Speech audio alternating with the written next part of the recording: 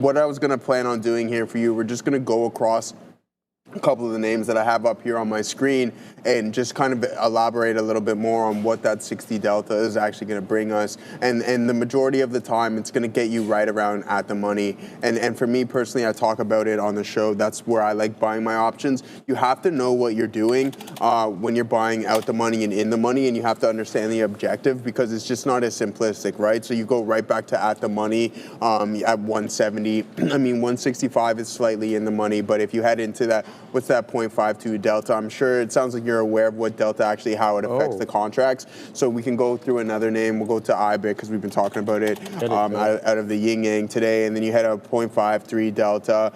So yeah, and one thing to note is that, like, okay, for personally, to buy contracts that are extremely out of the money, you have to understand the objective of what the trade is, because those only hold extrinsic value. They have no intrinsic value, right? And what do I mean by that? They only have time value. And what your objective is to gain the time value and the appreciation of the stock. So what is your intrinsic value? It's essentially the difference between your strike price and where the current underlying asset is trading at. You can't have negative. It'll just only be extrinsic value. So for example, if we have a stock that's at, you have a strike price of $60, it's trading at $65. That contract specifically has $5 of intrinsic value. And I think that's really important to note. So yes, at the money, at the money, at the money. That's the way I like to rock and roll. You know how I also like to rock and roll, even though it sucks, in the swing trade and in the long-term portfolio. But Sharif, yes, we're on the steady decline. We're looking for that repeat offense. The exact same setup that we were looking at on Bitcoin yesterday is starting to come into play today. Those lower highs, bang, we're starting to piece it out. Yeah, it was a really nice trade. It's starting to become a really nice trade, and we like what we got going on in the crypto space, my brother. All right, shout out to Bovin, man. I mean, Bovin brought to my attention that DFLI was breaking out, and we got back in for the breakout, and he's absolutely accurate. The OG Bovin strikes again. So let's put in some profit takers. Now, we'll see if we can kind of get that continuation into the dollar. DFLI has been looking bull flaggish, you know, when you get the bull flag breakout and a continuation into an area of resistance. Your guess is as good as mine, but we're going to try to do the best we can here. So to me, 87 pennies is where I draw the line. And I say that for a reason. Area resistance and then area support. So if it loses 87 pennies, I want nothing to do with it until it reclaims trend. So it's having trouble clearing 90, despite the fact that we've taken prints above 90 at the moment, but waiting at 91 next, then 92. So we'll see what this 10 penny area here has to offer. Shout out to Jedi. 250 DOPs. You know what DOPs is? Dominican pesos. Hey, guy, Joey, your opinion on LEAP options. 1 year, let's top stocks with Delta. Would you consider 0.7, 0.8, or 0.6? Am I reading that right? Or? Yeah. I'm not too sure what does he mean by let's top stocks, though? I have no idea, what does that brother. mean? I don't know. That's your world. Yeah, I mean, hey, well, brother, hey, man, I'm not in with the newer lingo these days, man. I'm an That's old like head me now. everywhere. I'm double threes now. These my guys. That's so I'm crazy. not in with the cool. I'm not in with the cool. I'm not in with the cool. But no, in all seriousness, Jedi, I like the idea. Again, the further, like, let's go for an example. Let's head over to some NVDA because that's the darling of the market as of late. And then we're going to go over to some leaves. We're going to go to about a year out to where we're currently trading at. Blah, blah, we're in okay, so we only got September. They decided to skip a couple of the best months of the year right here. So September of 26, but actually, sorry, first let's do this. We'll see our at the money here, right? So our delta is roughly around 0.66 at that 187.5. Now let's head over to a year out and see how it affects our delta. It's not going to be as vast. So within those contracts changing, you have to keep that in mind as well. We'll go a little bit more. Where are you, September? And what are you, Delta? Okay, so it's relatively the same. That's not too bad. Just a little drastic fall off, but you can see that the increments are a little bit wider. You're always going to get the nod from me on the leaps. Why? Because it's time, baby. And with options, it most definitely comes into play more than you would ever like to think there, Sharif. All right, give me a second. Yeah, anytime. You're rocking. We're rocking and rolling here today. Yeah. But yeah, Jedi, thanks for that super chat. And yeah, I'll always say leaps. For me personally, it's I'm like, so what, I have March expiration, so I'm like 5 to 6 months. Anything less than that, I'm not gonna have the conversation and just be like, yeah, I'm buying things a month out or 2 months out. No, I'd like to hold them on to a little bit longer. Well, thanks, Drew. That's some kind words of you, brother. I still feel that way, I think. I don't know. Hey. I would like to hope I do. Anyways, actually, no, you know what? I don't feel that way anymore. Much more mature. And yeah, but as for physically, I think, yeah, we're still doing pretty good. We're not going to complain. If I look half as good as Sharif at his age, then I think I became successful in that journey. Oh, sure. bro, you're gonna kill it. It's just absolutely smash it. So. Yeah, I mean, hey, man, immaculate shape on your end. 42. Crazy. 43. 43, man. Yeah. Smashed a 6-esh this morning, by the way. Nice. 15 pull-ups, close grip, neutral grip push-ups, and then we did weighted push-ups. So the 25 plate on the back, trying to get as many reps as we can in that bad boy. But I'm noticing a lot, like especially when I'm struggling, on like, you know, the 8th, 9th set with the weighted plate, too much shoulder anterior delt activation. Is that what you're doing? You're not locking the traps, eh? I am, of course. Okay, so I always rotate the shoulders back so you can press off the you know, rotate your scapula forward. But it was a 6 session, and it sets the tone. That's the thing, it's right? The thing it does, man. That's what I love about. I was never a morning workout person aside from the weekends. Like on the weekends, I'm at the gym no later than 8:30 in the morning. But as of recently, I told you I've been hitting the gym in the morning, and I love it because at the end of the day, it's like. Well, what? You're good. Set. You're done. You know what I mean? You're good. So it's like we can run some hockey and then we get the double workout in. So yeah, that's some pretty good stuff. And I know personally, I'm just speaking for myself. Like I feel like I have excess energy that may channel the wrong way if I don't channel it the right way.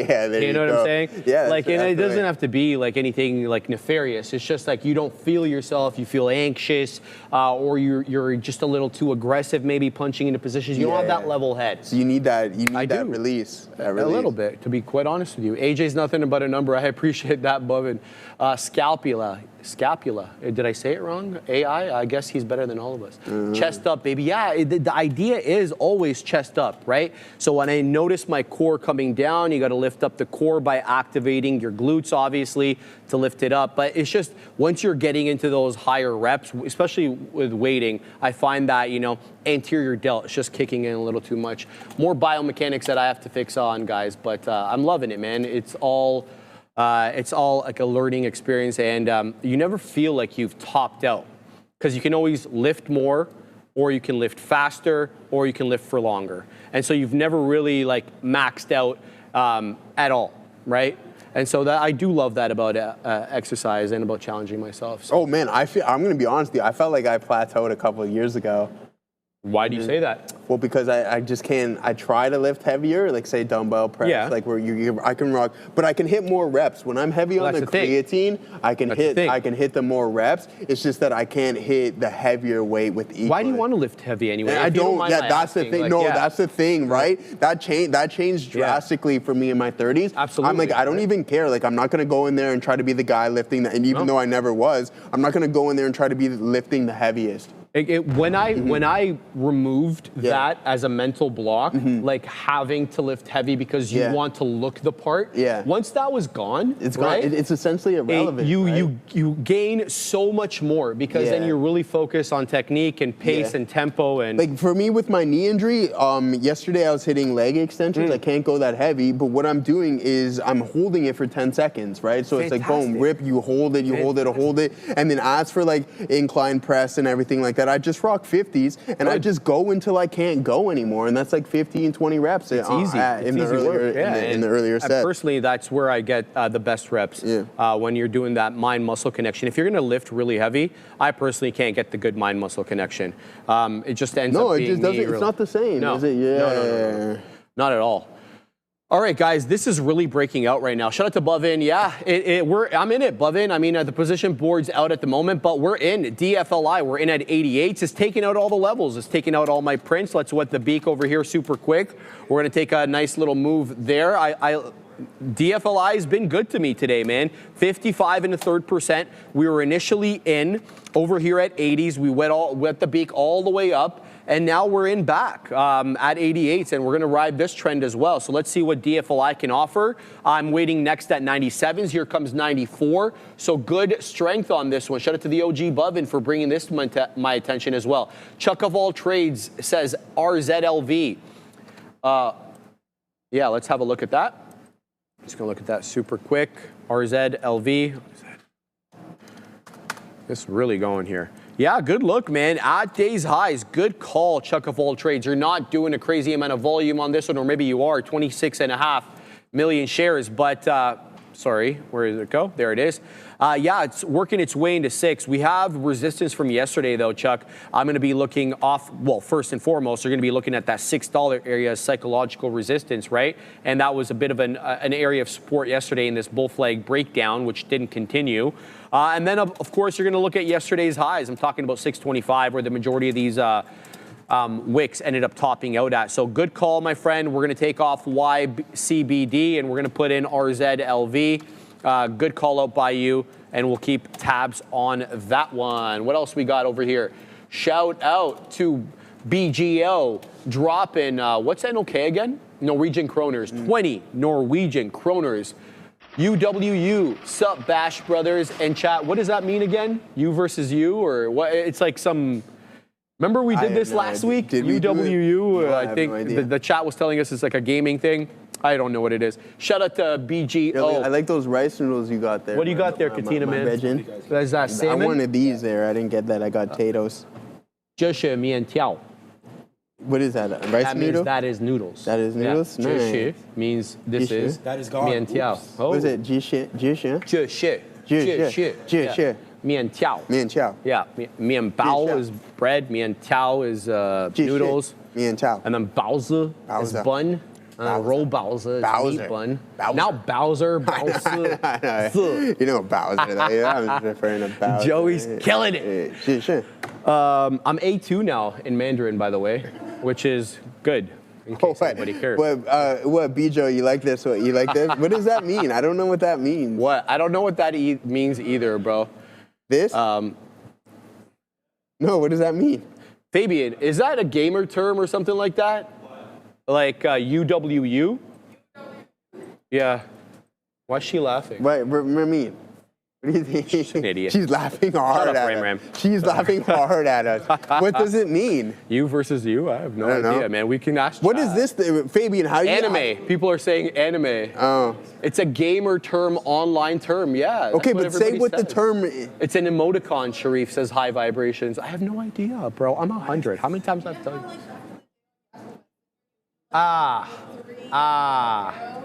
So, are those eyes and a nose, or are those something else? Okay. Do we have an ad read or something? Good. Yo, tap in. No. It means. Well, he's not saying it to me.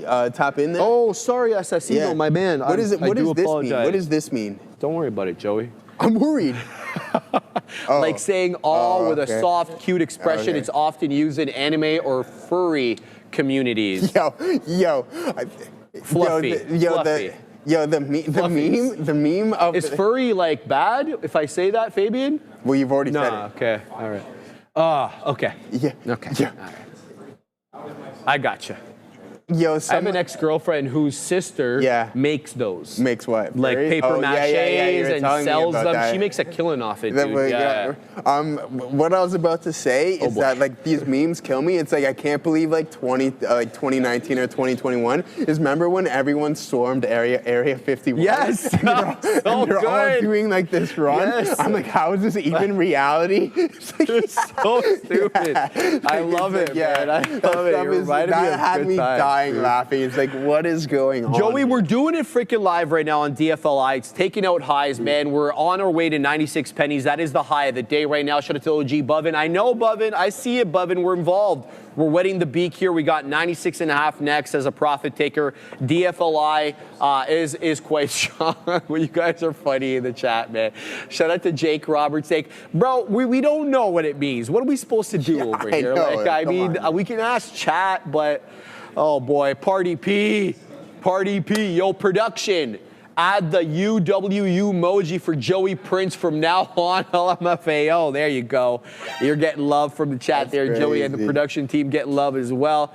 Guys, RZLV is continuing to run, man. Shout out to Chuck of all trades for pointing out this bad boy. It is coming into the high of the day, but I do have a bias with this one that you should be on the lookout for resistance at 6 and then 6 1/4. 6 was an important area of support yesterday during that bull flag breakdown, which didn't end up continuing.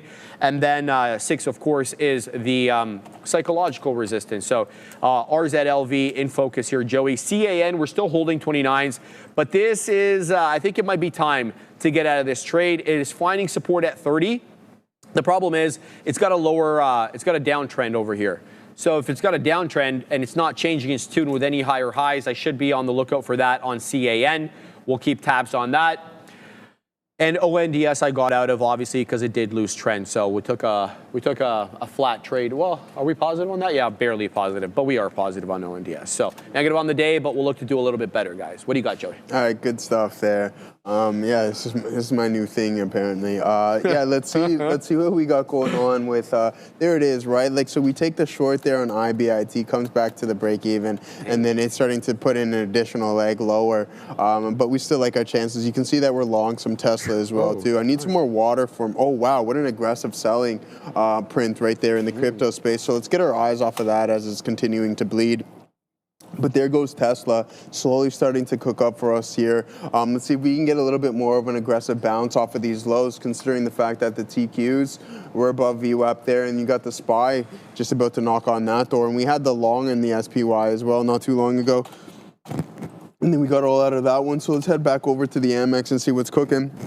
Another potential reload opportunity. So boom, you can take that reload, and then sure enough, it just comes back to our break even. We hop out, and then it puts in a new leg higher. So not too bad. Yeah, hopefully this selling in crypto doesn't get a little bit too aggressive. I mean, we're only about 40 cents off of the highs, so nothing to get overly worried about. Now, as for this name, once we can break through this is going to be a really, really important level. I think, in my opinion, $21 here on TSLL. If we can get anywhere north of that, we're going to start to piece it out. But we're off of those lows, so the risk profile is extremely, extremely tight. What are we in at 90s? We got to give it to 70s. So we got 20 cents right there on TSLL. Not too bad of a look there, Sharif. All right, BTTC's halted to the upside again, up 470%.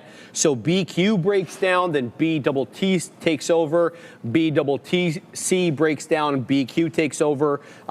This one's halted now. We'll be able to see the tap on this one because this one's a NASDAQ stock, so it's 27 bucks. That's the tap, having halted at 26.31. Recall, though, that the high of the day on BTTC is 34.59. So let me just read out some halt levels to you. There's a halt level just south of $29. So be on the lookout for resistance possibly at 29 to 30. But then above that, you've got basically a gap between 30 to 34.60, essentially, where that one did top out. So it is about 2 minutes to 1. So let's start the news. Adair, you good to go? Okay, we got the thumbs up. So let's start, guys. We're going to be using the morning note for the news. So if you like what we're reading on the news, make sure to join by clicking the join button below the video and get that sent to you guys every single day. I'm just trying to load this bad boy up. I don't even know where it went, Katina, man. We're going to have to find it over here. So Google Docs. There we go. And then we're going to log in. All right, good to go, good to go. Let's start. So, guys, the first story, of course, is Taiwan's response to the Trump administration's desire, I guess, to have a 50-50 split in chip production. Taiwan's top trade negotiator, Cheng Li-chun, also vice premier, confirmed that the U.S. proposal for a 50-50 split in the chip production was not even discussed in recent trade talks between the two countries. The proposal would have shifted half the U.S. semiconductor supply to domestic production, reducing, of course, reliance on Taiwan. And this was really all started by U.S. Commerce Secretary Howard Lutnick, who argued for reshoring chip manufacturing, noting that U.S. currently imports, guys, 95% of chips from Taiwan.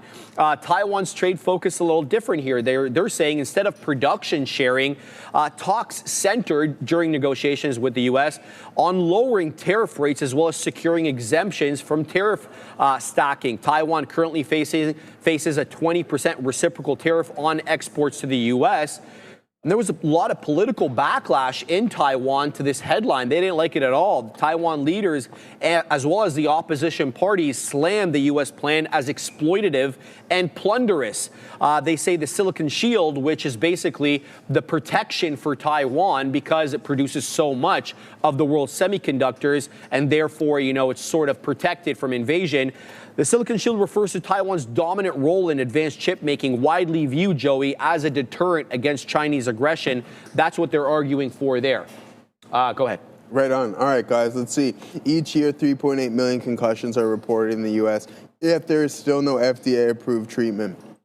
Now, as you listed, Oragenics is changing that with first-in-class intranasal drug designed for rapid brain access. With the concussion treatment market projected to reach $8.9 billion by 2027, Oragenics is uniquely positioned to lead the way. Learn more and schedule a meeting today.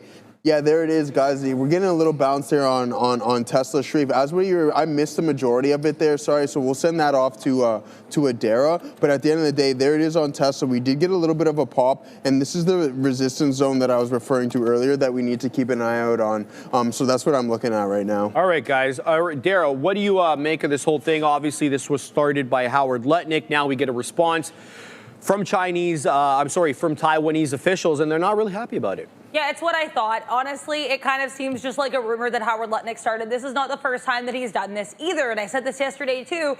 I don't really buy this because we know that Howard Lutnick used to go and say, oh, Trump and Xi are going to talk tomorrow. And then that wasn't a thing. That was actually back in February, right? So I've been noticed a trend. They don't really let Lutnick talk during the day anymore. And I think Trump's picked up on this, too, because he's even said things to the effect of, oh, the market loves when Scott Bessent talks. Oh, the market goes up.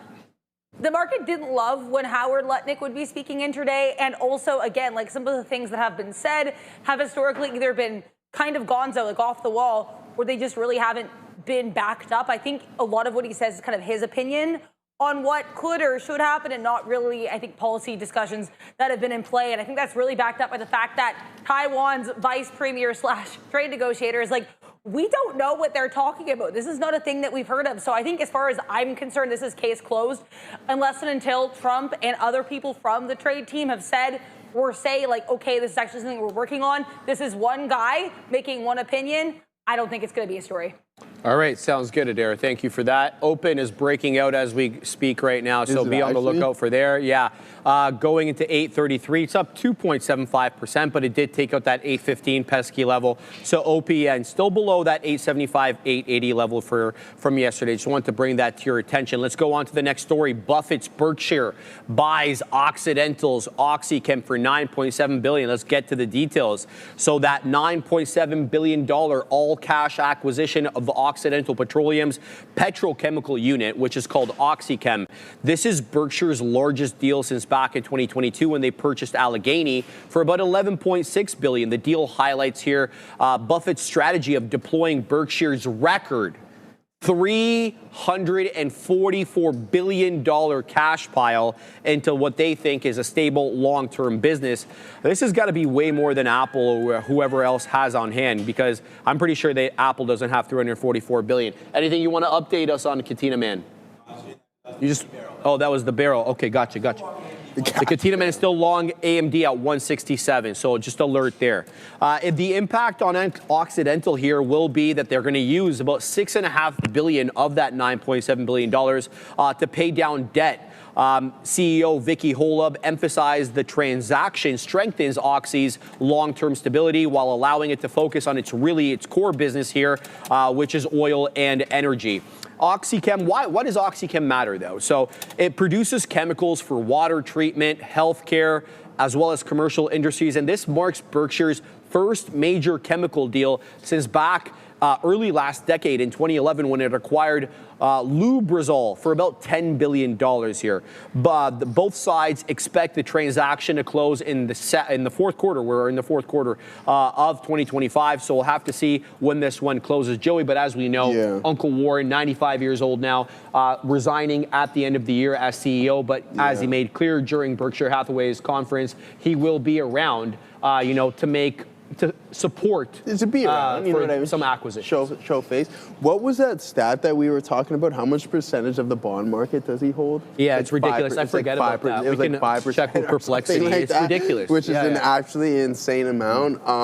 So this guy is just an absolute monster, a whale at with anything short of that. But as for Oxy, guys, we were talking about this yesterday, and I seen Laura in the chat, Laura Bennett, buying Oxy calls. I don't think like the energy space right now is definitely not something to be involved with. I guess 5.1%. How much does that work out of to? U.S. Treasury? U.S. Treasury. Yeah, $314 billion in T-bills is absolutely. Yeah, that's insane. It's insane. But yeah, in all seriousness, guys, as for Oxy, it's taking it on the chin today. I mean, it's getting knocked out today. It's notwithstanding that punch, 47 all the way down to $43. That's crazy. Wow, that's a really, really tough look there in Oxy. And then from a technical standpoint as well, too, look at you just engulf this whole range. So multiple days of grinding and moving sideways, and then you take this massive move to the downside. And I said this earlier. I told you guys yesterday when we were talking about it. It was one of my first options contracts that I ever bought. And yeah, I haven't even looked at the energy space since then. And I think rightfully so. This is definitely a space that you want to learn how to write things and learn how to set up those iron condors and those market neutrals, and not necessarily look for appreciation in the actual stock itself. It's for the dividend aristocrats, my friend. Adara, this is going to be Greg Abel integrating OxyChem with Berkshire. This is going to be the first time that Uncle Warren's not there for the transition. Yeah, it'll be weird to see how that goes. I mean, I think everyone kind of speculated that Greg Abel, here's Buffett, because we got to show him, because he's awesome. I think like a lot of people were speculating that Greg Abel was behind the UNH position. That would actually make a lot of sense, because this type of deal is very much like old school Uncle Warren, like, getting involved in the company they're already very deeply involved with and making this deal. So, I mean, we'll have to wait and see. I think the market today is not rewarding Oxy for this, but you guys have to keep in mind, this was also previously reported, right? So this is maybe a buy the rumor, sell the news type situation. Yesterday, let me see what we actually did yesterday, because we did at least gap up. Okay, so we basically were like flat yesterday. Today we're dropping. Yeah, I think this is a situation where we already, maybe the news is priced in, however you want to put it, either way. People did not like this. This is not a good day for Occidental, which, by the way, is at intraday lows. And so I think this is something like, let's see what Berkshire is doing. I'm just looking at the chart here for myself. I kind of want to see over the next couple days how things settle down and react. And yeah, I'm curious as to what Berkshire's plans are going to be for this unit going forward. Because you're right, the fact that he's not there to oversee the transition, that could be a difference maker, and maybe not in a good way. Also, Sharif and Joe and everybody, I looked into this. Berkshire's cash on hand, this is per trading view, around like that $344 billion, right? Next largest cash on hand, Amazon, 96.89. It's not I knew even that. close. Yeah, it's not even Berkshire, close. I mean, he's got money to spend over there, and $10 billion, like, of that is it's like a paper cut. It's like probably for most people going to get a cup of coffee. I don't know. We'll have to wait and see what happens. No, you're absolutely right. My suspicion, though, is that a lot of these tech companies are a little bit light on cash right now because of the AI build-out. We know that. Well, I mean, Apple's not even spending, so how much cash do they have on hand? They got, I think, a little bit less. Okay, so I know that in the last quarter they had over $100 billion in cash, but they also had liabilities as well. So according to TradingView, where I got all the other data, it's actually staggeringly low compared to its Mag 7 peers, 55.37. Yeah, that's when you offset the debt, but the actual cash on hand, it was Tim Cook in the last earnings call there. I think it was like about 150 or something like that. Look at the last time I looked at the free cash flow, it was like $100 billion. Yeah, it was a little bit more, but there was a substantial amount of debt. That's what I really want to make that point. Emphasize, so that nobody gets the idea I'm talking about. Before we move on to the next story there, Sharif, just one quick thing from, I forget who mentioned, Sadiq, Sitar. Yeah, it's just this. Why, as simplistic as I can put it, is you have selling throughout the whole day, and then you just have this indecision print off the low. I don't know if we're going to get any more of a bounce. As you can see, we ran into this resistance zone that we were talking about earlier, one support now acting as resistance, and then that's why we just take a little bit off as we run into that specific level right there. All right, Joey, we're trading at a little bit below 120,000 right now on Bitcoin, and that is the next story. October has been very good to Bitcoin in the past. Oh no, it's spooky, it's scary. Hilarious. It's your thing right Scary. there. So historically, guys, October is Bitcoin's strongest month, according to the data, with gains in 10 of the last 12 years, all since 2013. Of course, traders refer to the period as Uptober, highlighting a recurring pattern where September weakness sets up October strength. That might be a little bit different this year because September of 2025, of course, was an exception, with Bitcoin gaining 5% versus its usual sluggish seasonal performance. Again, we've talked about this on past shows. There could have been a pull forward of a sell-off as a result of the April lows. We'll have to wait and see if that ends up being true. Some macro tailwinds here supporting the Bitcoin move is the U.S. government shutdown this week. Political gridlock and economic uncertainty are pushing some investors to view Bitcoin as a hedge against the instability.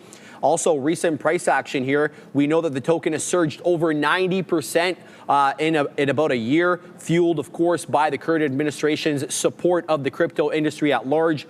Analysts are suggesting that while October's strength is likely this year, the pace of the gains we make in this October may moderate due to September's better than expected upside move. And last but not least here, Joey, the analysts look, Bitcoin's long-term trajectory remains tied to what analysts are gauging to be regulatory easing, adoption, and of course, macro volatility wherever that may come. Yeah, absolutely. I mean, we've been talking about this quite some time. Told you I'm holding Tom Lee accountable for his words and everything along those lines. Obviously, I'm not. Yeah, no, but it's good, right? It's good seeing a bounce. And when we head over to Bitcoin, the pattern has been relatively the same, right? So let's pull this up here. Okay. We're going to pull up the actual underlying asset itself. And I mean, it's been relatively the same. And what do I mean by that is just take a look at what we got going on. It's like move higher, consolidation, move higher, multi-month consolidation, leg higher, multi-month consolidation. Now, is this going to be an additional leg? Well, if we just go back to the history of it, why wouldn't it be, right? Consolidation, leg higher. Yeah, I get you pull back here slightly aggressively, considering this was a lengthier one.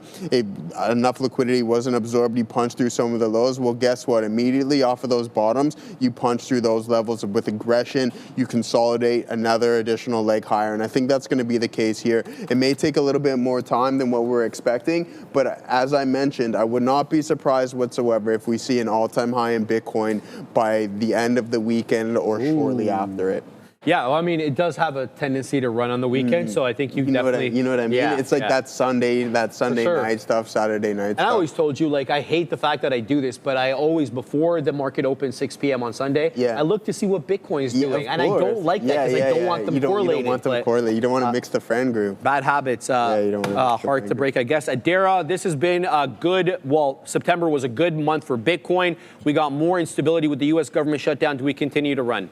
I have an update with that shutdown. I'm just seeing CNN reporting that apparently the Bureau of Labor Statistics already collected their September labor data, and it could be ready to release. So we're not expecting a non-farm payroll report tomorrow, but this report from CNN suggests that we actually could maybe get one potentially. So just be aware of that. Now let's get on to this shutdown talk. Yeah, I think with regards to crypto, I do want to point out once again, and I've said this before, I'll continue to say it, the correlation between crypto in and of itself with the market, and then furthermore, these crypto tickers with Bitcoin, Ethereum, etc. It's really unclear, so be careful when you're trading any of these. For example, Coinbase is ready to push out in days high, whereas MSTR is like waffling a little bit here. Yeah, I think honestly, like as you can see, and to be clear, it's hard to make direct correlations because there's so many different specificities with the overall market and with the circumstances surrounding all the shutdowns, but generally the market goes up in the shutdown. Now, if people, regardless of if we know it's going up, if people are flooding to safe haven stocks or assets or entities, Bitcoin and crypto are still considered that. So I think they're going to probably benefit regardless, but they're already technically in a setup where they look pretty good. We know that Citigroup said that their price target for Bitcoin at the end of this year is 132,000. it's not unrealistic given how we're climbing up, absolutely. but they don't like Ethereum as much, which is worth noting. They see it basically flat at the end of the year. Fair enough. Isn't the SEC looking into some of these treasury plays? So I guess we can look at that as a potential weight on some of their shoulders, like BMNR and MSTR, because They're investigating them? Apparently, I didn't know that. Yeah. I think Adair or someone mentioned it, but they're. Yeah. So so with these treasury plays like the likes of MSTR and BMNR, apparently there's some form of something going on behind the scenes. But now that we're seeing it kind of be the price being slightly subdued, considering that the assets are climbing, but these treasury plays are not participating in the move. It seems like it's more specifically like ones that they view are manipulating the market, because QMM trading suspended. I just looked into this. That's all I'm seeing. I've heard reports of this for a while, but I think it's just more the ones where they actually have issues. With the way that they're trading. Apparently over 200 firms do face SEC and FINRA scrutiny with regards to these deals, but that's likely going to affect companies that recently made announcements. MSTR doesn't fall into that category. My understanding as well was that they were going to start possibly changing the rules on how publicly listed companies can add cryptos to their corporate treasuries. They will require a shareholder vote for certain amounts, but I didn't think that they were going to ban it outright. Did you hear anything about that? No, I didn't hear anything about outright banning. I didn't say ban outright. Yeah, my bad. And I do want to clarify as well, like, again, something like MSTR is not going to be impacted here because they've had it on their balance sheet for like 5 years now, and they've long been a treasury strategy. It's more going to impact things that are really manipulated. Like, if you guys remember QMM when it went up like $300 in a day, that type of thing seems to be more where they're going to crack down. Sounds good. That's fair, yeah. All right, let's go on to the next story. Joey, we brought this to you guys yesterday. We, quite frankly, don't really have more information, but there is early talks now between formal rivals. Well, I don't even think they're former.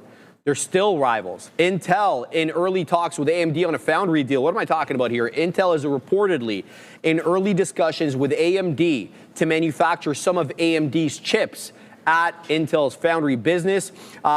We know, of course, the Intel foundry business has been aggressively seeking a large-scale customer to validate sort of that turnaround strategy started under the previous CEO, Pat Gelsinger, and was possibly being canceled by Lip Bhutan. We'll have to see whether it gets just scaled down or canceled. The collaboration is notable, of course, because the two companies are long-standing rivals, especially in the x86 chip design business for both, of course, PCs and servers.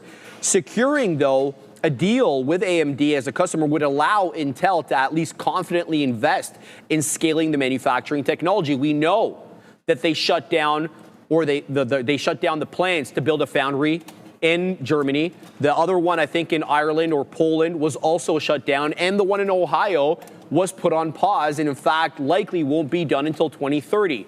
And the reason was because they didn't have an anchor client, a major client that they can say, look, it makes sense for us to spend this money because we're going to reap it back through, this purchase order and that purchase order. So analysts highlight that such a move would send a strong signal to other chip makers that Intel finally can handle third-party business at scale. We'll have to wait and see. That's not decided yet.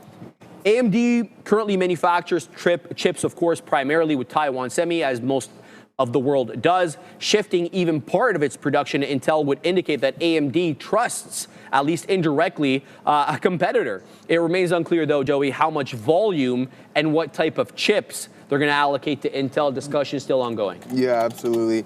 I mean, it's funny to think it's like, yay, they got a customer, woohoo. It's like, when you open up your business and you put the first $5 bill on the wall just for good luck. I think that the Intel should probably head into that world. But no, in all seriousness, guys, we talked about that. The government's getting involved. They're taking 10% stake in the company. And then look what everything has happened ever since. and I mentioned... Shocking. Dude, I literally said the exact... I'm like, okay, government's involved, look to buy the name. I'm glad Katina Mann's been involved in it. I'm glad Neil's been involved in it. And they've been sitting in this name. It's been consolidating, and then eventually you get that breakout. So with the length of this consolidation, hopefully this move can be sustained. We're starting to get some big names invested in. You got the AMD potential deal as well too. So it's not too bad of a look here for Intel. Let's see what Lip Bu's been got cooking up his sleeve here, because I mean he's only been the CEO for about 2.5 quarters at most, I think, something along those lines. So I mean, break of that $26 level. starting to climb up to $37. That's a hell of a breakout. Yeah, man. exactly. That's a hell of a breakout. But this is what I'm getting at. Is you have ugly levels from history, and there's nothing we can do about that. But relative to the current price, exactly fantastic, right? Right, and the thing is, it's like, okay, yeah, it's been consolidating for so long. Like, it literally started more than a year ago, and then you're moving within this $10 range, and then eventually you break out. So with the length of that, I wouldn't be surprised if this move is more sustained and you just start punching through some key levels. This is going to be a key pivot right here. Look, we're knocking on that door. Well, what happens when you surpass that? You get your pullback, your couple percentage point pullback. Well, you're going to head into that next level, which is the 40s, and I think that can most definitely be in play. All right, Adara, we saw NVIDIA invest, $5 billion into Intel, but they stopped short of using the foundry business, calling it a product-only deal. Does that possibly change?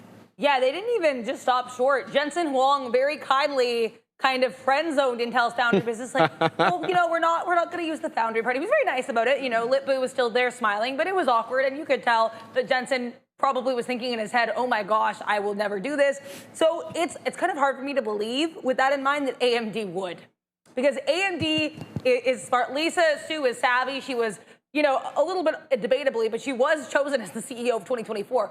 I don't think this woman is really going to go and be like, hey, Intel, we want to use your foundry, unless they really believe there's something in it for them with regards to either, the tariff impacts of things, or trying to get into, Trump's good books. But we know she was at the CEO dinner that he had in the Rose Garden on September 4th. So you could argue either she's already kind of there, she's already on his radar. So I don't know. I think it's something that, if this is even true, I want to see a little bit more evidence of, because we know TSM already denied reports that they were talking to Intel. So not every Intel-related report should be taken at face value.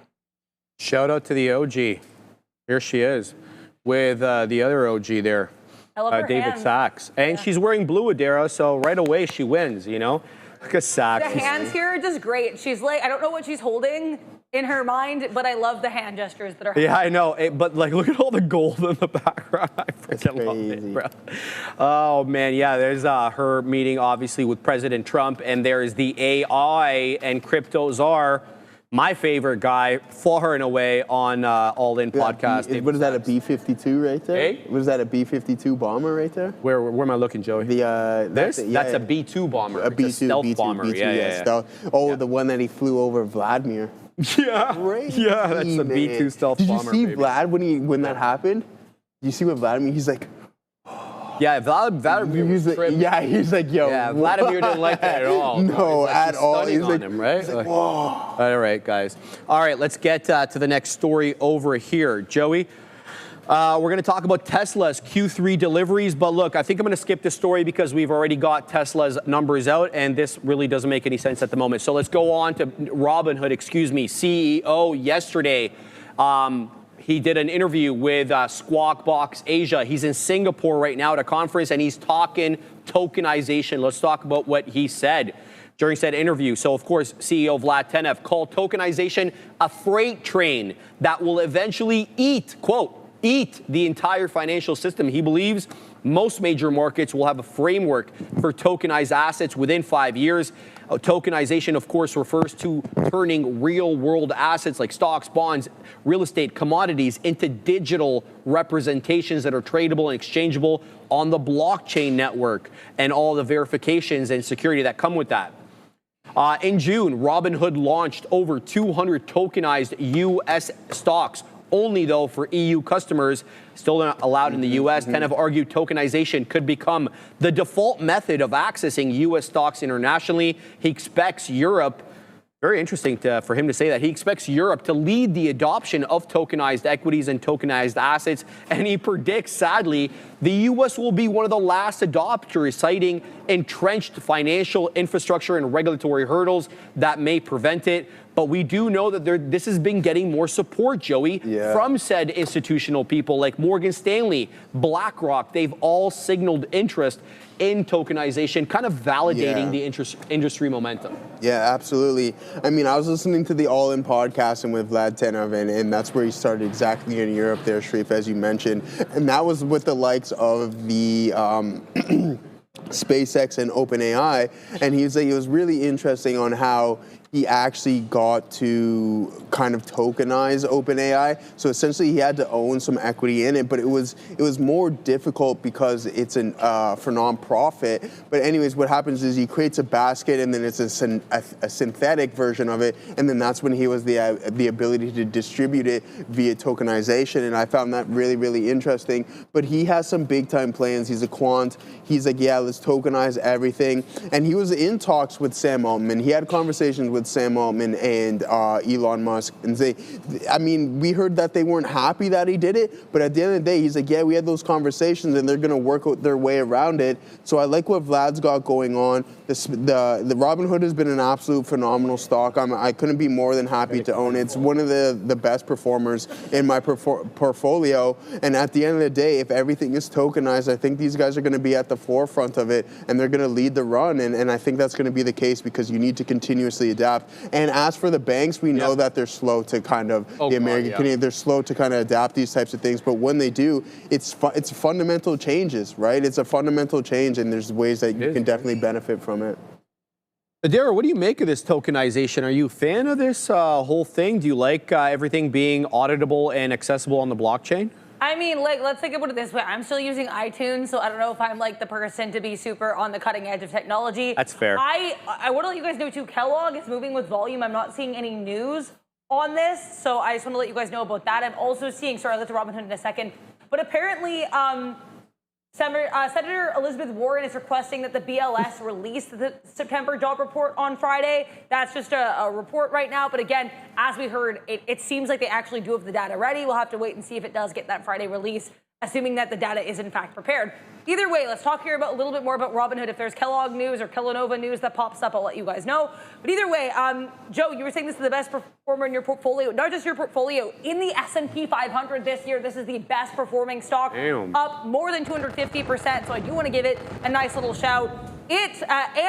Also, like, you know, fellow new S&P 500 entrant, AAPL, these are both in the top 10 performers of the S&P 500. They weren't even part of the index a month ago, so that's awesome. Now, here's Robinhood's quarterly revenue. I don't have Q2 25 on here. I'll have to add that. But either way, as you can see, kind of, you know, ebbs and flows, pushing to the upside.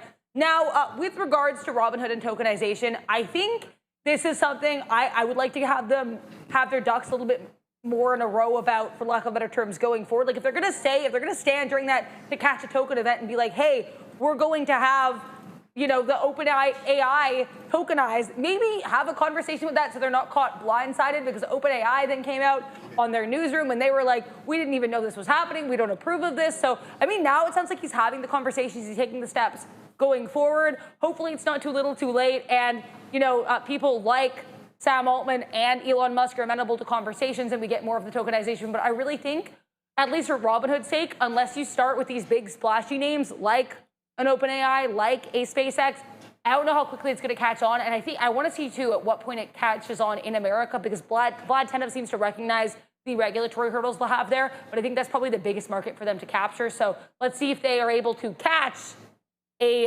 tokenization license in U.S. sooner rather than later. Yeah, so one of the issues with tokenization, of course, at least with publicly traded equities, is the voting. And so he was pressed upon that. And he was asked, well, he's like, how are you going to ensure voting rights in the same way that you would if you held the asset on an exchange, right?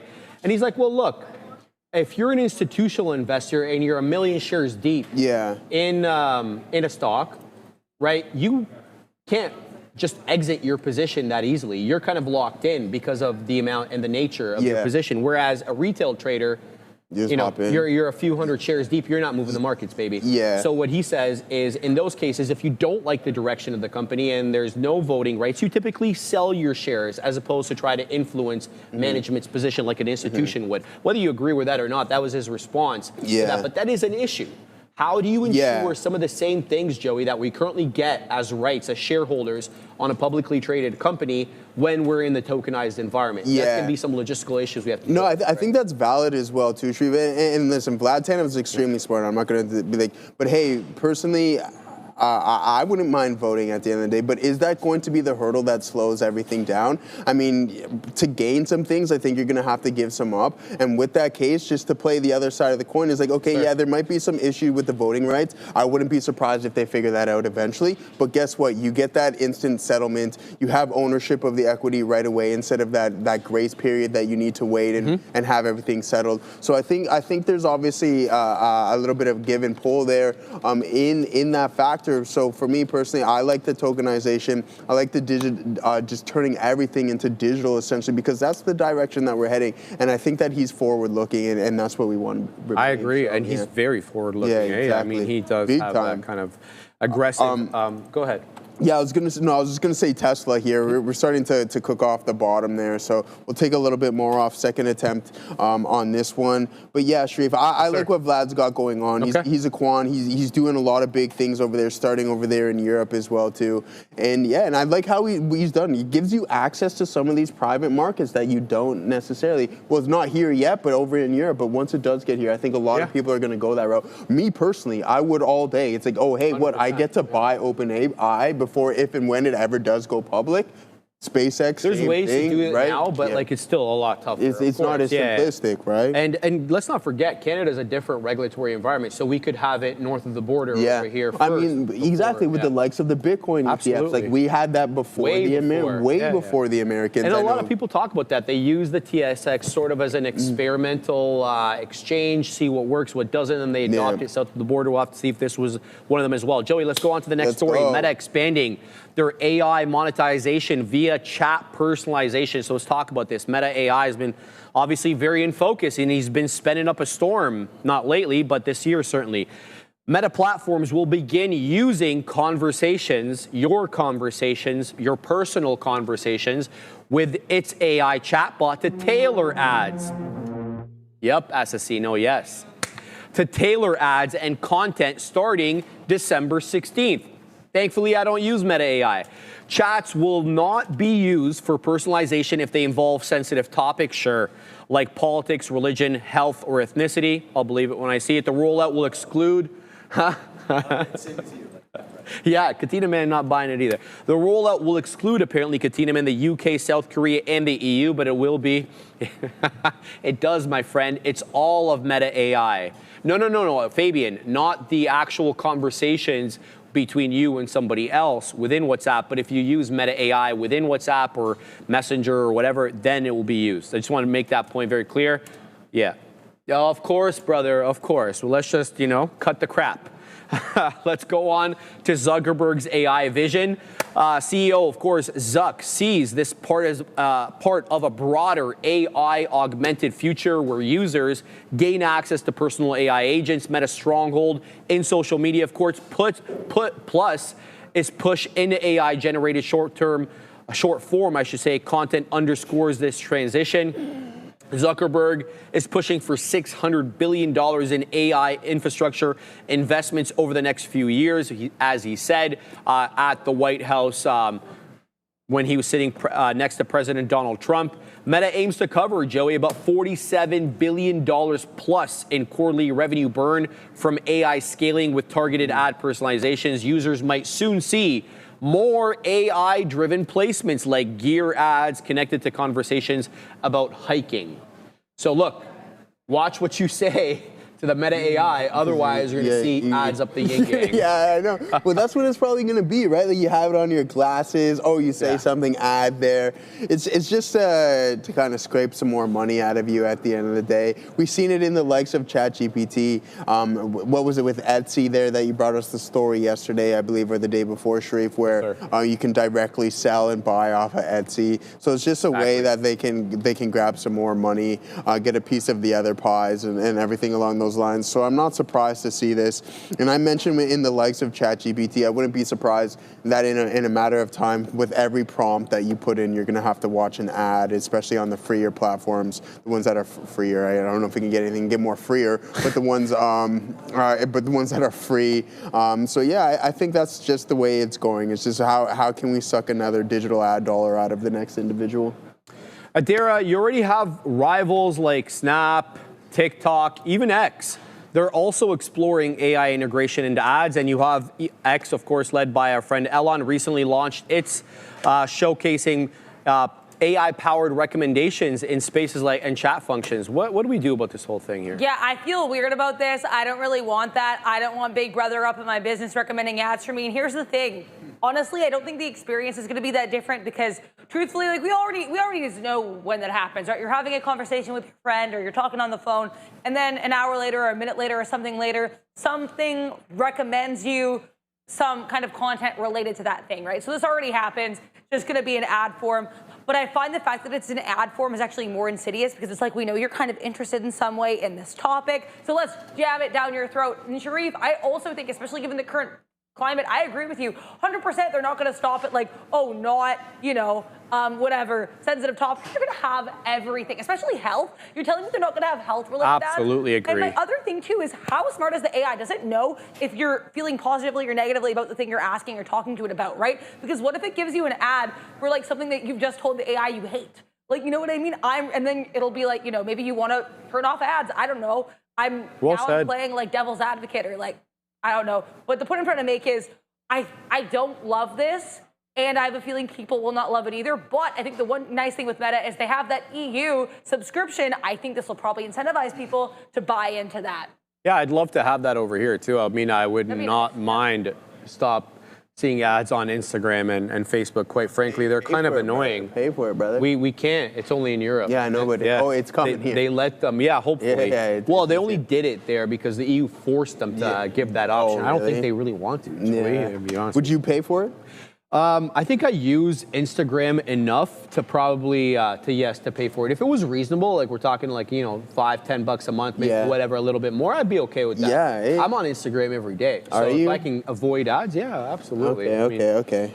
Let's go on to the next story, Joey. Apple shifting focus from that huge clunk on your face called the Vision Pro, and they're shifting to smart glasses. So let's talk about this. So apparently, according to reports, Apple has halted development of its lower cost, newer possible, well, it was supposed to be, lower cost Vision Pro headset, codenamed the N100, which was slated for a 2027 release. The Vision Pro, priced around $3,500 US, launched, as we know, in February of 2024, and it's faced weak momentum. Apple, according to reports, is relocating its engineers, bless you, Joey, from the headset team to accelerate the progress on smart glasses. We're going to pause for a second, and then I'll tell you about it. All right, guys, new traders, listen up. First month free, that's right. We're waiving fees. Trade smarter, not harder. Upgrade to Elite, analyze, strategize, capitalize. Our platform, it's everything. Infinite data, instant trading, lightning fast market insights, game-changing charts, predict with backtesting, reliable real-time data, global markets at your fingertips, all in one platform. Don't miss out. Execute your best trades. Meow. All right, so Apple is apparently working on two models for these smart glasses, guys. There's going to be one codenamed the N50, and it's going to be iPhone paired, and there's not going to be any display. It could be unveiled as soon as next year, but the actual release may actually go to 27. Then there's going to be one called the full display model. No code name for that. That one is planned for 28, but is now, according to reports, being fast-tracked to challenge Meta's Ray-Ban smart display glasses.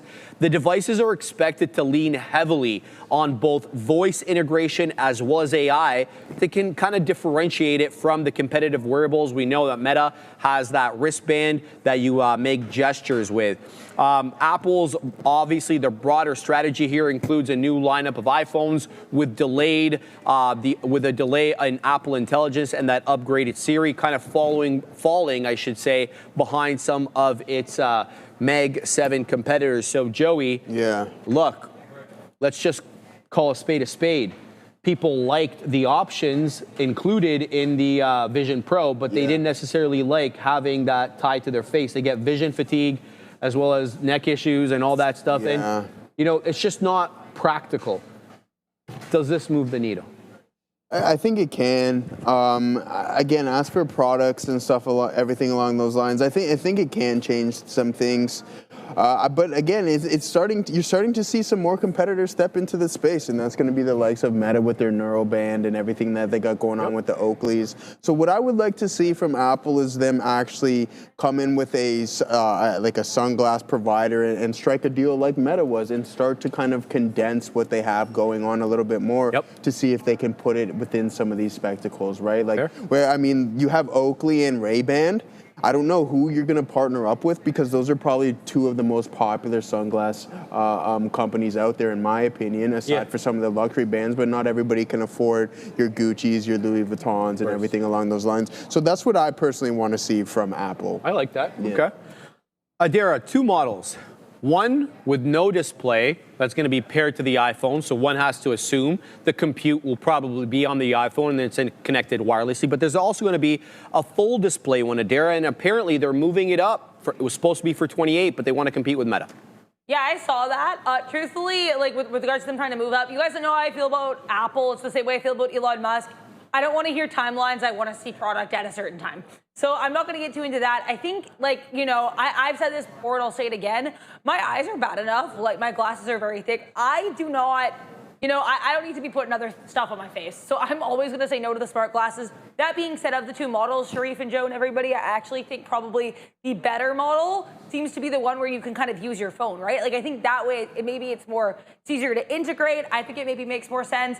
It doesn't matter what I think, though. It matters what the market thinks. Let's see what Apple's doing. Yeah, Apple right now actually did have, after pushing back with the rest of the market, decent recovery. So interesting story. And it is worth noting a couple price target increases today. I think either way, analysts feel good about the stock. But I don't know if this is going to be like a massive catalyst for Apple going forward. Like, I don't think analysts are going to be, you know, sure, we got price target increase, but I don't think this is going to be like a downgrade or an upgrade and make it or break it. Like, when will Apple have smart glasses? You know what I mean? I think that's always going to be kind of more of a focus for Meta and their multiverse. Is that what they call it? The metaverse, sorry. The metaverse. I think that's going to be maybe more their cup of tea, and I think that's always going to move the needle less for Apple. All right, thank you, Adara. Yeah, so I just wanted to mention that a lot of people are saying that Meta's glasses are absolute trash. Oh, really? Yeah, it's just it's crap quality. All over the internet, people are talking really badly about it. And that's really what separates, you know, the Apples from the others. Apple's always been known as a hardware company, which is maybe why they're having issues with AI. But the fact of the matter is, you know, Meta is it's trying to diversify. And the reason he's trying to diversify is obviously for new revenue, but that wasn't the only reason. What really kind of got his goat was when he tried to make innovations within his apps, whether it was Instagram, Facebook, WhatsApp, and then Apple and Android, of course, would be like, no, you can't do that because they control through the App Store. So he wanted to be master of his own domain, so to speak, right? And in so pursuing, obviously there are growing pains in that he's not a hardware company, nor does he have, well, he is. He's been making the what's it called, the Quest for a long time, but he acquired that. I mean, the point is, he's not as, or Meta is not as robust in terms of product. But I mean, but like, look how much heat the stock took when he was spending all that money into the metaverse. It's still taking heat, man. Like, so, like, I mean, it was not good. The stock got absolutely destroyed because of his capex, and it was just something that never really caught. Like, it never gained in popularity. No. I don't think people even talk about it. I don't think the world was ready to just sway from reality, considering it was just shortly after COVID as well, too, I believe, in that world, right? So people wanted to get back outside, not head into that digital world. And it during was COVID. Super lame. Did you see some of the things? Remember, like that interview he had with Jim Cramer, where like he was wearing the whatever what are they called, Oculus, whatever the hell they're called. Oculus, Anyway, he had that thing on. Kramer had it on, and they're sitting there in front of each other, like you and I are sitting, but they're in the metaverse. Yeah. It's like, what? How about reality? No. Sorry, Zach. All right, let's go on to the next story. Microsoft expands AI capacity with a $19.4 billion Nebius deal. What are we talking about here? Well, Microsoft struck a deal with the Nebius Group's worth, as I mentioned, $19.4 billion, granting access, oh baby, to 100,000 NVIDIA GB300 chips. That is the next generation of chips. They're not even out yet. Okay, the GB200 is one that's being shipped out. That's Blackwell. The partnership will help train large language models, of course, and develop consumer AI assistance. The deal aims to tackle the shortage, of course, of AI data center capacity, freeing Microsoft's own servers to focus on AI servers for customers so they don't have to use it for themselves. Interesting take here by Softy. Microsoft's already committed about $33 billion to neoclouds. Neoclouds are companies like CoreWeave, NewScale, Lambda. Essentially, they're cloud computing services, but they deal specifically with AI workloads, being called as a sector now collectively neoclouds, for anybody who wanted to know. The deal showcases Microsoft's strategy of leaning on smaller AI-focused infrastructure providers. What's the advantage of going with a neocloud provider? Renting neocloud servers allows Softy, Microsoft, to move faster than building its own data centers, and neoclouds handle logistical bottlenecks like power, supply, chip supply, et cetera, enabling quick deployment. So financially, Joey, outsourcing lets Microsoft categorize spending as operational expenses, improving cash flow as well as taxes and profit reporting. So I kind of feel this might be an accounting strategy as opposed to a technical strategy. Not really sure everybody will feel. You know, I think I agree with you on that one there, Sharif. I think it's a pretty good look. There's Circle, by the way. That thing's going nuts. Also, we got all out of that Tesla trade, so you get that pop up to the side there, and then we get stopped out our last little bit. We had about 20% remaining. I wasn't going to allow that to run, considering how weak the stock has been. But yeah, so, oops, there we go. Let's pull up NV. Oh, that's not it, is it? Oh, okay, never mind. Anyway, so what I'm getting at, yeah, I like what they're doing, Sharif. I think it's a really good strategic move. They're kind of just outsourcing some more things.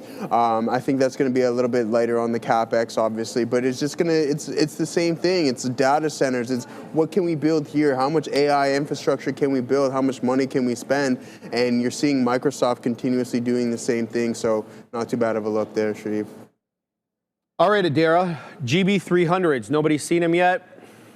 I mean, I don't know. We'll have to wait and kind of see. I think either way, now it makes more sense that Microsoft made this deal. Now, I want to clarify as well, and I read the report like 3 times to make sure I understood this right. So Nebius and Microsoft announced this deal on September 8th. This is a previously announced deal, but what Bloomberg is adding is some of the context, because when they announced this deal, they never actually provided any details, like when Microsoft and Nebius announced the deal, right? They never provided details. This is pretty massive. Like, we weren't really sure what the terms of the deal were. So getting access to this NVIDIA chips, that maybe could be a game changer here for Microsoft. But either way, I think it's worth noting Nebius seems to be the beneficiary here from a stock price perspective, because I think it shows, you know, Nebius is in a position where, hey, what if they make deals with some of these other hyperscalers beyond Microsoft, right? So I think it's a good look for Microsoft. I think it shows how much people are still loving NVIDIA. But I think maybe at least short term, especially short term, Nebius might be the stock to watch from here on out if we continue to see this type of catalyst, which, who knows, we might. Stellantis share surge on U.S. market share gains. So where's STLA up? Because STLA has been a dog. Let's have a look. Are we up on the day? Yeah, 7.68%. They reported, of course, they're the makers of Chrysler and Dodge and all that good stuff there, Jeep. They reported a 15% year-over-year increase in volumes for September, boosting U.S. market share to 8.7%, up from an 8.7% up from 7.2% in August. The shares rallied over 7% in Milan and 6% in pre-market trading. It's almost at 8% right now. Morgan Stanley called this a positive inflection point, highlighting visible gains in Europe, specifically Spain, Italy, and France, as well as U.S. strength driven by Jeep, specifically in the U.S. Not surprising for me there. U.S. adjusted sales rose 2% year over year to about 16.7 million seasonally adjusted annual run rate, beating the expectation of 16.2. The growth was supported, though, by limited tariff pass-through, as well as pre-buying of EVs ahead, of course, of the expiration, which happened on the 30th. Their product pipeline and aggressive commercial strategy are seen as key drivers of the market share growth, Joey. And their battery EV penetration as well hit 11.6% in September, up from 10 in August and 8.7% a year ago. But Morgan does caution that this EV growth may reverse in October as a result, of course, of the subsidies coming to an end a couple of days ago. Yeah, a couple of days ago. So, I mean, not too bad of a look. We talk about the car business being a difficult one. I mean, their best-selling vehicles in, as Sharif mentioned, Trader Takeaway, it's in there as well, too, is the Jeep, right? They're selling the most of those. And then in Europe, you head over to that, it's kind of the Fiat, but the Fiat Panda or whatever it is there. So not too bad. But car business is tough. I would love to see them start to continue and rally and not just get absolutely destroyed left, right, and center. But for me personally, aside from Tesla, vehicles and the car business is not for me. I'm going to be avoiding that at all costs. This company was cutting Adara multiple shifts at the Brampton plant. There were several cars that were supposed to be produced in Canada that are no longer going to be produced there as a result of the tariff strategy. Did they kind of get this one right at our expense? I mean, it seems like they did so far. It's worth noting they had a kind of controversial CEO up until December of 24. They got rid of him. Seems like this new CEO is doing pretty well. We'll have to wait and kind of see how this goes forward. I think the fact that the 15% increase in volumes seems positive, and the market share increase, I don't have an issue with that, truthfully. I don't see many of the Stellantis vehicles around. It's probably the vehicle company I know the least about. But either way, I mean, congrats to Stellantis. I just don't have too much more to add on this. All right, Dara, let's go on to BYD, another car company, first delivery decline of 2025 amid rising EV competition. So let's talk about it. BYD, of course, is the king of EVs at the moment. If you're looking at deliveries, they delivered 393,060 vehicles in September. That's about a 6% decline year over year, despite entering China's traditional peak auto sales season. Not looking good for them out in China. The company's reportedly slashed its 2025 sales target by up to 16%. Yikes.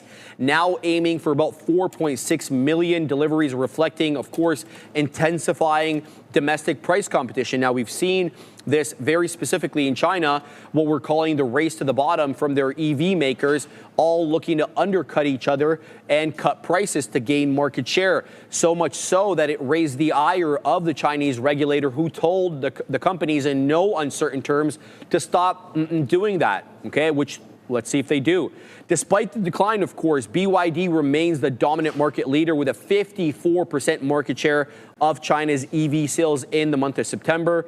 EV startups saw record-breaking, though, monthly deliveries in September, boosted, of course, by cheaper launches, government incentives, as well as seasonal demand. Just to give you guys some examples, XPeng, XPEV, of course, delivered 41,581 units. That's up 95% year over year, but only 10% month over month. NIO, for their part, they're not falling behind here. They're catching up. They're not a distant number 3 anymore.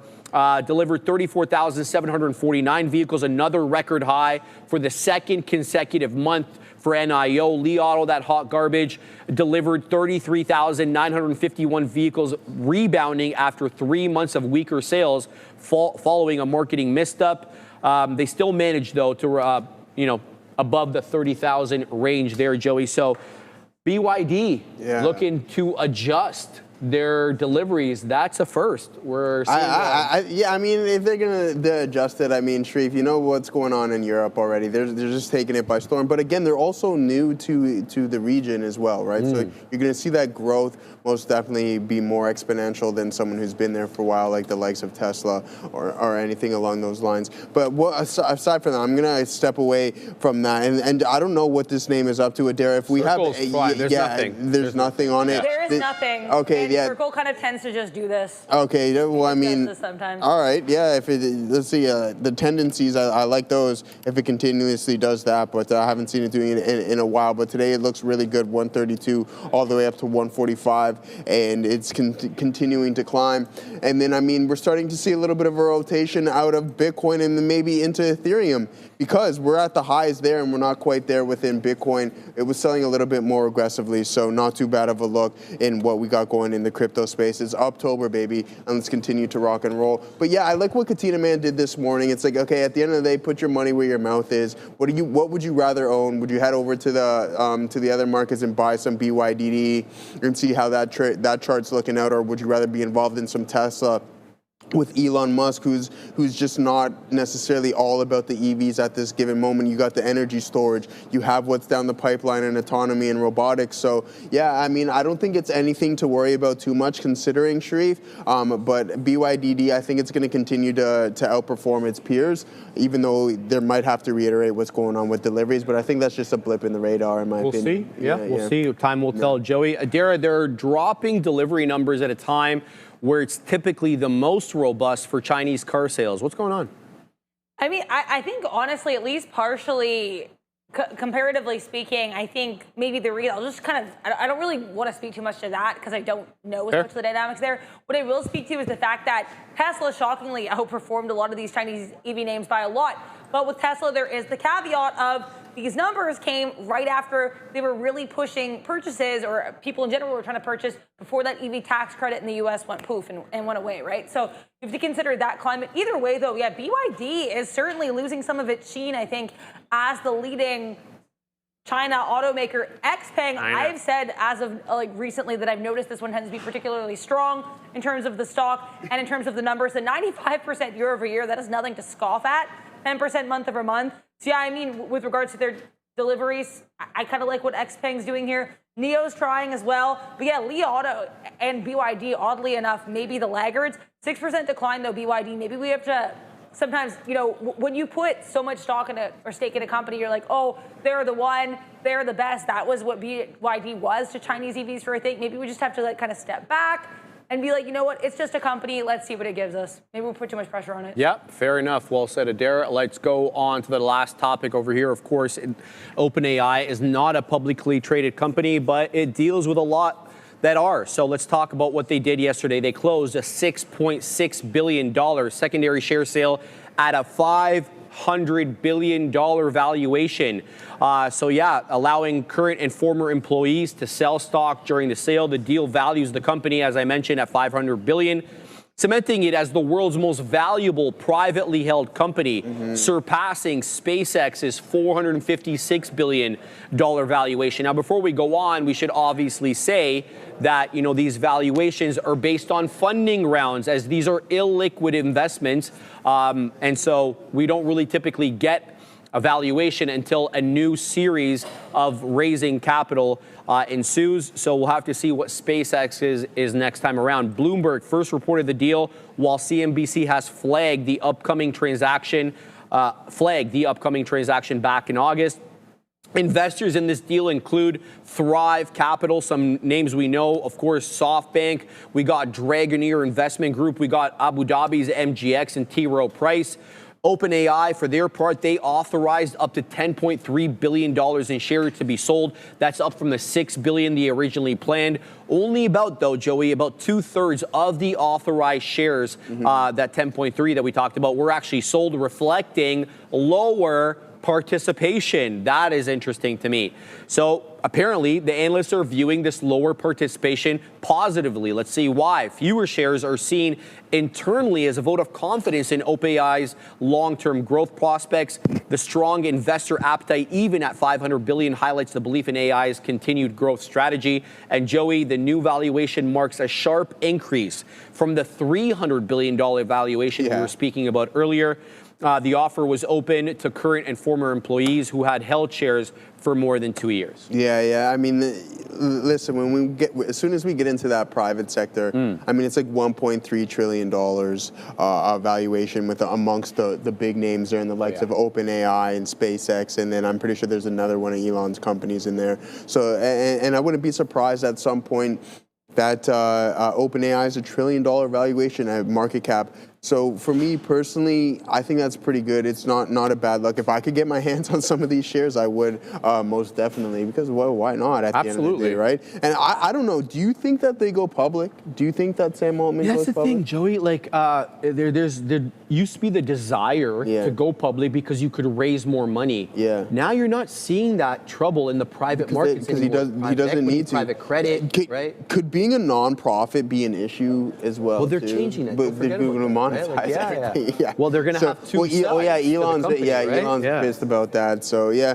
they haven't fully done it quite yet. No, not yet. I understand. But I mean, once they do open that door, Sharif, again, you're going to see it from a monetization standpoint, like you've seen in the Etsy deals. Exactly. It's just going to go. It's going to go berserk to the point where it's like, all right, yeah, you want to use it, you're going to have to pay the additional fees and all the other membership fees just to get rid of the ads. I think, in my opinion. Well, that's the thing. We don't have ads, which brings me to my next point with Adara.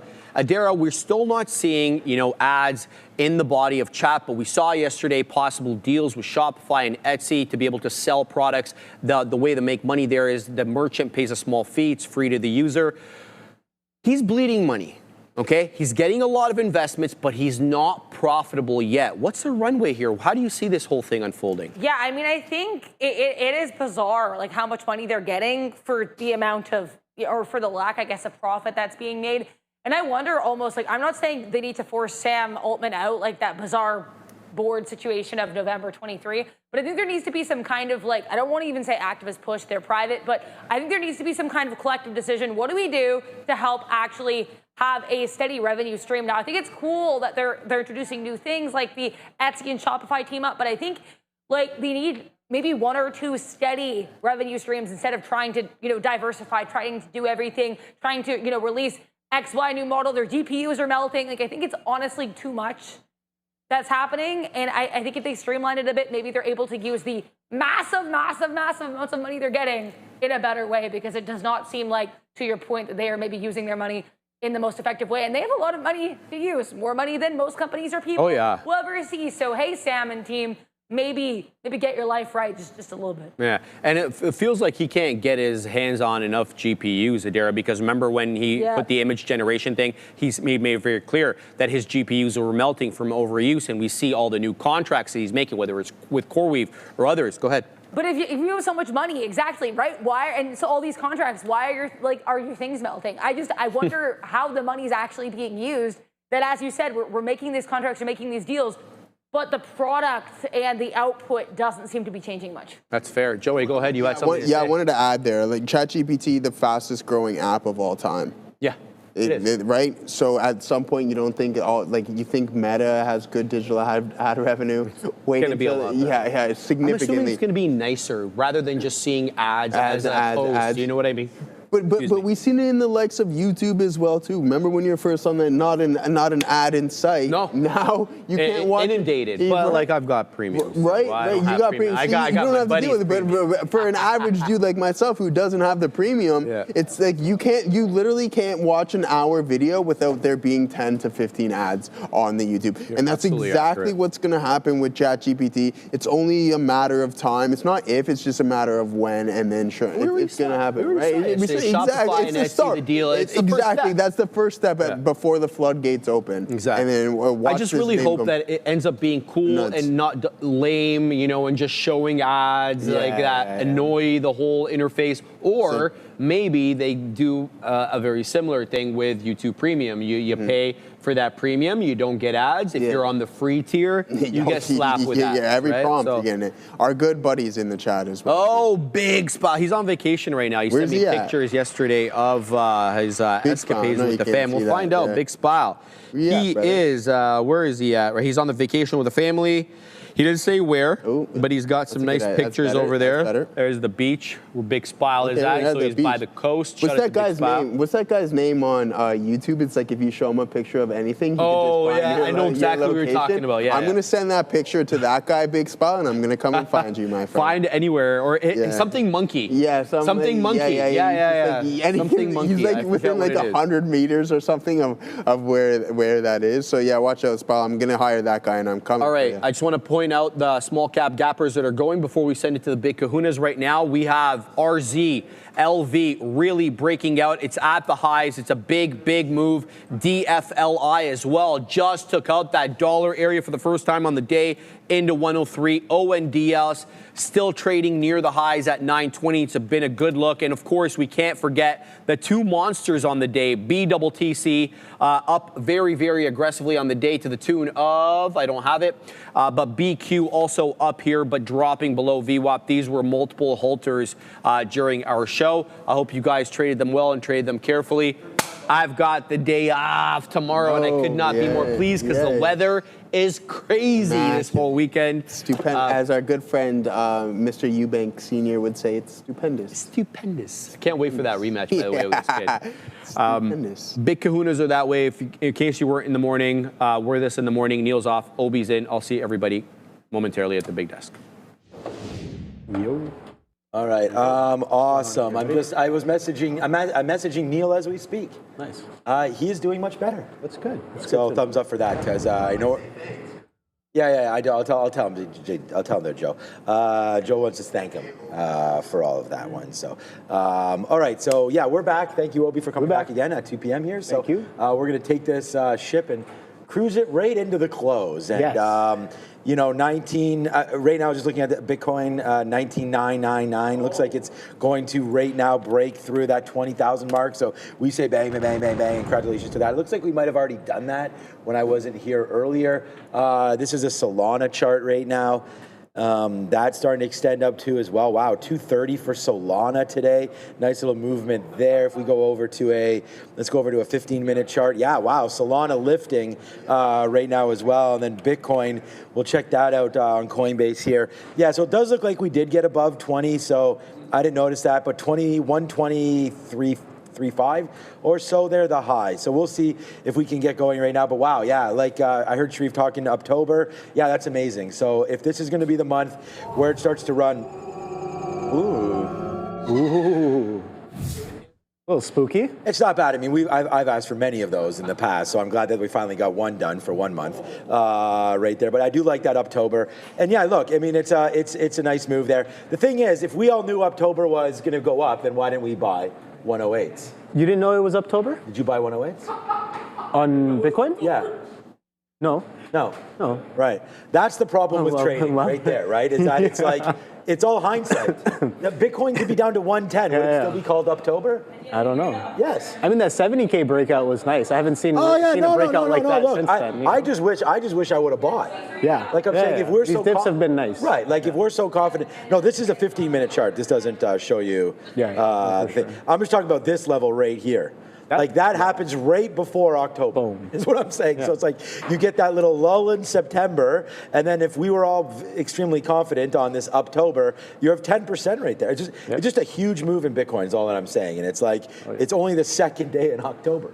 And Bitcoin's already up. Like, so I just wonder if we take October, like, I don't know where you take it exactly, 114. So you're up about 5% in a couple of days. But yeah, great look there for all crypto. And we'll talk about that as we go. Yeah, no, I was just kind of just saying like, trading is like, I could say, okay, NVIDIA falling from its all-time highs. Well, obviously it falls from its all-time highs. It's like there's things like that. And you got to just try to stay focused on the trade ideas that you have and try to milk them for as much as possible. And I think that that's important. I've only had 3 or 4 trades today. We're back. Oh, you can't see. I'm in the queue. I'll take out of a small piece so we can see that trade come through. I'm back in the TQQs. We'll talk about that chart as we go, but I only have one position on. I see that you're flat right now, and we'll talk about some things that we're looking at heading into the close. And we were just talking about how great weather it is. Yeah, the weather's beautiful, man. Outside. I went out for a nice long walk. 20 degrees, so it's like 68. Fahrenheit. It was gorgeous. much colder My in the hands morning. are freezing. It was much colder in the morning. wow. It's like that time of year where Obi, I mean- the mornings and the afternoons are significantly more chillier than the middle of the day. But it's beautiful weather. You need the sun. A lot of people out. I guess it is September. Yeah, October. School's back on. There's a lot of students like everywhere because we're right by the UFT campus, University of Toronto. Yes. So. Did you struggle there with the U of T? Because funny, because I went to UOIT, so I almost said the University of Ontario. I was like, wait, no, that's UOIT? not. So they changed the name since I graduated. Ontario Tech. Ontario Yeah. Tech. So What did you take? Biology, honors in biology. So I'm glad it's working out for you. yeah, I know exactly. But perfect use of my degree in biology because you understand the mitochondria is the powerhouse of the cell, and that's why NVIDIA moves the way it does. Right. So, Yeah. I mean that makes of course, perfect sense. logic. Right? Yeah. Come on. I mean that's what I was saying exactly. Yay, education. All right. So let's go on. At least the thing is, education allows us to read. Yeah, exactly. allows us to We do that. allows us to learn more. So it's like the best thing I got from my education was how to learn. Yeah, exactly. And that's why I learned how to learn. That's why a lot of people don't know how to learn. That's why I keep That's track what I of my realized kids. as Like, well. my kid that's going into high school next year, he's like, why do I need to know math? I'm like, look, dude, it's the process. It's figuring out how to get from A to B to C and then back to A again. And can you understand that process? And then you can start building on top of that. Because the whole thing nowadays is like, I got a calculator in my pocket, blah, blah, blah. That's not Remember math class when did your teacher ever tell you, you're never going to walk around with a calculator in your pocket. You got to show your work. You got to do. know. And I was like, where are those teachers now? I helped my daughter out with like grade 6 math last night. It was too tough, man. Those ratios. I was like, man, I don't know. I'll answer 2 of these 3. You just tell the teacher you don't know the other one. I don't know. I've gotten rusty in my old age here, but yeah, no, I think that math is so important. You need to, no matter what you're looking at, it's always figuring out this, percentages of that. Yeah. No matter what business you're in, I feel that that's important. But interesting. Anybody that has kids out there knows these battles are real. So, anyways, Obi. Yes, sir. I think we're ready for the rundown. I thought there was a read. Oh, yes. Sorry, for sure. Guys, looking for a futures trading platform that actually delivers without hidden costs? With Plus 500 Futures, you get free live charts, transparent fees, low margins, and an unlimited demo so you can practice until you're ready to trade live. Open an account and start trading with as little as $100 with Plus 500's powerful platform. You can access a wide range of futures markets, S&P 500, NASDAQ, Bitcoin, gas, Forex, metals, crypto, and more all in one place. Plus, enjoy a welcome bonus of up to $200 in commission-free trading. Just scan the QR code on screen to apply for your account, and today, join over 30 million users worldwide who have already chosen Plus 500. This is, I just wanted, like, we have such a great, I mean, I'm in a good mood every day, but you guys always make it even better. So there we go. 3rd grade maths, this is from Jacob Knight, is already giving me headaches. And this dude has a PhD in numerical algorithms. Here's Chris L. I've been helping with my 5th grade math this week at Sean, and I feel you, right? And then so there it goes, man. I mean, I'm the same way. Then even Stock Jock here, these young kids don't even know how to sign their own name. So I actually have a story about that, and I said it last week, and that was that I took my kid to the bank because now he's starting. He's all about, like, he had like a sort of kids bank account kind of in the past, so he wants to be able to, you know, like do EMTs and you know, all this kind of stuff and pay as you go, like tap and all that kind of stuff. So we went to TD Bank, which is obviously a major bank, you know, one of the 6 banks here and in the United States as well. Anyways, we're signing up the account and blah, blah, blah and all that. And then the banker goes, okay, so here you go, Baron, my son's name, so just sign the bottom there. He doesn't have a signature. Yeah. You know, not like, so he kind of looks at it, and I'm just like, dude, just print your name or whatever. Yeah. So he just like printed his name. So it's like, there's all these things now that's lost. Like I remember I thought and I don't know when we were going to school when they taught like freehand or what do they call it? It's cursive writing. Yeah, that's what I was just about to ask. Do they know how to write cursive? No, I don't. So I think, and you teachers in Ontario, I know it's different per region, I think they've gotten rid of cursive. Yeah, I mean, is it really relevant? That's the real question. Like how much it's for art. Like for me, it's the art of understanding what it is. It's just it's about using your hands instead of like my name is, you know, and just doing it, like filling everything out autocorrect or whatever. But anyways, I like painting. To each their own. Painting. Yeah, I love painting. Another lost form over there. All right, let's go back over to the desk and talk to the professor. This is an old nickname for Sharif, the professor.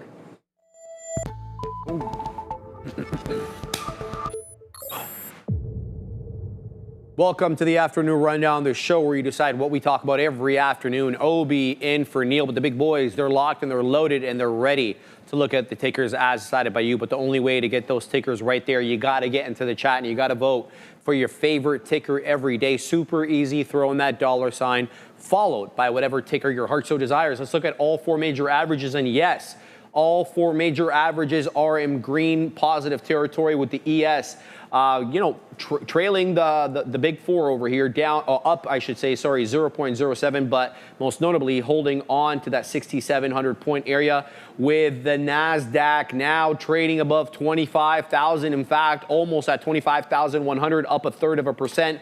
The Dow also up nicely, above 46,800, up 0.18, and then the Russell 2000 going back and forth here with the NASDAQ as to which one is more strong on the day. That's up 0.32. Good look for all 4 major averages. Tesla, the first name as decided by you guys. What a move up, and then an equally aggressive move back down. Morgan Stanley says their Q3 deliveries of about 497,000 vehicles beat the sell-side consensus expectation of about 443,000 by about 12% and came at the high end of the buy-side expectation, which was between 450 to 500,000, boys. But Tesla going negative on the day, down 3 2/3. What an insane move there. That was me like clearing my glasses off that I don't wear. But this is just like, I mean, I wish these were shorts. Shorts would be purple on my account, but we went long, and I was excited about the deliveries. I was excited about all-time highs. But that's about it, man. I mean, the excitement was foreshadowed by this. And I don't, it started going, this was right when those deliveries came, about 9 o'clock, exactly at 9 a.m. And Sharif just ran over the numbers, better than expected deliveries. But then that was the best time that it had. When we opened up here at 9:30, we immediately got involved because we were seeing about, like, it dropped right to the 200 period. That was a great pickup early, man. This was 467 basically into 470 again. So we had some good trades there. We were like living life, we're happy, we're all excited, Obi. And then this happened, and then we averaged in again, and then it lost it. And at this point, we were fighting VWAP. Like, it wasn't necessarily, VWAP we were already underneath it, right? So it was already a battle that we were probably losing.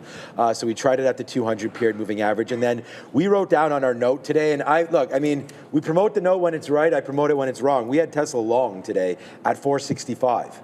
So when it came back in, there's me trying it at 465. Doesn't work. We held it about $1 and change against us. Looks like we get out about 463.75 or so. So not great. Started the day off pretty red there on Tesla, and we haven't traded it since. And it's probably a good thing that we didn't, because I feel like I would have been trying to catch the bottoms here like I've been doing in these freaking futures all day here, and we'll get to that at some point. But Obi, I think we just got to wait till this 200 period breaks, or you got to get some sort of a technical breakout that's going to give it to you, because right now the pressure is downside there, and I just think it's profit taking. Yeah. I think we had a monster move. This red candle is not accurate. I can't edit it. I tried it already. But this is where we think we could get long again, but that's that break, 370. It's had a great couple days to the upside, including yesterday as well. And then today we get up into that 460 area and then tick up to 480, which is essentially all-time highs. So we made that move today off deliveries. It's pulling back 3%. I would say cry me a river, because it's still a very positive name, and I still like the stock, but trajectory is downside. So I think we go long if it breaks this area right here, 446, but that's still a tough trade to take today. Down 3.5%. The market's going to have to give something back to make this trade really do anything. For right now today, Obi, I think it's a stay away, and let's see what winds up happening tomorrow. Yeah. But down 3%, I think most people's accounts could hold that, especially on a name like Tesla. So congratulations if you were able to short that top, and congratulations if you're long Tesla as well. I mean, it's been a great ride. I think the out, and then I'm going to give it to you in a second. I just ramble on too much, I know that. I think this out is around here, like this 420 breaking back in. I don't want to be part of this gap fill. I think if you are swing trading this thing, or even if you're in a long-term account, congratulate yourself and just maybe get out of Tesla at all-time highs. And if you like it again, maybe get in when it breaks 480, upside again. You get out now, you at least made some money, I hope. There's definitely some profit taken. And then you can take it up if it breaks all-time highs in and around that 480 again. So, great trading on Tesla today. Would be better to be short. Yeah, I think I wasn't expecting the short, to be honest. I was watching this in the pre-market, and I did have a little bit of an inkling of a thought being like, okay, well, do I revert this because of the aggressive action being sold off in the pre-market and kind of giving it back? And that did kind of come into fruition off of the open. Absolutely beautiful puke. I wasn't expecting this. I was looking for a long. Sure, there might have been a few scalps here, but it looked like it goes and then it doesn't. And just holding that trend all day down. So from the delivery numbers reaction high to all the way to the lows, we're down about 8.31%. intraday. So absolutely wild move. Definitely a little bit of profit taking potentially there. We're doing over. I guess we were doing over 2 times relative volume coming into the opening session, but we've been averaging about, I'd say about 170, so 1.7-ish, 1.8 since then. And yeah, what a crazy pullback. We've pulled back all the way down to prices we haven't seen since yesterday. So not too bad, within range, but aggressive sell-off. We're still well within range, but yeah, a little bit of a relief after a strong run-up. We know where we're coming up from. We saw that breakout, that consolidation breakout, what was it, 3 somethings, and then now we're trading all the way up to 479 on the day today. So yeah, a little bit of profit taking.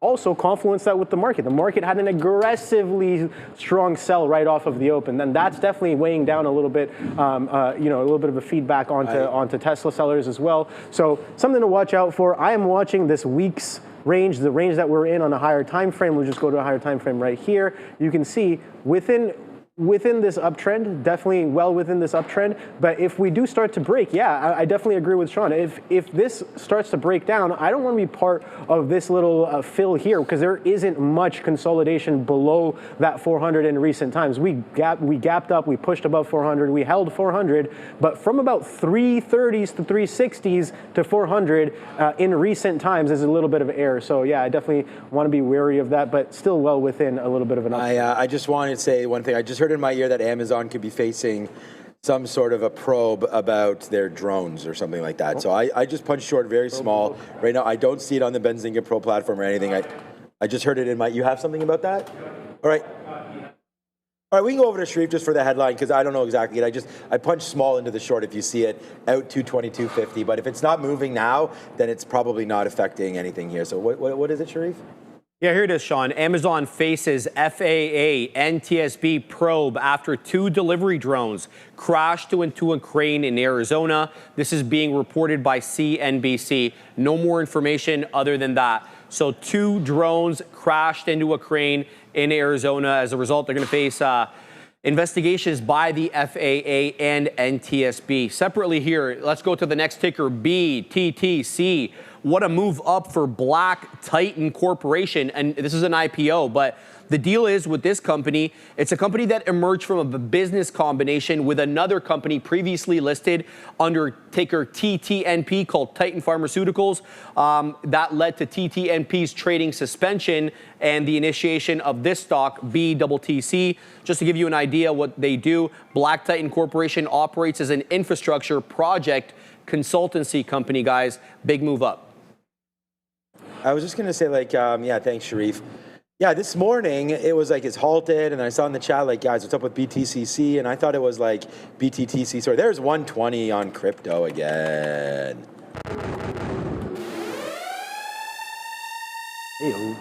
But yeah, I guess this is a float issue. I'm not even sure how many shares these guys issued or anything, but this is not tradable today. This is just, I wish I was more of aware of this, and I don't think I would have, I don't really want to go long small deals.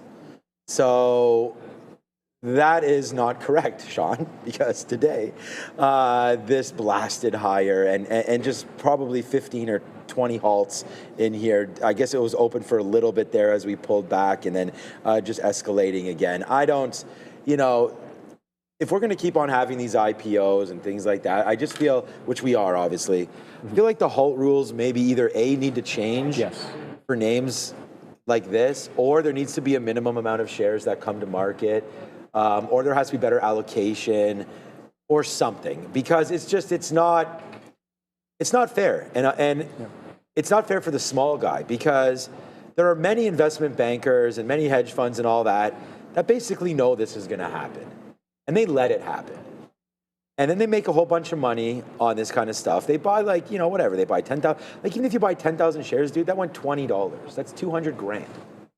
All right? And then you just dump it when it opens up. And you don't really care about the prices you get because you're just so much in the money. Meanwhile, there's guys like retail traders or traders like us or you out there that are trying to make sense of this. But you don't need to there is no making sense of this. The company opens at 5 and goes to 35. It gains 7 times its value. 700% at its highs, 800% at its highs. That's not like when they envision the way IPOs work or these kind of stocks go. This is not how it's supposed to work. Now, it's going to sound like, like sour grapes. Yeah, I mean, I wish I was long. But at the same time, that's why I stayed away from it. A, I didn't know about it. And B, it's so small. That's why I didn't know about it. And I just feel that it's too manipulated, and I really wish they would try to figure it out because I think it would make for better trading. I don't know if it would make for better opportunities or anything. I just know that if you keep the stock open for longer, it will result in more trading, fairer prices, and hopefully traders, because I know there's some traders that were watching our show for a very, very long time, and they made a lot of money during DWAC and during 2020 and GME and AMC and all of these halts and go. And then they got absolutely waxed on some plays as well, whereby things like this just start to happen and they don't make sense. Like here we go, now it's open again. So we could just maybe just count this down, 10, 9, 8, I'm just waiting for it to halt, 7. Why is it not moving? 6, see? Like now it's not moving at all. Now you're basically just getting no prints at all right now, just in between, and you're holding this dollar. So now maybe it goes open for a minute. So there you go. All right, hey, are they listening, Obi, finally? Maybe, I don't know. And they've got this under control right now, but that's just a little bit of a rant on these stocks. I just, you know, it's not a fair playing field, but at the end of the day, you all know we got to be the ones hitting the buy and the sell key. Yeah. So if it's not your cup of tea, then have an espresso. Yeah, I like that. I think, yeah, definitely not on my radar either, man. You said it was an IPO. I did not see it on my IPO calendar, and definitely was a miss on my part. It seems like it was actually halted maybe much earlier, because I see the open here, the first minute of today is at 9:50, so well after the market actually opened. Absolute craziness. And yeah, it doesn't really catch a little bit of a sell until about 11:30. So imagine that, for a whole hour, most of it being stuck in the halt, and the only selling opportunity you really get is maybe even after this halt. So good luck with that. That's a bit, that, I don't know. To me, when I see this, I'm like, that's a little. It's not part of my playbook. You know, I'm not gonna speak too much about it, other than saying that, yeah, this is not really part of my playbook. No. But all the power to you if you caught this. If you're a halt trader and you know anything and everything that there is to know about halts, and this was on your radar, and it started kind of hitting your scanners, then yeah, it's been a great long, and it's maybe some good shorts along the way too. But I wouldn't touch this thing with a 10-foot pole. But something to watch out for. So I added to the Amazon trade. Maybe it's finally starting to work out now. We break through 222. We punched a little more short. People saying lift off right now, so let's just figure out what's going on with lift here. Yeah, nice move up there for lift, 2270. So you know, potentially some news here with lift. The last time lift was moving around, they got. I think they deployed maybe in Nevada or something like that. So we'll see if there's a story here with Lyft. But for now, nice move up. Good call out there in the chat. Thank you for that. What's up, Sharif? Let's go to the next stock here. Oh, Advanced Micro Devices. Oh boy, we got a story about this one. Good day today, Sean, for AMD, up 3.5% after we got reports yesterday that they were in early talks with possibly striking a foundry deal with Intel, where some of their microprocessors would be manufactured domestically at Intel's foundries. No more details than that, guys. Nothing came out today, whether from Intel or AMD. We're still waiting on more. All right. Yeah. You want to? Yeah, I was watching AMD this morning because of the pre-market run-up that it had. So we'll go to that. We pointed this out in the pre-market as well. Strong bid up. Nvidia's kind of gapping up as well. The market's strong into the open. So yeah, I was looking for a potential push, but coming off the open, oh boy, we got a little bit of a lick grab of the highs, and yeah, failure to follow through the highs gives us that strong flush. But since then, the reversion, AMD is one of the. Not the only one. There's one other one, that's Intel, which is pretty strong. But AMD is one of the only ones that kind of gave up that morning move, like NVIDIA did, and kind of consolidated. But it's the only one that actually broke out of its opening range high and tried to consolidate a little bit higher. So relatively stronger than NVIDIA for sure. But yeah, something to watch out for. I think the trade, Sean definitely had a decent chunk of this trade in the morning session and held for that extension to the upside. So I'll let him speak more on that. Yeah, no, I mean, it was just a fail at 170 at the end of the day right there. We wrote that one down, and this was started our day off really red. Not really red, but we started off the day red, and we got out when it broke VWAP, and then it just kept on coming back in. We did try to get near there, the bottom, and we got stopped out. That was fine. It was more this first trade that we lost on, punching the 170 long. This is the thing, it came from 167. Here, maybe if we zoom in early. Whoops. Did not mean to minimize that. Just give me a second. Here it is right here. So what I was meant to do is this. If we zoom in a little bit here and just go like that, There's the 170 break. The problem is when the market opens up, it goes for a tank. But the whole market was kind of making the move down. I was like, oh gosh, AMD's now going. What if this market actually goes? Well, we know the market didn't go, but I still punched the 170 long. Why? Because I had this listed on the sheet to do so. So I did it. Went long 170. Was not even able to get anything out at the top, unfortunately, and then it came back in. That's probably VWAP at the time. So we bought it there at 168. Then we wind up getting out there at 168 flat. Sorry, that's 168.70. There's 168. So it's a $2 flush-a-rooney right there off the open. And then we tried it again, man. We weren't very many shares here. This is not even really the thing that wound up hurting, but we did get out at 166. And then we saw two huge green candles. Once we closed that first candle there above some of this like last couple bits of garbage there, then we went long. We could have reloaded there. That was pretty dangerous. We almost lost again. And then it just took off right there once it found a base, and we were long. So we're long there. We're still long. So we're long at 167.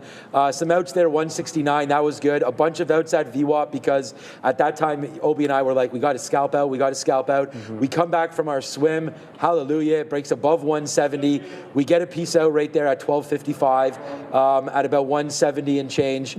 And then we got out again once it broke through 170. And now I'm holding 2% left of this trade to see what winds up happening. But still a red day on AMD, so we slapped a fail on it because we didn't put back enough shares to make up for our early hit. So again, in vein of being honest, which we'd always do, it's not going to be a green day for me on advanced micro devices. But I mean, the space is still hot, right? I mean, Marvell, look at.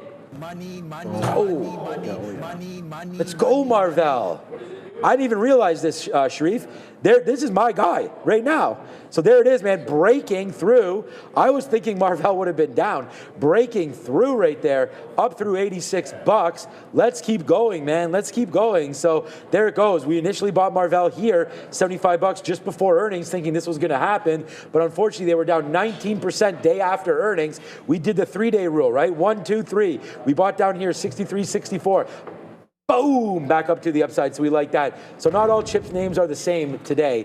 I don't have any NVIDIA. I know you do in your account today, but thoughts on whatever you want? Yeah, I mean, I spoke about AMD. Okay, I think it was good. Let's get to open. Let's go back for open door. Guys, open door, well, it was a good day initially in the pre-market. Now it's kind of flat, up about 0.25%. Trying to hold that $8 level, though. No real headline today on open door other than to say there's some corporate governance issues that were ironed out in a trial that was resolved on September 11th. Apparently, open door benefits from that. We'll keep you guys up to speed, but it's now up about 1/3%.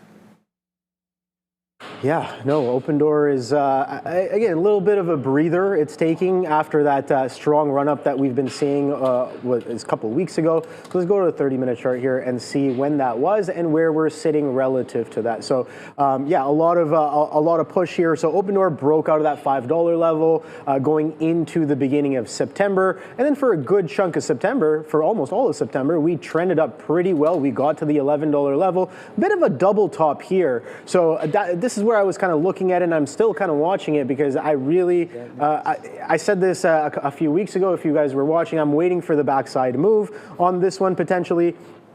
And I like it, but it's holding up really well. I think there is a little bit of a story that's forming behind this one as well, but I'm going to let the price action dictate, excuse me. So 10.97 highs and then $7 most recent lows, with the consolidation lows over the past few days being at 776s. We have been making some lower highs, but you can see we're kind of within trend. I don't know if I have any indicators on this. Okay, there you go. So maybe a little bit of anchored VWAP here, but if we throw in a little bit of a trend line from where the bid actually kind of broke out and stepped in from, just in general, you can see that that's holding pretty well, like just a rough kind of a line here. So we're starting to test it a little bit there. I'm sure if I draw this in a little bit cleaner, we'll be like just roughly just on top of the line. But yeah, in and around holding trend on open door. But yeah, getting into that area where, yeah, we could see some relief. We've already started to see some selling off at the $11 level. If this kind of cracks, maybe a reversion back down to this anchored VWAP, which was the anchored VWAP from the initiation of the move in July of 2025. So much earlier this year, a few months ago, that's when this whole move kind of started. and then stair-stepped up even higher. So I'm going to be potentially looking for a move into here if this cracks on a higher time frame, but I don't think that's an intraday trade for me. We're starting to get a little downside here in Amazon. So the 200 period moving average, despite that drone news, I mean, the market's not doing anything. I'm going to get something out here at 80. I put a bid at 88, and then a much bigger bid at 86, and then a much bigger bid at 60. But every single year, there's over 3.8 million and counting concussions reported in the United States. And as we know, there is no FDA-approved treatment. Well, NYSE-listed Oragenics is changing that with its first in-class intranasal drug designed for rapid brain access. We've had on our show both Pat LaFontaine and Brett Favre to talk all about this. With the concussion treatment market projected to reach $8.9 billion in 2027, Oragenics is uniquely positioned to, of course, lead the way. Learn more and schedule a meeting today by simply scanning that QR code and getting over to Oragenics, symbol OGEN on the NYSE. Very, very important. I mean, it hits home with me as well, having kids in sports and playing sports myself. And you can get concussion like whatever, man, driving. I saw on the news 2 days ago, this is why these electric scooters are banned in Ontario. I see people on them all the time. Who cares? I mean, yeah, they're not really banned in it, Ontario right now. 2 kids, basically, both without helmets, rolling around, smoked by cars. You know, I think maybe one was wearing a helmet, the other one not. These things, like my kids asked, like if they were legal, I know, they're so fast. 60 kilometers an hour? I don't know what that is in miles, but. Anyways, I'm just saying, like, there's a lot, 60 kilometers, whatever, it's 40 miles. But at the end of the day, too fast, too serious. And just if you do have anything, check out OGen. I think it's a good, safe look at hopefully a concussion treatment. So that was crazy. I saw that, and it's funny because both my kids want those scooters, and I'm just like, no. I see these little kids, honestly, like 10 years old, like whipping around on these things, dude. Like they are fast. They're really quick. Like going that fast and coming to a sudden stop, like there's going to be some. I don't have a problem. You want to use these scooters or e-bikes or anything like that within sort of the parameters of the rules. I mean, it's just like, but going in between cars and parked cars and this and that, it's just, it's for me, it's a bit much. And I don't know. It's like these little small things and your body is just pure exposed. Like these kids fall off these things and just ram, like road rash. Anyways, whatever. They'll get it all figured out, man. To each their own. Everybody, the last thing I want to do is like, whatever, have that God complex, like whatever we think is right. I mean, if people want to let their kids do that kind of stuff, then fine. It's just, I think it's a dangerous thing. But okay, rant somewhat over. Did we talk about Open Door yet? I just talked about it. Okay, then let's go talk about Rigetti. Right, Rigetti, Sean, a great day today for Rigetti, 17% and change, and there's really no headline. It's still gained, it's gained over the past 3 days when the company said it secured purchase orders for 2 Novera quantum computing systems to the tune of only $5.7 million, but it's more about proof of concept than the actual quantum, guys. So you're getting a nice breakout today on Rigetti, 17 and change. Rigetti is just, man, you have the chart up there. Anything you want to talk about quickly, and then we can. Yeah, I didn't expect this kind of a move, man. This whole quantum sector is going absolutely nuts here. QUBT, QBTS. If you've been watching them, they've been running as well. So I pulled up my old basket again. These stocks have been they've run in the past, so I have the basket still kind of saved. So pulled up the basket, and they're all doing relatively well. They're pushing up a little bit higher. We're seeing structures hold on a higher time frame. Oh boy, I thought I punched into something there. I just wanted to change the time frame on this stock. So 30-minute time frame. You can see here we're holding structure pretty well, and then zooming out as well. We kind of just looked at this. It's consolidation, step up, consolidation, step up. So this is looking like it's pretty healthy. Let's go up even higher. Let's go straight up to a weekly time frame and take out some of these indicators. This thing is going absolutely parabolic right here. So this is what we were talking about, kind of people forgetting about the trade, forgetting about the name. It doesn't really get anywhere, and it starts to curl and starts to step up. and then breaking out of that 21 level. And we've been in a multi-week tear since then. And today being a great example of one of those tear, I guess, days, as we're up pretty extensively. Let's see, let's measure how much we are up from the opening range low to the high a day. We're up about 17%. So just that leg in the morning session was about 17%.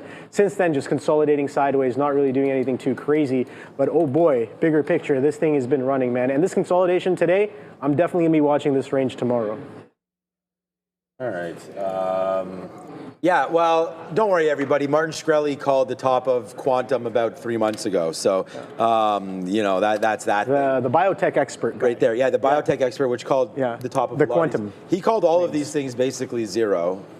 Neil, for some reason, it has like a thing with Shkreli, so I want to talk to him about that. Like, because Shkreli has had some great calls. Yeah, of course. And I think there was a couple plays that we focus on here in the biotech. But like I said, I think that was Neil always talks about some of those plays. But yeah, Rigetti, just amazing. I don't really know anything else, but just when there's these gaps in the morning and, you know, you get up this 14, 15, 16% and we just keep on climbing, at some point you have to respect VWAP. So, you know, when you're looking to get long, that's kind of the thing about, oh, by the way, I just want to let everybody know, this Amazon, for some reason, I don't know if it's a fugazi or whatever with the report, but we were just down there and I was like, you know what? We're bouncing. I'm at 80s, believe it or not. So we missed that. Actually, I'm at 221.86. How did I show it going to 84. Like, I don't know how I missed that 221.86, but we're getting stopped out if it breaks that 50 period moving average. It almost just happened. So I don't know what's going on there. There was a drone look there, and looks like it's not bouncing. It's not going down on that story. So this is the other thing. When you're in a story, like a news play, and you make it because you think you hear something, it should react immediately to that news. Like yesterday, I was showing you guys, here's a trade from yesterday about Intel, right? So like, here's that poll, by the way. I put one up, government shutdown or not. This is it right here. So yesterday we had, and look, I did what we said. There's the pullback. I don't know if we were going to get to VWAP. I was waiting at VWAP yesterday. For those of you that were here on Intel, 3460. We got 35s, and then it just ran the rest of the day. It's almost at 37, or it is at 37 right now. But there's that story yesterday about Intel and AMD and the foundry. So like, as soon as we hear it in our ear, it's already too late, right? Because the algos have got it. And then I just try to judge to see where we get that. And then that's at 35. And there's the continuation up to 35.80 within the first like 3 or 4 minutes. So if you make a play based on something that you hear news-wise and it doesn't really react immediately, then it's probably not the story that we all think it is. So I'm still going to stop out there for, again, 20-cent hit on Amazon. That's the amount of risk that I want right there on that one. But then, we talked about Rigetti there. I think pullbacks into VWAP on strong names is really what you're looking for. And I mean, even here on Amazon, there's the dump down early, down into 219, retracement back, and then it just bounced off VWAP only to go higher, after that. So just some plays there, and I'm not really following my rules for that kind of a play here on the TQQs, because that should have been a long, not a short. I mean, it battled back. But the thing is, it was so choppy in here that I was really at some point questioning whether or not we break this area. And then basically, once we did, that's when we should have gotten out of it. And now it's just bouncing off the 50-period moving average. We're short right here at 03s. It's not the end of the world, but I'm going to give this back up to 20s, and then we're going to get out of this trade. That's basically where we broke down from this morning. We bounced around here at 106.25. It's like a lazy trade, man. Like, I should be managing this a little bit better and getting out a little bit more aggressively, but we're just going to wait to see. I got a big it's a big position because the risk is limited. Again, 20 cents worth of risk. So there's a lot of shares that I'm holding right now, and it would really suck if this blasts higher through there. But maybe today's just a red day for me. And I hate to have that defeatist attitude, but I thought the market would fade for sure this afternoon, or else I wouldn't be in all these shorts. I thought it would. We don't have any big earnings coming through. Tesla sort of gave us the sick feeling right away off the open. NVIDIA wasn't going today. Yeah, NVIDIA didn't go. There was a lot of bad omens in the sense of like there was a few stories that I just thought were, I guess, more red than the market. This is day 2, man. The NASDAQ yesterday up 0.4. Today looks like we're going to be up 0.4 again. Yeah.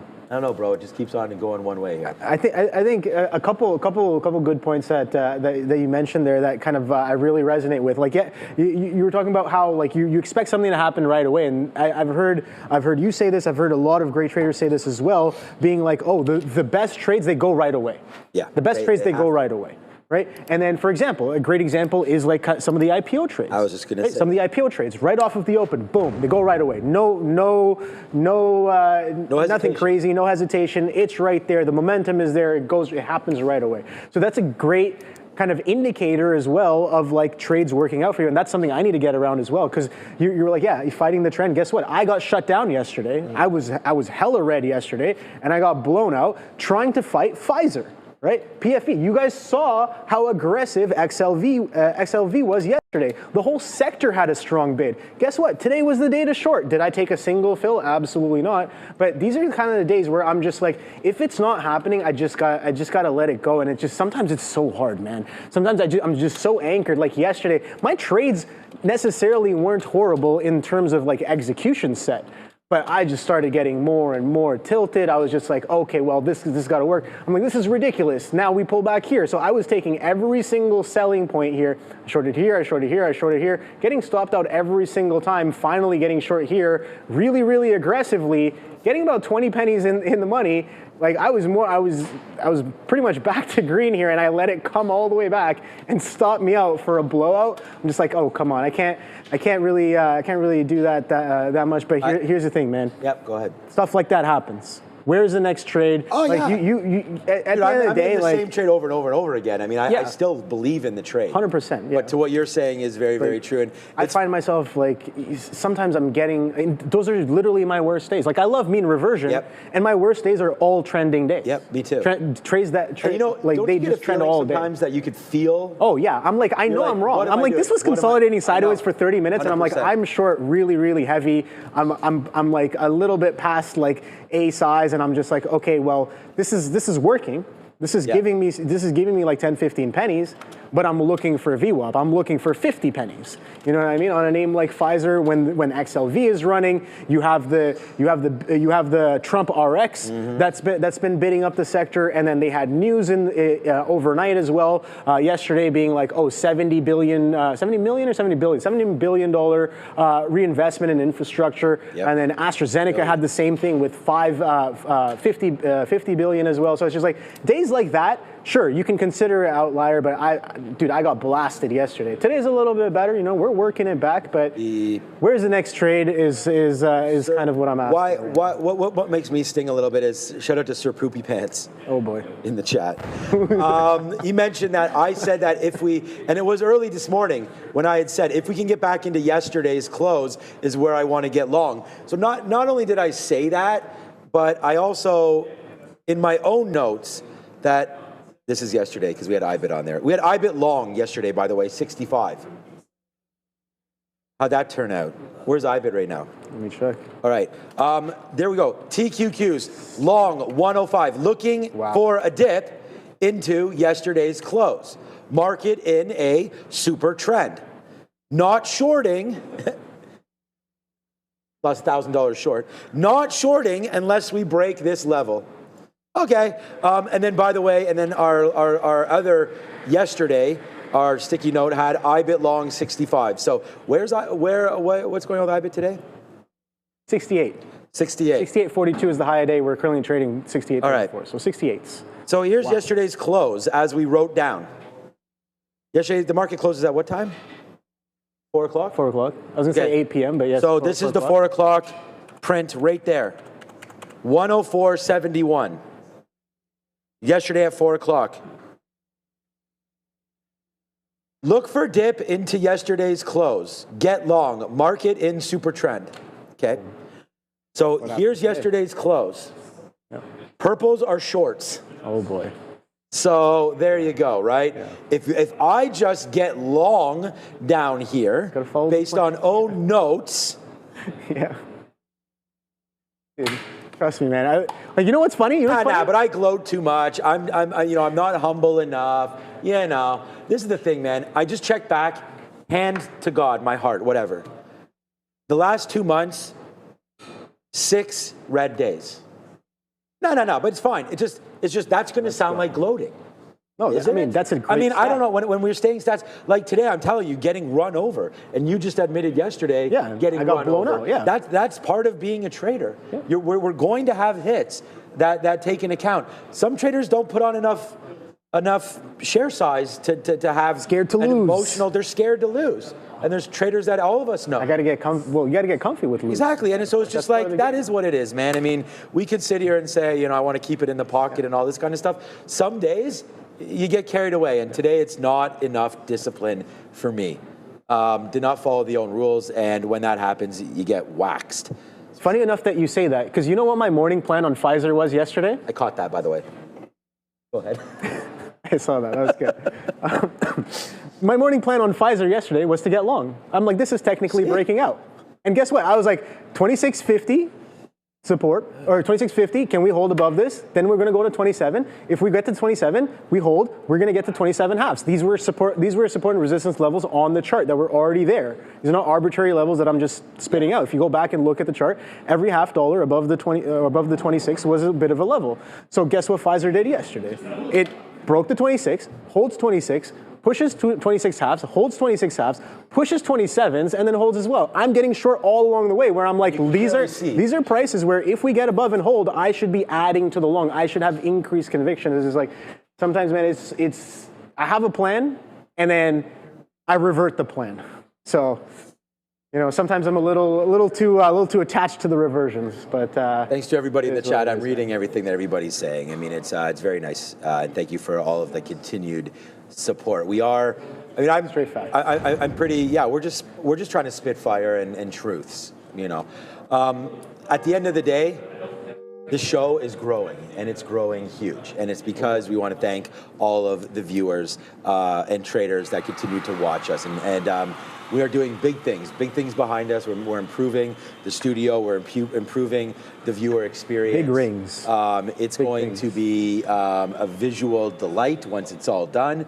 And we are changing somewhat the format of the show, a little bit. Yeah, I heard about that. So it's going to be exciting, and that's going to happen. Although yesterday I said it was going to happen today. Yeah. Did not expect Neil to be under the weather again, which is fine.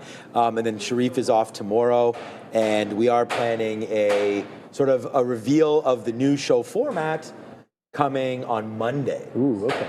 So join us first thing definitely Monday, gonna be tuning in. as we'll have a brand new sort of format. And what the format is, it's not going to, I don't want everybody to be like, they like the current format, we don't want to change anything. It's similar to everything we're doing. It's just a little different. We're changing up some of the traders that are going to be on at certain times and doing things like that. Different looks. We've had a very great segment in the midday where they go over some of the news and things like that. Maybe we do a little bit of that, a little bit more throughout the morning shows. More ideas, more talking about ideas and trades and different sector watches and just a whole bunch of unique things that we're really excited to do.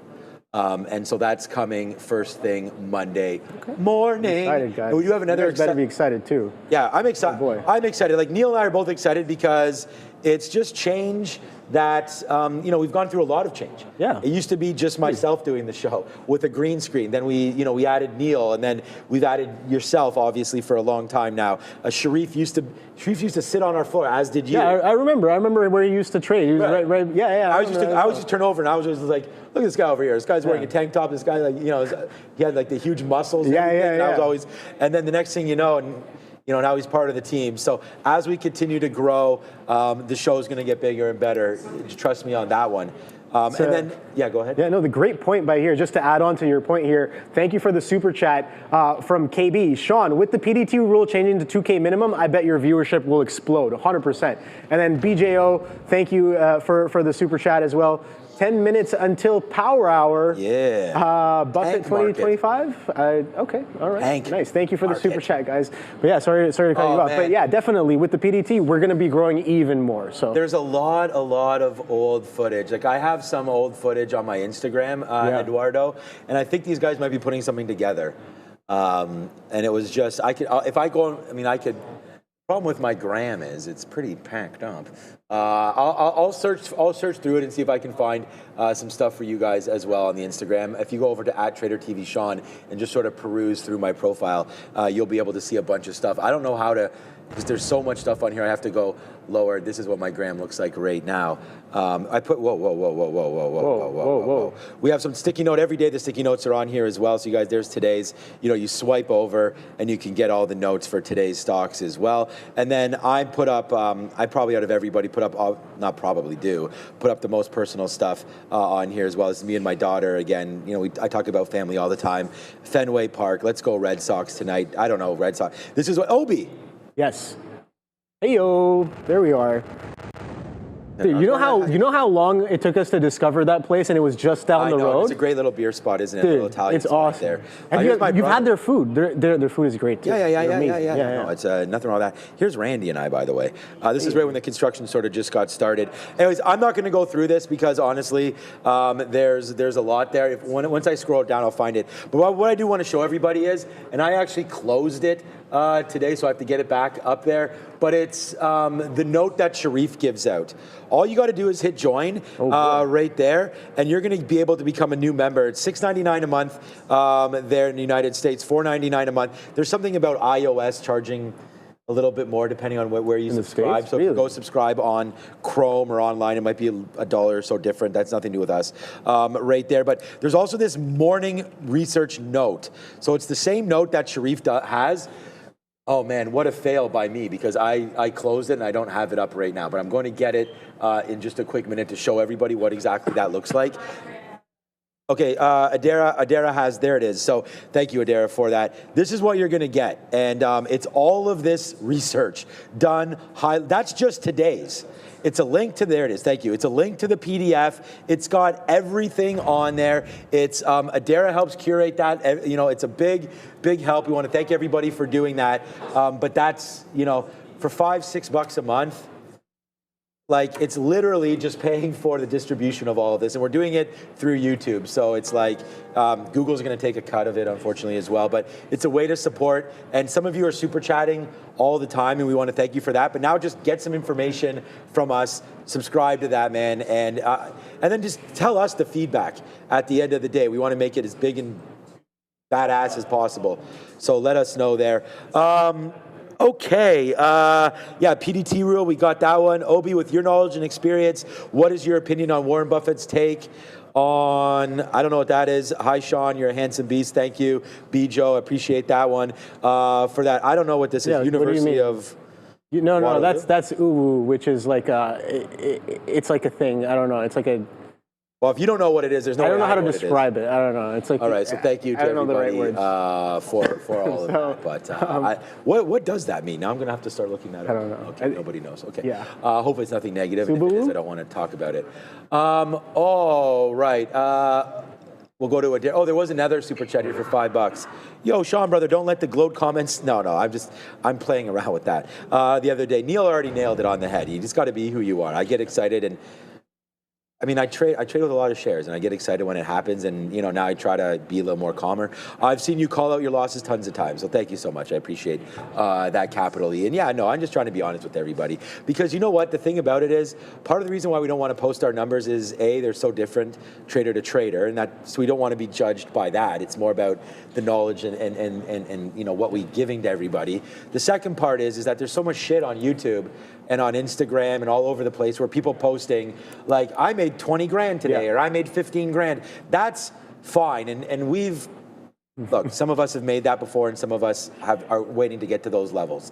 At the end of the day, it's about education. It's about getting better at what we're doing. And we don't want to be known as, this is what these guys are promoting. It's like, how can I make 10 or 20 grand a day? I'm trying to tell everybody on the show that I want people to trade as a hobby, not as income. I think it's a lot less stress. Once you've mastered your trait, then go for it, man. Then get a prop account, deposit some money, and go nuts. I think the PDT rule will help absolutely everybody. Obi and I are extremely lucky to be able to sit here and I've made today 85 trades. That's going to be something that, at the end of the day, isn't available to everybody. So our style of trading is much different than a lot of the trading that happens out there in the real world. See, this is what I mean. So I've taken 30 trades. Yeah. So that's a huge difference there. But yeah, no, I think those are definitely some. We're all doing ourselves. So okay, was that a call for Adara? I think so. Yeah. All right, let's go. This part of the show is brought to you by our friends at Global Beta Pro by Global X Canada, because we have exciting news for sophisticated Canadian traders. Beta Pro by Global X Canada has just launched 6 new triple leverage ETFs offering 3 times bull and 3 times bear exposure to the S&P TSX 60, semiconductors, and U.S. Treasuries. But even better, they are offering a special fee rebate, dropping management fees to just 65 basis points until December 31st, 2025, so the rest of this calendar year. These ETFs also employ currency hedging to seek to neutralize U.S. dollar exposure, providing performance that may more accurately reflect the underlying U.S. equity indices. So if you are a tactical, sophisticated trader who's looking to amplify your performance, check out betapro.ca/3xdaily to learn more. Back to you. Make sure to like and subscribe, guys. Crazy. Those are the toughest ones, man. We're just talking about, like, because I'm about to get stopped out of this short, when we had just talked all about like how I liked the long down there. And I'm just looking back, and Obi just said, great. He's like, don't worry about it, you'll get it back tomorrow. And I was just like, yeah, for 100%. Like, we will get this back tomorrow. And it's fine. It's just that sucks to do that. We did get one out there when it broke, or it came into 106. I got 106 proper there. But that was, like, whatever. That was just, like, to take a little bit out. But we didn't really take anything out. So now it looks like we're going to blow that top 106.30 to get out on that past wick high that we already sort of made. We're going to play off of it, see if it wants to wind up holding. So, yeah, all right. It's now entering power hour, so let's do this. Obi and I have just had a great time talking about everything here, but not much including stocks as far as looking for some opportunities, right? I think we talked about the mental aspect, and I think that's just as important as doing all this. I'm hitting a fresh start on this. Just like I wish I could reset my net. Let's go fresh start on this there today. So all you got to do is get into the chat right now. You just type in whatever you want here. So this is for everybody that's watching. So we'll wipe out everybody that's not here anymore. See you later. Let's go with the traders that are watching us right now. Type in here what you want. Circle, Rigetti. These are going to start to populate here with Rolls Royce. Oh, that's Rich Tech Robotics. Oh, yeah, that's right. This is the Rolls Royce. Where's Fabian? I told him we got to change that Rolls Royce symbol there. I think that is supposed to be Rolls Royce, right? At least that's what's on Neil's front of his car, that symbol right there. But there we go. Put it in, get your names going in here, and then figure it out. Wow, Tesla right to the top again. I just got the note that my car has fully charged downstairs, so that's good. So we're happy with that. Loving Tesla these days. But the stock today is on a downside push. Wow. We were just looking at this at 444 at the beginning of the show. Now 441. Tesla bleeding, man. It was down 3.5 or so. No, I want to comment on. I'm so frustrated, dude, because I should be short, not the market. The market is not a short. Sorry, Obi, go ahead. Just all these stocks. Nvidia's probably going down right now, potentially. Yeah, Nvidia's kind of dead. Nvidia's sideways. Here's power hour. Nothing too crazy. But no, I did want to reiterate your point, because I think you made a great point there, that like people online posting all those crazy numbers and those crazy trades and stuff. I think that's all great. But I've been watching this, like when I was trading at home, I used to watch the show, and the great part of it is like you get the educational value, right? Other people are like, oh, they're posting whatever. Here you get to learn what to do, what not to do. You get to see people's mindsets as in the live market. Like there's so much value in that, in my opinion. But at the end of the day, the other people are like, hey, look at this great fish I caught, right? But this is probably where you're learning how to fish. Yeah, and then the other thing too is there's a bit of a like there's some big catches out there. I'm sure there's some big catches. Dude, you see like last year there was a couple like 7-figure intraday trades. I'm just like, whoa, like I want to learn so much from these guys. But at the end of the day, like yeah, it's just like, okay, that's the mindset. You can't be like, okay, well, I see this $20,000 per day guy, and I want to do exactly what he's doing. But it's more important for you to be like, why is he doing what he's doing? What's the kind of mindset? What's the kind of trading? And how can I take that information and kind of impose that on myself in my own personality? Because everyone's going to trade a little bit differently, right? So I think that's very important. But we want this break on Tesla. Exactly. You can't. The breakout on Tesla, yeah, is it finally? I mean, selling off all day, maybe last hour with a little bit of relief, but maybe. Yeah. Oh boy, this lift. I got involved in this lift a little earlier with that news, and it seems like it's bidding right back up again. I was looking for this consolidation breakdown to come back into VWAP. It was nice while it lasted, but it only gave about like 10, 15 pennies. I was looking for about 30 pennies down to VWAP here. That's sitting just above 22s. We're trading back at 22.5. So it seems like I'm probably gonna be done with this one soon enough. Yeah, let's see. What else are you guys trading? I want to know what's happening. I know a lot of people calling out Intel. So I know Intel is going crazy, man. What a multi-day push on Intel. Intel's still continuing to push some fresh day highs here. So yeah, distinctly different from the rest of the tech sector and chips is Intel. And I mentioned this before as well. Intel kind of does its own thing. Like when it was down in the dumps, it was like, oh, you know, Intel's not doing anything. All tech is kind of blasting. A lot of it's pushing all-time highs or on its way there. And Intel wasn't really doing much. But finally, it's caught a bit of a bid. Finally, it's waking up and kind of coming back from the ashes that it's been in for about the past couple of years. And the bid is finally here. And I was telling Sean, I'm like, oh boy, dude, this is going to hit $40 before we know it. With the way this thing is going, and if this continues to hold within trend, I think $40 is well within a range, at least, well, tomorrow's Friday. I don't think it's going to happen tomorrow, but within the next couple of weeks, if we still hold this bit of a, pop, structure, hold, maybe we get another bit of a pop, structure, hold. The next pop will probably hit 40 if that's going to be the case. But all I'm looking for is this trend to hold. And the trend has been holding pretty nicely because, again, don't forget, we've been consolidating for a couple of years. This consolidation all the way from 2024 August, and then a decent chunk of 2025, and then nice little push all the way back up towards these levels where we did aggressively sell off in July of last year and then April of last year as well. So let's see if we can reclaim some of those aggressive sell areas. That's what I'll be watching for. But yeah, thank you for pointing that out in the chat. Intel fresh highs, absolutely crazy on the higher time frame. What's going on, Adair? Yeah, here's PCAR. PACCAR moving a little bit here after Axios reports that renewables, hydrogen, transmission products are being eyed for DOE cuts. Looks like PCAR is not responding particularly well to this catalyst. I want to let you guys know as well about a headline that I'm seeing circulate on X. Now, I want to clarify this is an older headline, but be aware of Eli Lilly and Novo Nordisk in case it does move on this, because for some reason it's just circulating around now. As of this morning, European doctors had basically said they were going to be recommending Novo Nordisk and Eli Lilly's weight loss drugs as first-line obesity treatments. Again, this is an older headline. Recirculating right now. Eli Lilly did get a slight pop on that, guys. Back to you. I've been loving some Eli Lilly lately. That's been a great. It was running like crazy yesterday. We're what's it doing today? Yeah, we're like a couple $100 in the money on our most recent buy. That went down to 630. Yeah, and I snapped some up down there. It was crazy, but I also bought at 750, so it's not. But anyways, there's Eli Lilly's chart right there. What's it up today? It's at 819. So just consolidating. So yesterday, pretty much sideways. Kind of it couldn't get past prior day's high. That was a bit of a false break, but it couldn't really get past opening range low either.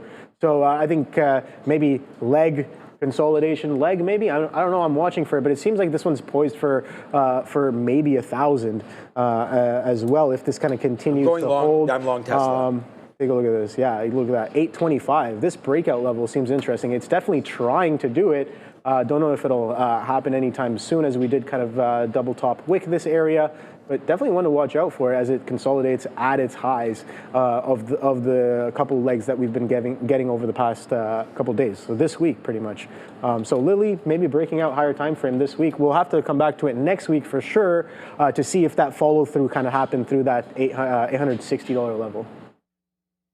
All right, so Tesla breaks. I just want to try it now. I mean, we're not going to, go absolutely crazy here with this trade, but it's really lifted itself through that break. This might be enough. Maybe it's done. But I'm going to try. There's the 200 period break. We finally get that break. We're going to get stopped out of the future. They're going to have to that's money leaving my account, actually. We'll have to slap a fail on what's going to be a break of the futures and then wait to see what happens right here. I was actually going to give it sort of back into this area, which is about $1 or so. That's 443. So I'd hate to lose on this trade as well. But we're going to give it another go. It's the power hour right now. And I could see this retracing back to the upside. This is the first time we've seen the 50 period moving, this is the 200 period moving average, this green line. And that's on the daily. Sometimes we've been using that as some kind of an indicator. So we're not going to go hard into this one. I mean, if it falls back in, which it's doing now, not great. But I'm going to try to give this to that break about there. So 442. Unfortunately, it is 70s there, so I'm going to go, let's just go 64, and we'll stop out of it all. So it looks like it's coming right back in now. Oh, man, I can't catch a break today, it looks like, but we didn't go hard into that one. That was worth a try, in my opinion, but here it comes right back in, man. So, yeah, it looks like we'll take a little bit of a hit here. We'll try it back here at 443 in case it was like a fake and break type of thing, but, yeah, it looks like Tesla making me think that again, we're not trading like we normally do because that 200 period on a down stock, and this is hindsight, we're going to get stopped out. Okay, so I'm kind of glad we did actually there. Well, never glad we got stopped out, but that's probably the short, if anything. I just thought it had a chance to go, didn't go. We take a $1 hit. If that thing goes, we're looking for 450, we're looking for up here. So again, I think it's worth the risk, but we just put a little bit more redness onto the account there with that Tesla trade. So I wish I could have been celebrating a $2 winner off that. I thought there was a chance for it to go there. Does not. Fades right back out, and boom, down goes Tesla. So again, pretty good out for us now. Save myself 80 cents, but not a good one there. Again, we'll stop to fail on that Tesla move. So yeah, Tesla's just a little bit of a waste of time there. At the end of the day, we'll be red on it, but it's not huge. That was only the second time that we tried. I thought we were pretty patient waiting for that, but it doesn't look like it wants to continue that upside trend. And if it does, I think you got to wait for that 440 again for confirmation of a hold. What's up, Adara? Keep an eye here in TENB and also QLYS, though QLYS didn't really react to this news at all. TENB, though, actually, as you can see here, spiking a little bit. Dan Ives saying that these two names could be potential takeover targets. So Dan Ives eyeing TENB and QLYS as potential takeover targets. Back to you. Bitcoin, we came on the show, Bitcoin was 120, less than 120. I remember I was like, oh, it's 119.9, and then it was 120. Trend, right? Trend, man. Boom. Wow, IBIT, man. $69 right now for IBIT. That just continues to go. Unbelievable right now. Oh, I should have shorted BTCCC since my rant. Oh, no, really, Jeff? What's up to Jeff? What's up to Jeff Josie there? Yeah, I mean, we were ranting about just about 2 o'clock. Yeah, so 29's 30s, yeah. I mean, now it's back. Wow, still a nice move, man. All the way back in, and thank you, Jeff. Oh, was it Jeff there in the chat? Who did I see say that? Oh, no, I lost you already. Anyways, thank you for that comment, whoever that was there, BTC. Oh, there it is right here, Jeff Josie. Oh, because you only said @Sean. If you do my whole name, it shows up like that. Yeah, I should have shorted it. But we had to pay for shorts probably on that as well, right? So I'm not locked and loaded for that short. But yeah, it looks like it's going to stay open for a couple more minutes. Did it just open now? We might have just halted and just reopened right now. Yeah. Look, if this thing breaks this $18, again, it's a brand new IPO, so valuation's always going to come into question. And it is going lower right now, BTCC. So great call out. Thank you for that mention again there, Jeff. And we'll just wait to see where it goes from here. But I think if you're caught long in this, just punch out now. Unless you're long up here, then I don't know if you want to wait. But if you've had this in your pocket and you didn't do anything about it, not great. Yeah, this 18 breaker is a problem.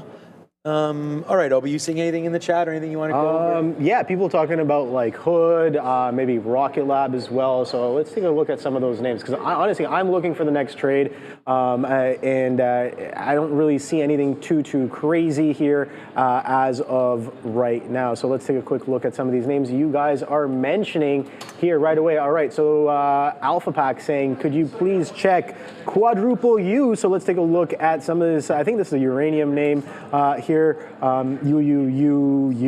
Yeah, so strong little push on the day today. Again, this is an hourly chart. So I guess we've been kind of chopping sideways. We're still trading within that range, but good strength on the day today. I think coming in, I guess, off of the open. If you took that pre-market high break, or was that opening range? Let's go to a 15-minute chart. That was opening range. So opening range high is 1650. We're currently trading at 1680s here on UUU, but I know this is a much bigger time frame trade for a lot of people because one of my good friends is definitely long and strong some of these uranium names and for good reason as well. So let's go take a look at a higher time frame. Let's look at the weekly here. Oh boy, you can see this thing has been blasting, absolutely crazy. $10 or $11 breakout that happened, expanding volume as well. This is looking good. This is looking like a strong trend as of right now on quadruple U. We'll continue with more of the stocks right after we get back from Madera.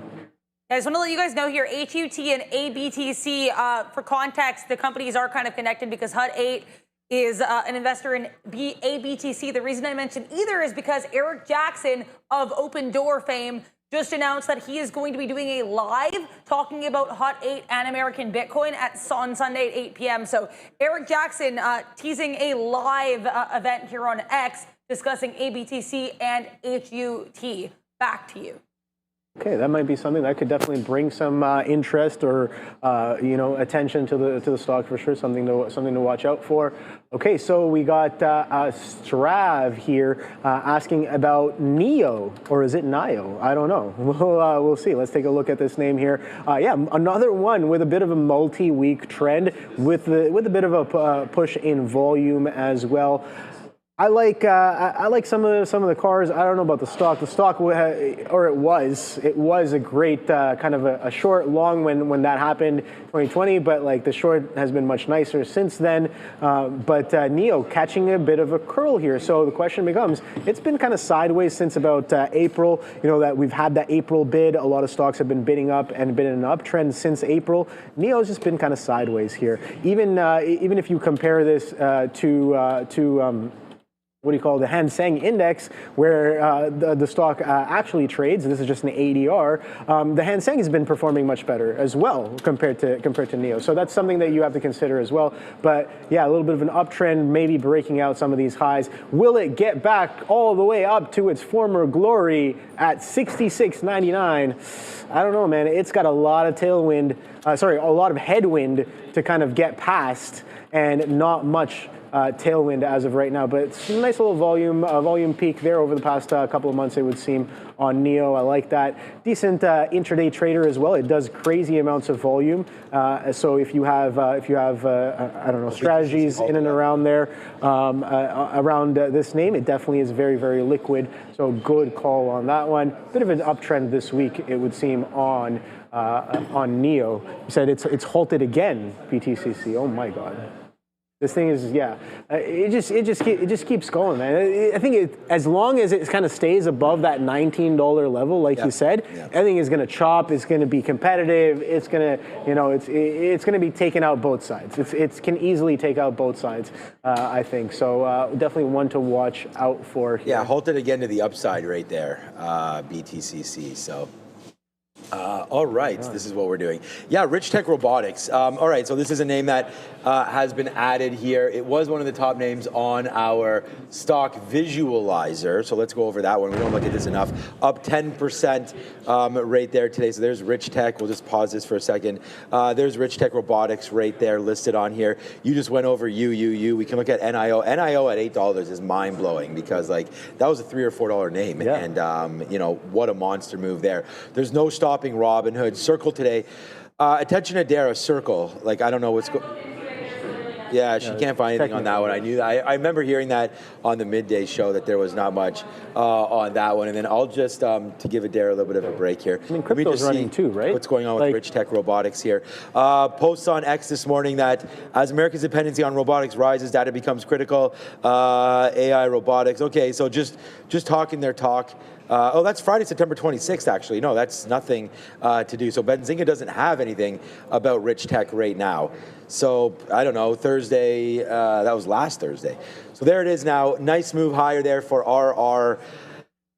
A robotics name. I think robotics are pretty hot. I chose ARK Q, I always screw that up. Whatever one the ARC Robotics Fund is. Yeah, this is getting close to a breakout as well, guys. So I would say hold on to this one if you're in it, because you are coming up into this level. I mean, look, if you get 550 and you're long somewhere down here, it's kind of looking like a little bit like BBAI strategy right now, where we've already seen some of these tops. So I would say take some kind of profit off. I don't know if 10% is good enough for traders or who trade this kind of style, but I would get something out around this 550 and then let it ride. And if you break through 6, then up jumps the boogie. I actually didn't look at what that short float was on RR. So let me just go quickly on that, just to give you guys an idea what that looks like right now. 19% short with a float of just 73 million. So almost nearly 20% short float on Rich Tech there. So that would be the spark that drives this engine. That's Amazon. I don't know why that just switched over to Amazon, but RR, that would be the spark that spikes that through. So look at it hold, the 200 period. Wow, that's on the daily, wow. You used to always say this. Would you take a look at that? Look at that? And look at this, man. That's the 200 period. I mean, if you just bought there at $2, then you are here. We also have this too. Ozane always asks me to do this.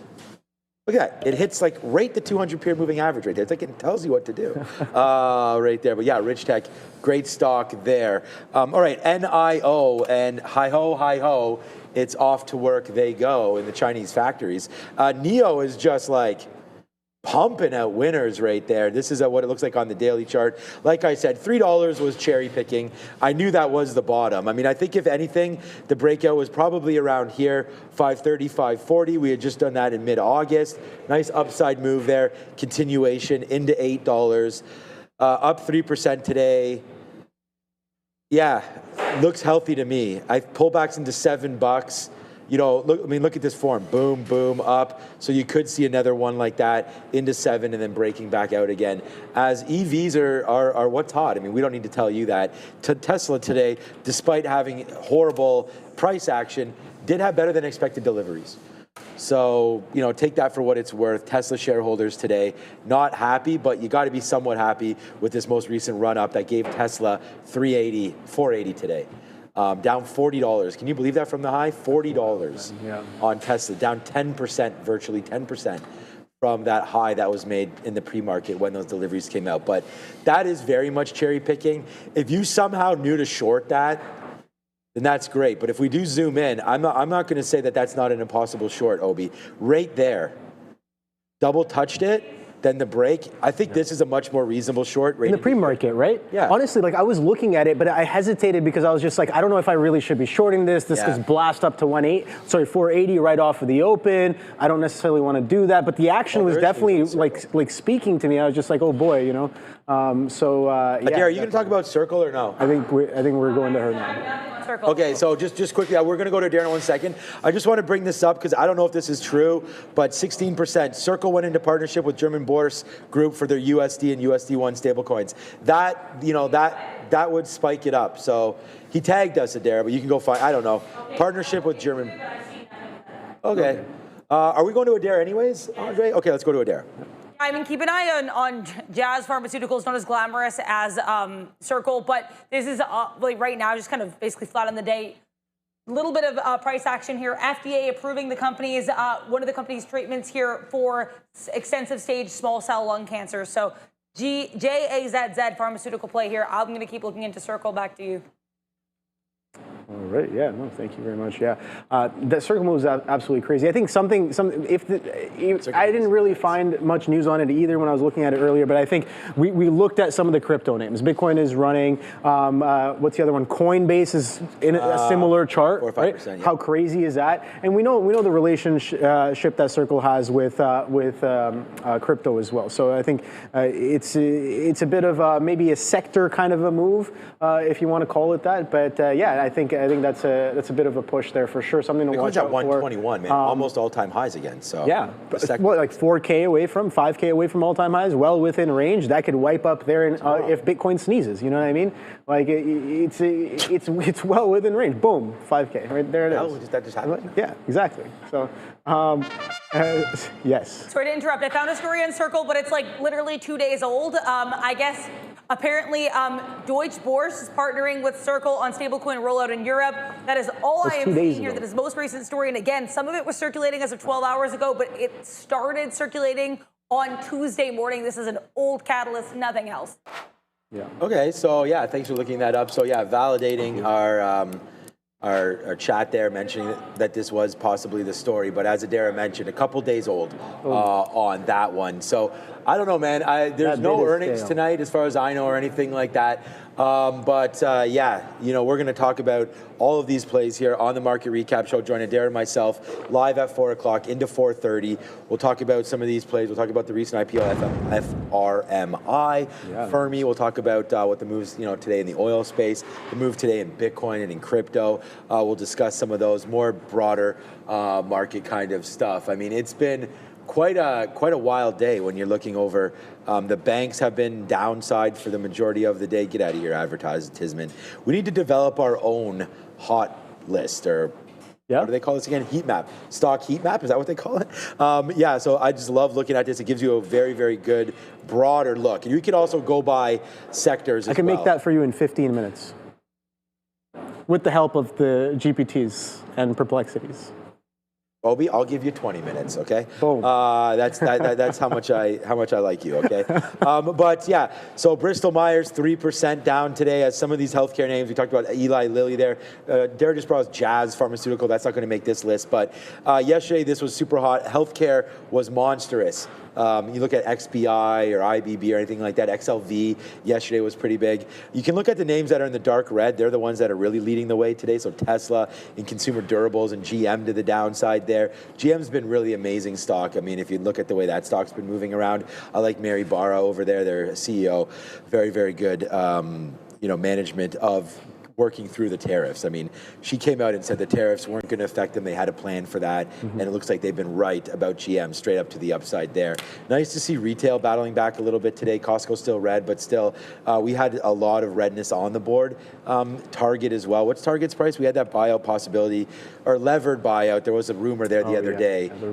Went from 87 to about 90 and then back in yesterday, but I see Target up now today, 0.5%, and that one seems like it wants to go as well. So yeah, just a little bit of a look there. Stock heat map, get that all figured out. Obi, you now have 18 minutes left to develop one of those new ones. You want me to make one right now? I mean, I technically could. No, I'm just joking. But I'll focus on some trades here. All right, what's going on, Adara? So I looked a little more into the stablecoin thing, and I still don't have anything definitive for you guys, but we know there's that Token 49 event happening right now, and I guess Bo Hines, who's part of the crypto regulation team over in the U.S., he said that apparently, they're moving at tech speed to work on these regulations. Again, there doesn't really seem to be any quantifiable or qualifiable news here, other than apparently they're going to be working on this. Now, apparently, he's actually stepped down from his government role, and so he's actually become part of Tether. Either way, I mean, Bo Hines does have the government connections there. He's talking about, Genius Act went well. Now crypto will keep moving faster. It's all pretty vague, and I don't know if this is the story. But really, guys, I am sorry. I cannot find anything else, but I'm sharing with you everything I have. Back to you.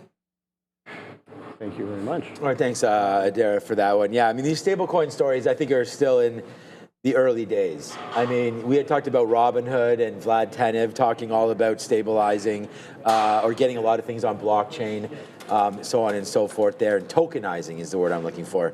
And, that's going to be, the help of that is going to be stablecoins as well. So I'm excited for all of that. Tesla, Apple, Meta, Microsoft, 3 big names today, all moving sort of in different directions. The odds now for the Fed rate cut, by the way, we talked about this a little earlier, but we always get new viewers. Thank you for everybody that's been with us absolutely all day. That's 98%. So for October, 98%. I just want to make sure I was on it. 98% there for October with, actually, I think Adara reported this this is the other way around. She said there was 2% chance of a 50-point rate cut. That's 2% chance of no rate cut. So it's the other way around. And then if you go into Yeah. So that's what I'm saying. So maybe there's a little bit of an alter there. And then if you go back into December, then that's the 90% chance that we have gotten that 50 basis points. So, yeah, it looked like the opposite earlier. So that big candle was on the other side, and they were pricing it right here. basis points. So that's weird that it's like flop now. Yeah, so I think it's just probably with the government shutdown. It's I just wanted to report, not that we had it. I shouldn't have said that you had it wrong. Just that now it's opposite. Yeah, so I'm not, honestly, this could say anything it wants. That doesn't really matter. 98%. We've been sitting here. That number will dramatically change, though. I don't think it'll be that high by the time we get to October. I still think that there will be some discussion of a rate cut by itself, or the data is so bad that they're talking 50 points. So I wouldn't, like, 98% is almost as certain as it gets, Obi, and I don't want to play against this number here, but I don't think it's going to be that high once we get into that last week of October. That's just what I think. I think there'll be some more uncertainty, and that's not rocket science to say that. I just think that that is more than likely going to change and not be as certain. And again, as the government remains shut down, we're going to get less data. And as we get less data, that provides less certainty to what these, federal members of the federal board, federal rate committee, are going to monetary committee are going to decide for the monetary policy. Yeah. So that's what I think. It's going to be difficult. And then if you look at call sheet today, we talked about this. Let me just refresh this. Now look, remember what it was earlier? 12 days. Yeah. So now you're up to 14 days now. Is the expected forecast on how long this is going to last. And remember, it was right here, more or less than 10 days. That was 60-40. So now we're going the other way a little bit here on the odds. So it's not looking great. The government, or at least the people that are betting and running the Kalshi market, thinks that this is, there we go, we got stopped out of our futures, that they're thinking that this is going to extend greater than that 10 days that we had. As our poll. So yeah, not great there for that. Circle continues to go up. Yeah, it's pretty crazy, man. I didn't expect yesterday to shut down. I actually thought they weren't shut down. Government? Yeah. I think I just misinterpreted. Have you not seen our thumbnails? No, I saw that afterwards, but then I was just like, oh boy. It's unfortunate they can't just, their shutdown doesn't reset the next day like ours, you know what I mean? I'm only shut down for a day, so the government, they got to run their business a little bit better, to say the least. I'm joking.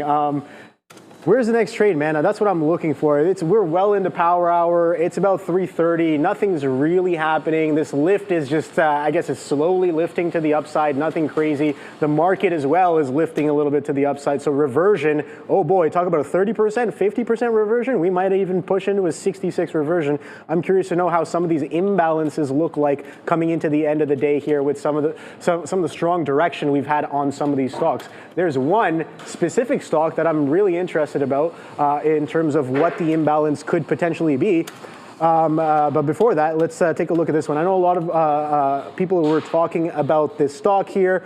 USAR, USA Rare Earth. So Rare Earth is pushing up here pretty aggressively on the day. Pretty much only selling, only buying, no real selling throughout the day. Let's take a look at some of these other stocks as well. I know MP Materials, kind of in the similar sector. Okay, that's a bit of a bid. What else are there?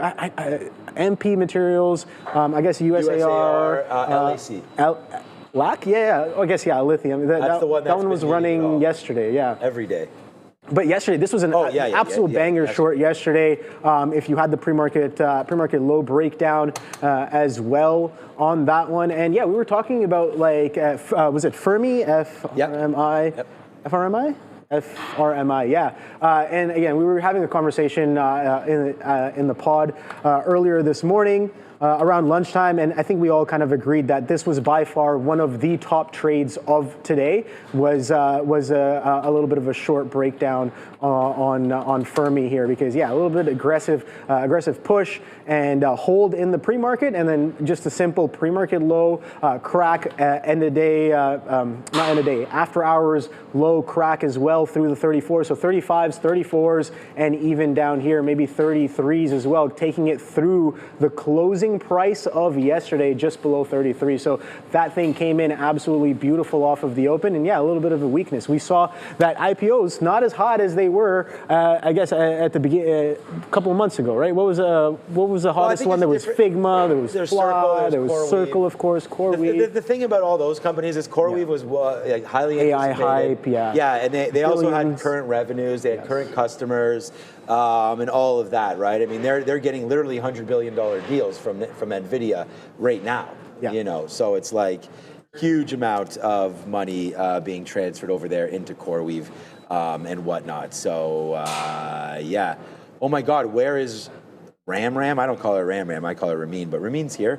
Here, Ozan, I'll give you this, though. Ozan always wants this one. We're all here, baby. Well, besides Sharif, Joe, and Neil. Everybody else is here. Hey, you.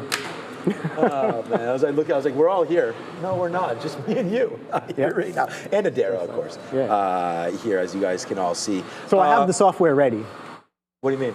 The one you were talking about. So the chat was like, "Oh, Obi can't do this." But here's the thing: I'm going to need. I don't have Python or anything installed on this computer, so it's not going to be able to necessarily run. But yeah, I'll have to install some stuff and get it ready. But yeah, who cares if you slow it down? Just install whatever you want. Yeah. How much time? I mean, we still got some time. We got 28 minutes. If you think you can do just a little bit of something, I just have to put the Trader TV logo on there. Why? And that's the last thing. No, but eventually we'll put the Trader TV. Yeah.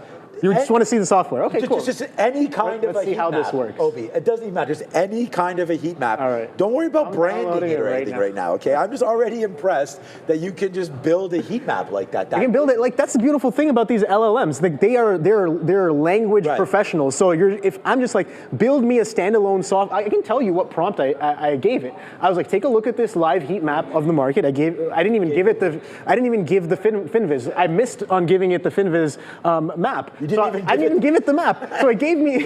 I was like, look at this map, heat map of the market. So it was probably like, yeah, this guy doesn't know what he's talking about, but I know what he means. Heat map are you talking about? And I'm like, I need you to make me a standalone program which will display this exact layout and extract and fetch current data from Yahoo Finance and display it, make it thorough and have a customizable features. Let's see how it does. I don't know. It's not going to work, dude. We'll see. We'll see. I mean, I hope it is that easy. So the thing about you just got to know how to prompt some of these things. I'm sure there's going to be errors. I'm sure I'm going to have to go back and forth for a little bit to clean that out. But other than that, that's what I'm telling you. Like, don't worry about the fine things. Just yeah. Like, let's just see. Hey man, you want a Trader TV heat map? I'll get you one. That's what I'm saying. Yes. That's my guy over here. Shout out to Obi. Okay, so Tesla right now. This is basically one of the only trades that we had tried. We've been into the short here. Oh yeah, that's right. I still have long AMD. The amount of shares, I don't have very many shares left. We talked about having 2% left on AMD. So we were waiting for VWAP to do something. It didn't pull back into VWAP. That's where we were waiting to get longer at 169. We talked about trying to buy strong stocks when they were doing some nonsense at VWAP. So that was something that we would have been doing, but unfortunately it didn't come through, so we're holding that little small piece. I don't have any offers out, but now that we've sort of lifted into the highs of the day again, this is not a bad spot right now. AMD up 4%. Just quickly, Intel as well. Holy. Wow. I hope people aren't upset at Neil or myself or anybody, because yesterday we were sort of talking about ring and set registers on Intel because, again, it got into a key level. Those of you that held, look, I think both of us, Neil will be in here tomorrow. I think we both got out. I'll talk for myself.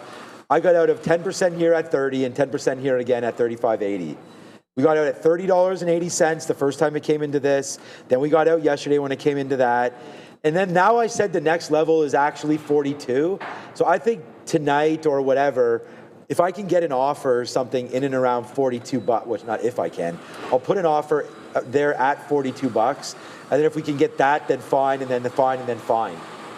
And then I'll go see Big Spile there, Big Kyle Burdett, who's on vacation, and we'll take a vacation with Intel money. Intel's been a monster, man.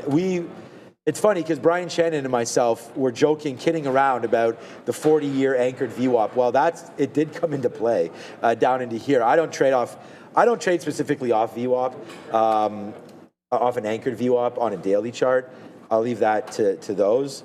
I'm just looking at support and resistance and then the 50 period and the 200 period. So it was a risk when it broke down below that, but I could not ignore this bottom that lasted basically a whole year. So we were mad at ourselves for not getting out at these pops, which is why we're trying to learn from said mistakes and trying to get out of these pops right now. So, all right, I'm trying to scalp out a little bit more here. We did put on a trade in the futures again, right up and around here. I'm going to start to scalp some out. The position I have in this is decent position. If you say 1,000 shares, it'll be more than that. If you say 2,000 shares, it'll be under that. Say 1,500, it'll be more than that. So it's just small amount of shares, not small amount, it's a decent position here. But like if I have 2,000 shares and it's in the money 20 cents, it's 4 bills. So we're making a little bit of money back right now. And you know, some of the size, maybe I did add a little bit more to it because we were getting frustrated. But let's just see if the TQs can make a move. Give me those 11s. You give me. Ayo. Ayo.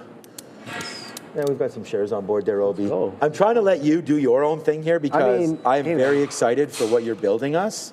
I want to thank you for doing that. I just have to install some stuff, so that's probably going to take longer than expected. But it's pretty much the base of it is done. I just gave it a bunch of some more edits just to be like, it was getting data from places where I'm just like, that's going to be way too slow. I'm like, okay, get your data from here, get your constituents of both. So it's like usually that's a S&P 500 heat map, or it's like a sector heat map. So I want it to do a sector heat map as well as an S&P 500 heat map, and then maybe a NASDAQ map as well. Maybe different, like customizability, right? So we can get specific with what we're looking for there as well. So yeah, I'll get it done relatively soon. But yeah. Let's get back to trading here. What are we looking at going into the close? Let's take a quick review of some of these Mag 7 names here. And going on that conversation we were having earlier about the fastest adopted technology, AI is the fastest. Because I think the measurement that they used was adopted by 25% of the US population the fastest. And AI is blowing past all sorts of past technologies. So the only problem I have with that is that how are most people using AI? Like large language models, that's where you're getting the stat from. There's people asking ChatGPT questions. Yeah, because instead of like Google search, right? Instead of going on to Reddit. But was Google search not really AI anyways? Well, now they're trying to do that with like, okay, you search now and the first response is the AI response. So they kind of mitigated a little bit of that, but yeah, I think I think it still counts as that, right? I don't know if they're using those stats in a way being like, okay, well, if you're using Google to search now, we're also going to include that in AI usage. I don't think they did that, but I was going to say, like, there's just so much more about AI than just simply like, what you're doing is cool. Like, I think the coding. Yeah, there's so much more. We've only just scratched the surface, and it only gets better and better every day. So I think that's. I mean, that's why. I mean, is that why some great quantum plays just keep on doing what they're doing? I think so. Like, I think if we make somewhat of a breakthrough, which I know everyone has a different kind of. Why is 2,000 shares such a thing here? 106 times 2,000 shares. $200,000 position. It's not. On the book, yeah. Huge. It's not huge. Some people in the chat, like, the buying power that we have is hold that. Oh yeah. But yeah, anyways, about AI. So what inning do you think we're in? Like, there's a lot of people that talk about an AI bubble. For sure. I think in terms of like hype and stock and stuff like that. Because think about it, the internet was a bubble, right? But the internet was in its infancy. The internet is so much more than it was in 01. Right, in 2001, and then coming off of that as well, the internet kept on growing and expanding and getting even better while the market flushed off because it was a little overhyped, right? So I think in terms of I can't speak for the market because I don't know what the market's going to do. In terms of the technology and in the process of development that we are in when it comes to these things, I think we're just straight up in infancy. We're in the infancy. Okay, we're in the infancy. We haven't seen anything. Very, very. We have not seen anything yet. Trust me. All right, Obi. It's time for your specialty. Yes, sir. So let's go awesome. Boom. It's football. Tonight, we have a game. Let's go. I'm watching. Tonight's game.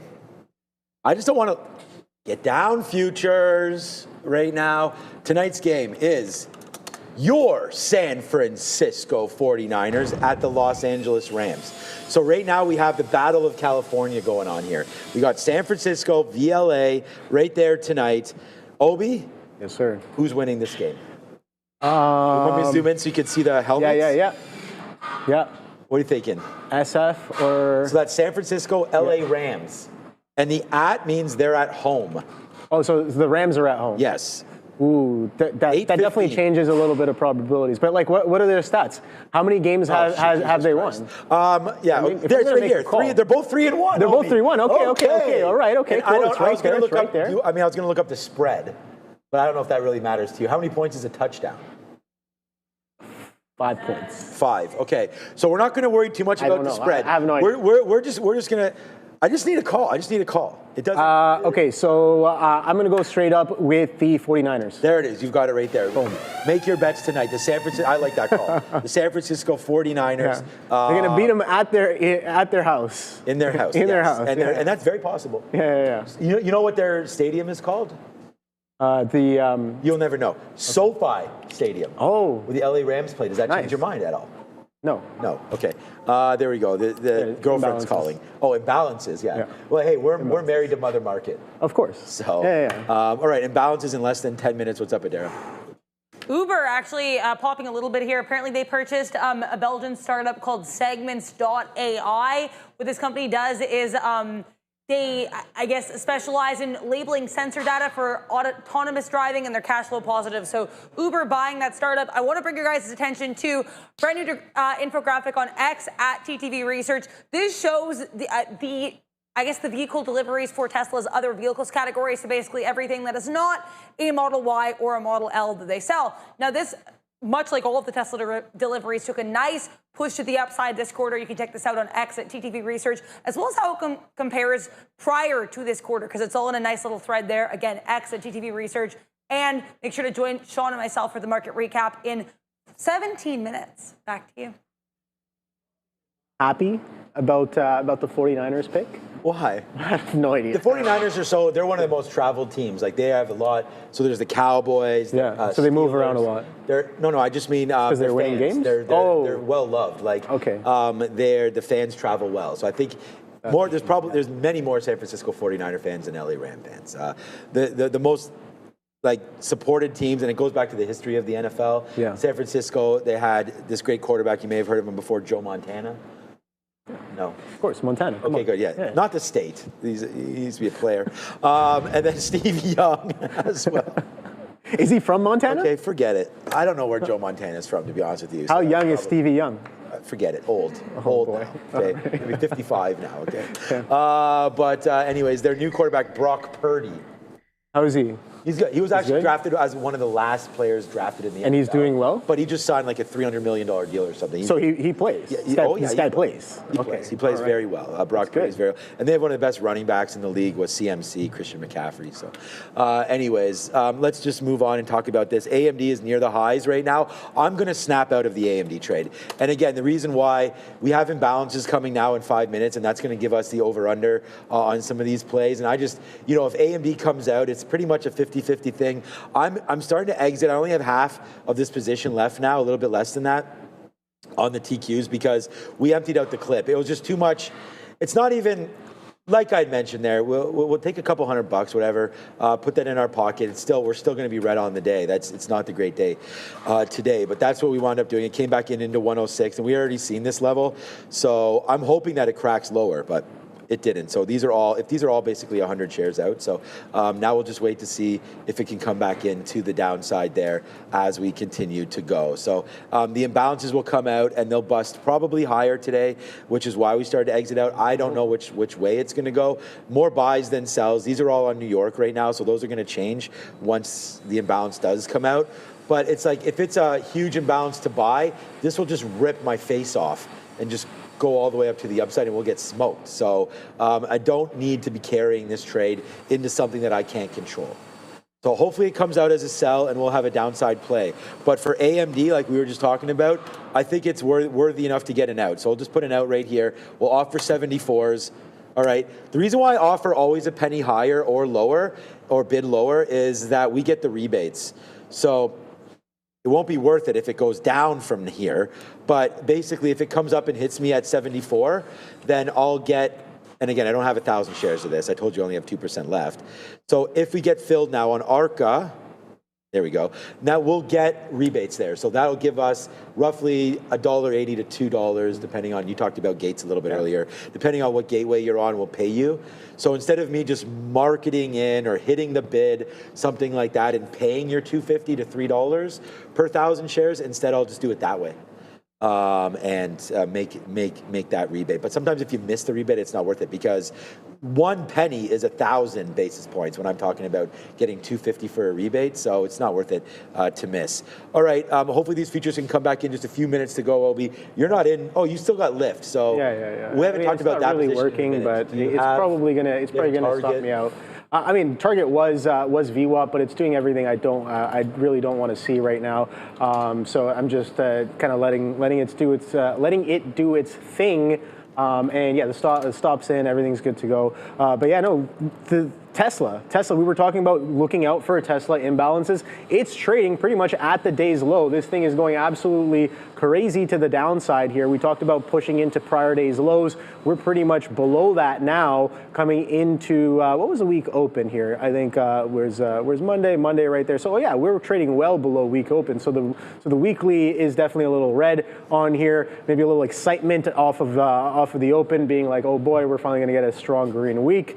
But yeah, I think I was looking for that long, man. But that pre-market action, I hesitated getting short, like we talked about earlier, and oh boy, straight to the downside as of right now on Tesla. Let's take a quick look at Nvidia as well. Nvidia, I think it was good off of the open, but not what we were looking for. I was looking for a distinct push, but sideways, just consolidating within its opening range, right? So nothing too crazy happening there on Nvidia on the day today. But guess what? We've made a very strong range and traded within it, pretty much an inside day, if you want to call it that. So the range automatically becomes a little bit more important to me. 91.05 highs with 188.27 lows.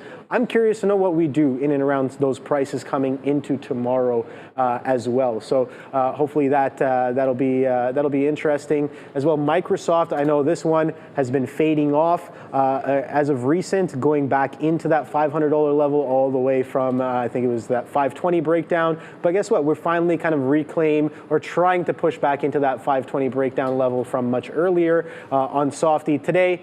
Strong puke. I don't know if there was news intraday on this one, but a little bit of a reversion that did happen. Not all the way back in, but holding below opening range lows on Microsoft. And then last one, let's just take a quick look at Amazon. And oh boy, what a reversion on this one. The bid, if you were looking for one, was definitely one. There was one on Amazon.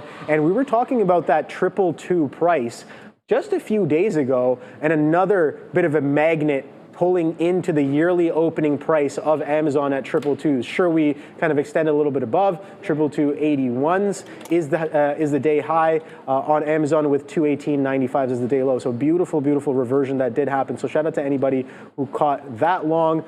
Bit of a miss on my part there. And just an honorable mention here when it comes to tech names. Intel is the strongest chip name on the day today. Pretty aggressive. Let's see, from the day low to current day high, about a 5.8% move, so almost 6% on the day from day lows, not the open and not from prior day's close, but just the range on the day from the low to the high has been about 6%. So absolutely crazy strength on this one, obviously distinctly different from that of Nvidia, although Nvidia is still well within range of its all-time highs. So pretty good stuff there. Let's see, we only have about 4 seconds, oh boy, for a little bit of imbalance action. There it is. Uneventful. Let's sell side a little bit here as the market's, I don't want to jinx this, man. All right, I'm going to get some, bidding some more out at 01s. All right, I don't know if we have diamond hands or not, but it looks like we do get a sell side imbalance there. Google sell side, Amazon sell side. Let's just see. I mean, the market did make a move down. We are going to cover a little bit more. Only got 600 shares left. We'll see if it makes a move lower on that one. Amazon downside as well, 221.40. That's making a move down. I was actually wondering about Chipotle Mexican Grill. This name has been really beat up, and I was thinking like to myself, like I walked by. I went after the gym. I went for an extended walk a little bit because because the weather. Yeah. And Chipotle, dude. Yeah. Right there on University, right where all the hospitals are, right, south I there. think I've only been to Chipotle like twice ever in my life. There's one down there. Maybe you and I will go one day if you want to go. It was rammed. Really? Yeah, I don't know. I want to do some more channel checks on that, but this is a stock. Look at this on the daily chart. It's just been smoked to the downside. And I know that we've had stocks like Kava and maybe Starbucks downside as well. And I know that retail is not super strong. And the more the government delays or the shutdown continues, the more of a problem I think some of these restaurants will be. Because, again, you furlough 700,000 workers sitting at home. Chipotle, that's not great for Chipotle. That's great for Uber Eats and things like that, which eventually, I guess, could filter into Chipotle. But they need the walk-in traffic, I feel like. A lot of the locations are in high-density spots, and that's what sort of created the huge run-up in this name during COVID and everything like that, just before COVID. And then the drop as COVID happened is when you got Chipotle and names like that, where they lost all their foot traffic. So it really hasn't recovered. They lost Brian Nickel as well. We can zoom back out at Chipotle. It's split, so I'm not going to use our charts for that. But this is just an interesting name down here at 40, 41 bucks. Looks like it can maybe get going. And I don't at me at this if it continues to tank. But I think this might be something that I'm going to look at a little bit longer and see if I can take a Chipotle trade and then use this 38 or whatever as our bottom.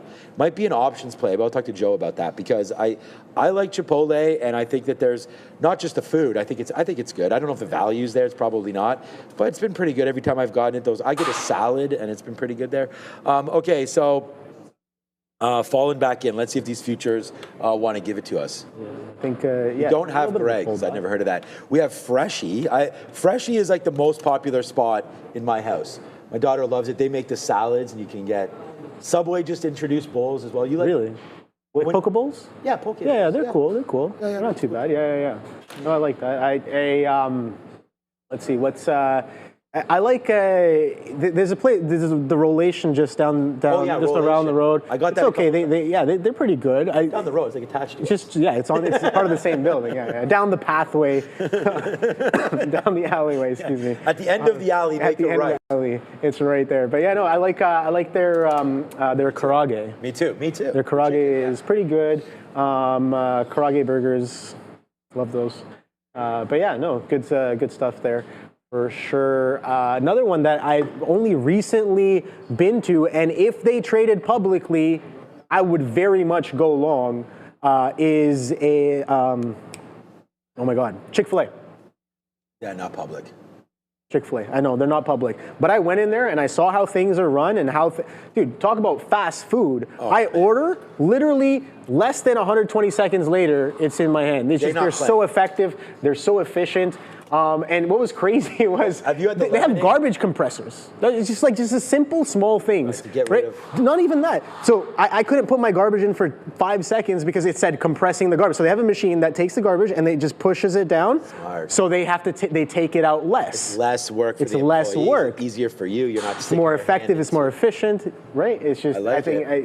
Dude, if they were publicly owned, publicly traded, but they're privately owned, I would definitely be long and strong. Spicy chicken, or I've tried a few different things. The spicy chicken's good, yeah.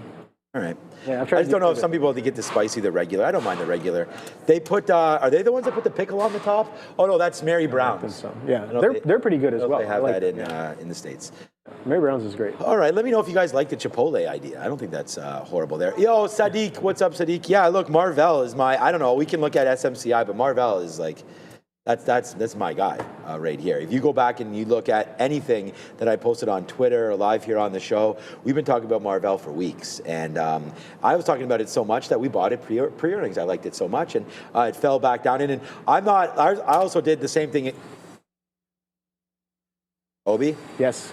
What's up? It's happening. Oh, boom, it's happening. It's happening. Oh my God, it's happening. Only a couple hunch left, but we just got a nice fill down there at 90, so the futures are falling back in. Yeah, no, I was going to say, that's a good one, the rebound in Marvell. The rebound in Lulu, not so much. This one here, I don't know, man. We had bought we nibbled in this one. We weren't feeling the greatest about this trade anyways before we got in this, but we... basically the very next week, we got spanked in a Marvell. Now Marvell's working out. We were able to buy the dip in that. And I did the same thing in this one. So we bought a little bit before the earnings. It went down. We did our 3-day rule. I think we got more long, probably about 162, 163, 164. I'm not sure the exact price. It did actually go a little bit lower after that, after the third day, and I was like, oh my God, I bought more of this thing. And now it's back up to the upside. Nike earnings saved it a little bit potentially. We got in a couple bumps up over the last couple days. But yeah, Lulu's still in trouble. It just needs to break this 50 period. Then I think we can get back above to at least pre-earnings of 210 or so. But this is a call that we made on earnings. So again, we'll pat ourselves on the back for Marvell, but then, you know, Lululemon eating some of that lunch there on that play. Okay, buddy, we made back a lot of money there today on this play. I still wish we still had the full boat, but I don't. Nice move there on the futures to end of the day. Obi, what you got? Yeah, man, I'm watching this lift going into the close. Nothing too crazy, man. Great show there. But yeah, don't forget. They trade the pool. Beat Ackman live trading competition is here. October 8th to the 10th, every day, Ackman makes his move. Your mission? Outperform him. Beat his run. Prove you've got what it takes. Then the grand finale on October 13th, broadcast live here on Trader TV with Trade the Pool team live in the studio, and over $600,000 in prizes are up for grabs. 25K, 50K, even 100K valuation accounts, plus surprise giveaways during the live show. Don't just watch, compete, beat Ackman, win big, scan the QR, and start trading today. So yeah, that's very exciting. That's going to be very interesting as well. I can't wait for that. I definitely want to take a shot at that. Am I going to beat Ackman? Probably not. I don't know. We'll see. But we'll see. We'll see what he's up to as well. So yeah. Hopefully you guys have had a solid day today here in these markets. Absolutely crazy kind of action there off of the open. Very, very strong sellers coming in across the board. We saw that happen on NVIDIA. NVIDIA, I don't know, it was very enticing for us to be like, okay, well, all-time highs, this could go if it goes. And guess what? It didn't really go. So maybe not today is the day. That's what I'm thinking. Probably not today, yeah. So we'll see. We'll look at it tomorrow, coming into the end of the week. Maybe it pushes a little bit higher as well at the same time. So just watching this lift, man. Lift seems like it's not really doing what I'm looking for, and we only have a couple of minutes left until the close. It's probably going to stop me out. It still hasn't stopped me out here just yet, but I'm just waiting for that to potentially happen in the next minute or so. But yeah, Intel coming in real hot on the day today. That was a great runner as well. Let me know in the chat, what did you guys trade today? What was your top stock? We kind of talked about what we thought was, what I thought was a potential top op today. There's the stop out there, stopping me out on the lift as it did get lifted to the upside. We did kind of hold and push a little bit higher. I didn't expect it to get back up through 60s, but that's fine. It was a sell imbalance as well. That's what I was looking at. It was a sell imbalance, about 1 million sell imbalance on lift, and then we did get a little bit of a pull back in, but then bids right back up. I'm like, all right, cool. You know, a bit aggressive on the ads, but it is what it is there on that one. People talking about circled. No, I don't think so. I was frozen earlier today. I was frozen earlier today, and I had to relog, log back in for that one. Oh no, that's because I logged in over there. I'm an idiot. Okay. Yeah, you just got to. I think if you relog, you'll. I gotta go. I'm gonna go punch out over. Yes, there. for sure. Okay, I'll see. No worries. You. We only have about a few seconds left, so 15 seconds to be specific. I didn't see the QR code saying ChatGPT. I'll smoke Ackman. All right, man. We'll put up the QR code for the Trade the Pool soon enough. 3, 2, and 1. There it is. Thank you very much. The bell brought to you by Beta Pro by Global X.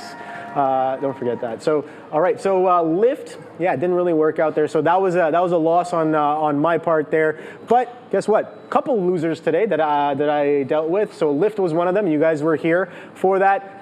The reversion was kind of mean, and it didn't really revert to the mean, so that's fine. I lose on that one. A bit aggressive here on the NVIDIA push, so that's underneath my face, so I'll bring it over here and kind of zoom in on this.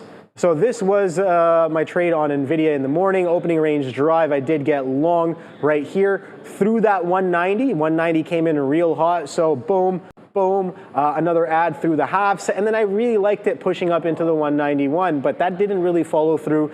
Realistically, I should be placing my stop a little bit closer on the stall, because if I'm expecting this to go right away and I'm getting aggressive along the way with that kind of price action, as soon as those buyers are done, the trade is done, and I should be getting out much, much higher, not giving it the original stop from the original entry.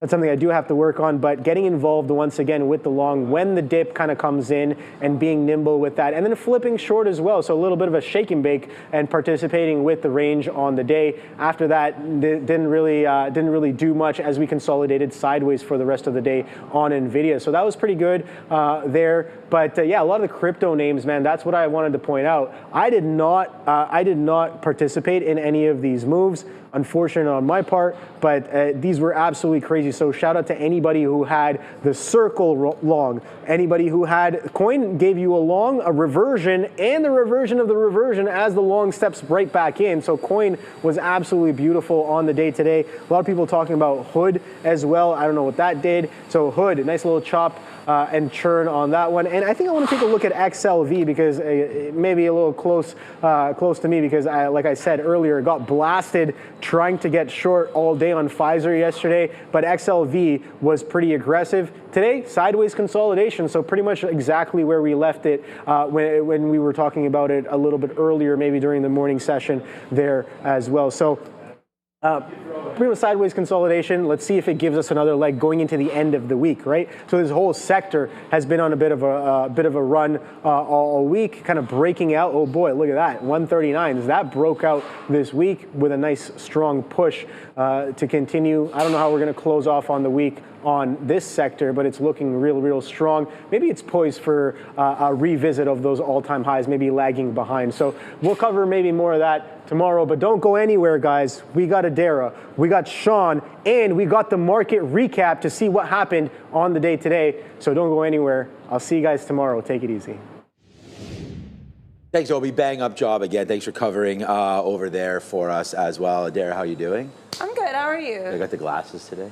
Yeah, my eyes were deciding it was a glasses day, Good. so I listened to them. Yeah. Are they comfortable? They look heavy. They are heavy. It's less that they're heavy and more that they kind of they should be tightened a bit, but it's all good. Yeah. Hey, we have little screwdrivers and everything here. Really? Yeah, I can easily tighten that for you immediately. I can't. I need to see if it's the right size. I'm able to look. They are it is. Yeah. I can figure that out for you. All right, welcome to the recap show, everybody.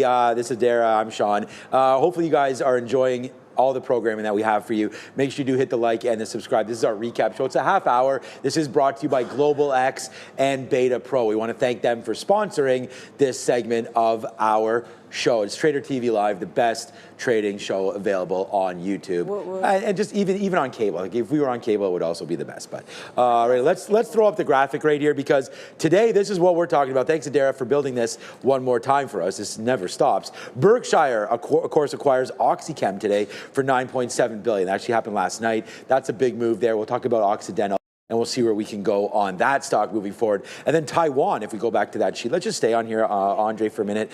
Stay on Adara's sheet. I'll just run all through all these real quick. Taiwan rejects that U.S. chip reshoring plan, so TSM again. Interesting name. We'll have a look at that chart. Bitcoin, wow, October is here, baby. And that's 2 straight up days for Bitcoin. Continues to climb higher through 120, touching 121 as we speak. Is Apple Vision Pro, are we done now with that? Or what? Are they going into the glasses? Adara and I will discuss that. Maybe those are the glasses that Adara has on, maybe. Personalized AI ads from Meta. Do we like that or do we not? Adara and I will discuss that. We'll see the effect on the chart with Meta as well. All right, back over. Yeah, Fabian, stay on this for 2 more seconds. More details on the Microsoft Nebius deal. No. On the other screen, just for 1 second. Adara's screen. Right there, yes, thank you. More details to come on this Microsoft Nebius deal. And then, of course, that's involving NVIDIA, NBIS, and Microsoft. And then we saw, Adara and I flipped back and forth today as we saw that 2% go from 50 points back to no cut, but it still remains the same rate now as these odds get increased. 14 days now on Kalshi, Polymarket for the shutdown as that continues, man. What are the market what is the market reaction going to be moving forward? We've now had 2 up days, not just in crypto, but in the market in general, Adair. I don't know if many traders had thought that was coming through, but it is what wound up happening. Any opinions on that? I know we did some math and we looked at, you have this on the board. Go ahead. I went from first day of shutdown to last day of shutdown for the last 3 decades, because a lot of the shutdowns prior to that, like in the 80s, they'd be like 1 day. So it is worth noting, as I mentioned earlier when I debuted this infographic, some of these shutdowns literally would start or end during the weekend. So in the case of this shutdown in January 2018, we're only like 2 trading days when it was active. But yeah, basically overall, regardless of the length of the shutdown, we would trade higher. In fact, the longest shutdown ever, 35 days, we gained almost 12% during that period. Now, it is worth noting this infographic doesn't factor in the market climate at the time, nor does it factor in any, sentiment, political, whatever. I just have the photos of the presidents there to give you guys like a sense of the timeline. But either way, interesting look here. 5 shutdowns over the last 3 decades, so roughly 6 shutdowns a year. 1 shutdown every 6 years, though it doesn't really actually math like that because two presidents had like 2 shutdowns each during their tenure, right? So it's an interesting look either way. Here's the brief shutdown history and how it impacts the market. And this is just the S&P, not the NASDAQ or the IWM. Wow, that's a great picture of Donald Trump, actually. I used their official presidential headshots. Yeah, those are I didn't want to see. Look how old everybody gets, like as they go on. Like Barack, like right there, looks so young. That's his first term. Yeah. And I guess all these presidents are 2-term presidents. I mean, I just realized that was actually, I think this was Obama's 2nd term. I used the wrong picture for him, but everybody else was like the correct picture, and it was their first term. Right. And I know Trump's not a 2-term president in consecutive. Yeah, 45 and 47. Right. So we're well aware of that right there. So and then maybe, hey, look, some people are talking about him running for the 3rd term. He's talking about. No, some people are there. Some people are. He showed off his 2028 hat to like European leaders. Oh my gosh. Yep. We have that great graphic for Tesla, and if you come over to my screen quickly, and then we'll go over to Adaira's because she has the delivery graphic, which is pretty hot fire. I like the red that you used on there for that graphic. We'll get to that. Yeah, we'll get to that in a minute. Thanks for fading in and out. That was pretty cool. So right now, Tesla's actually at lows right now. I'm going to slap a fail on this trade. We thought Tesla was going to be along today. Tesla's delivery numbers, I had them right here. I know they're on your chart too, but 443 was an estimate right there. We got 470 and change, didn't we, on the estimate on the deliveries today? So that was it. It was 497. 497 maybe? Yeah, okay. I think it was 497. This number only has like the Model X, S, and we can flip over to it. This is like the less popular models, but either way, what I'm trying to say, Sean, is even these models that don't sell well still did really well this quarter because everything was doing really well, likely at least partially because of the EV credit. People are saying there's news on Rumble. There is. So, strategic partnership between Rumble and Perplexity AI. What? You guys know, Boeing announcing a 77X delay to 2027. Color me surprised. But the issue is this could potentially cost the company billions of dollars. Also, I'm sorry guys, even more news. Hims and hers. HIMS elevating Mike Chi to the COO position. Nader Kabani will transition into an advisory role as of November 2nd. So lots of news here. Boeing, Rumble, Hims. Okay, so Hims is not really doing too much there. There's a little bit of a downtick here in the after hours to Hims, down to $57. It looks like it's Rumble that's rumbling along here to the upside, a Canadian company. Rumble located just downtown, just down the street from where we are right now. Finally getting, I guess, going to install Perplexity or get a deal there with Perplexity as strategic partnerships. So we'll figure out exactly what strategies they're going to be implementing. But Rumble right there, again, comes right into a great little level on the daily chart. And yeah, there it goes, man. Nice bump up there from $7 up to $9. I think there's some traders. Check your accounts. I mean, Rumble's at stock that we had talked about way back. You may still have some Rumble shares. And if you do, good day for you right there on that move higher. But okay, just back to Tesla quickly there. As we went over the numbers, today they go out. Let's go bang. It was an all-time high pretty much there on Tesla at 480. That was right there, right at 830. Well, it was at 859 when the numbers came out. They made that high into 480 and then it just sold off all day. I tried that long right there on that break again. We were long early, thought that it could hold VWAP, thought that it could hold this 465 bottom. Completely wrong on that one. Slapped a fail on this guy trading today, but nice downside play for Tesla and continuously moving lower. This chart is incorrect. We don't have this down candle there. I couldn't get rid of it today, but I think that this is going to be a support area 420. Look, better than expected deliveries. Tesla's going to make it work. I trust them. I like that story. I think Tesla is a winner. Next story, Occidental. So today we get Berkshire Hathaway bought Occidental's OxyChem unit for $9.7 billion, all cash. Right there, as of course all cash, homie. Yeah, exactly. Straight cash, homie. right there. So nice little move there. USD's $9.7 billion for Occidental's OxyChem unit. So does it affect the stock? Yeah. Hey, congratulations. We did that together there. Yes, we did. All right, I like that one. For that one too. You guys can put it on the screen if you want. Yeah, so Occidental, just quickly to the chart, and then go to the chart first, and then we'll talk about the story. I just want to show you what this was for Occidental. You might have thought that was a good story. Maybe they didn't pay enough. Maybe 9.7 is not enough. I don't know. But there's the move back in, downside for Occidental today. They'll use the proceeds to pay down the $6.5 billion debt. Stock is up there in the pre-market, but not up as we went into the rest of the day. The market did not like this, Let's go over to that graphic and explain what you got. Yeah, so what I have here is this is likely or widely considered to be Warren Buffett's last deal, major deal that he's ahead of. As the CEO of Berkshire Hathaway, he's going to step down, and then Greg Abel will take over as the CEO of Berkshire Hathaway on January 1st, 26. So what happened here is this is Berkshire's largest deal since $11.6 billion, or since its $11.6 billion acquisition of Allegheny in 2022. What I think it might be, Sean, is we were reporting, or what we were seeing reports of, is it was going to be a $10 billion deal. Deal comes up $9.7 billion. That is so insignificant that I can't imagine it makes a huge impact, but that is one thing to factor in. But I think this seems positive for Occidental, even though the stock dropped today. And why do I say that, Sean? Because the CEO of the company, Vicky Holub, she said that what they're going to do with this is, because the sale is going to reduce their debt, they can actually do share buybacks now. Right, okay. So that's really exciting for Occidental. Yeah. And it's worth noting, they're not really going to be a full-time acquisition target other than certain units. From Berkshire, Warren Buffett has said that they're never going to acquire the company outright. They'll just own a very, very large. Yeah, it was 28%, right? You have written down there? It's more than monstrous. Yeah, monstrous. So, okay, I mean, if they're never going to completely buy the company out, they're probably going to add to something. So I would say if we can get into here $41 to $42 for Occidental, it's probably worth a little bit of a nibble if we get back into there. But not a great deal there for Occidental, it appears like. So if that's the only news, that it was 9.7 against 10, I think that's a buy. They down 7%. I'm going to pass on that and just say that I think it's a buy. Check out XLE quickly to see what the energy sector was up to today. So XLE down that 1%. And then if we go into crude oil, it's the X contract right now. So let me just quickly look at that. X25, we'll see what sweet crude was doing today. Down 2%. So part of the Occidental story does have to rely on what the energy space is doing. And today, a nice downside move. All right, man. Bitcoin traders call this thing Uptober, apparently. Sharif had mentioned that we are gone positive now. 10 of the past 12 Octobers have been positive months. I said to him, I think that's probably true of most months. However, if the percentages have given us the story, it looks like October is going to be another good month for crypto. And there it goes right now, all the way back up, almost into all-time highs. I do have a BTC chart here as well, if we want to talk about that, instead of IBIT. IBIT's the thing that we tend to use the most as far as a trading tool.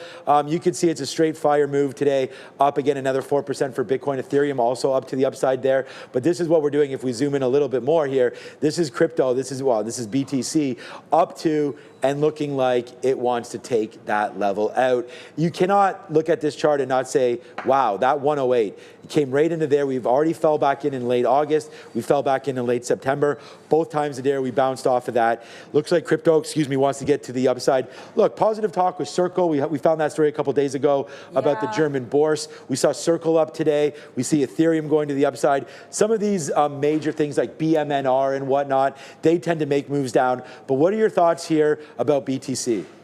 Yeah, I think my thoughts on BTC are the Uptober plus the safe haven asset play with the shutdown. I think that combines to be a pretty nice catalyst there for Bitcoin, especially right now, especially where it is technically. Obi would probably call it confluence, and I would certainly agree.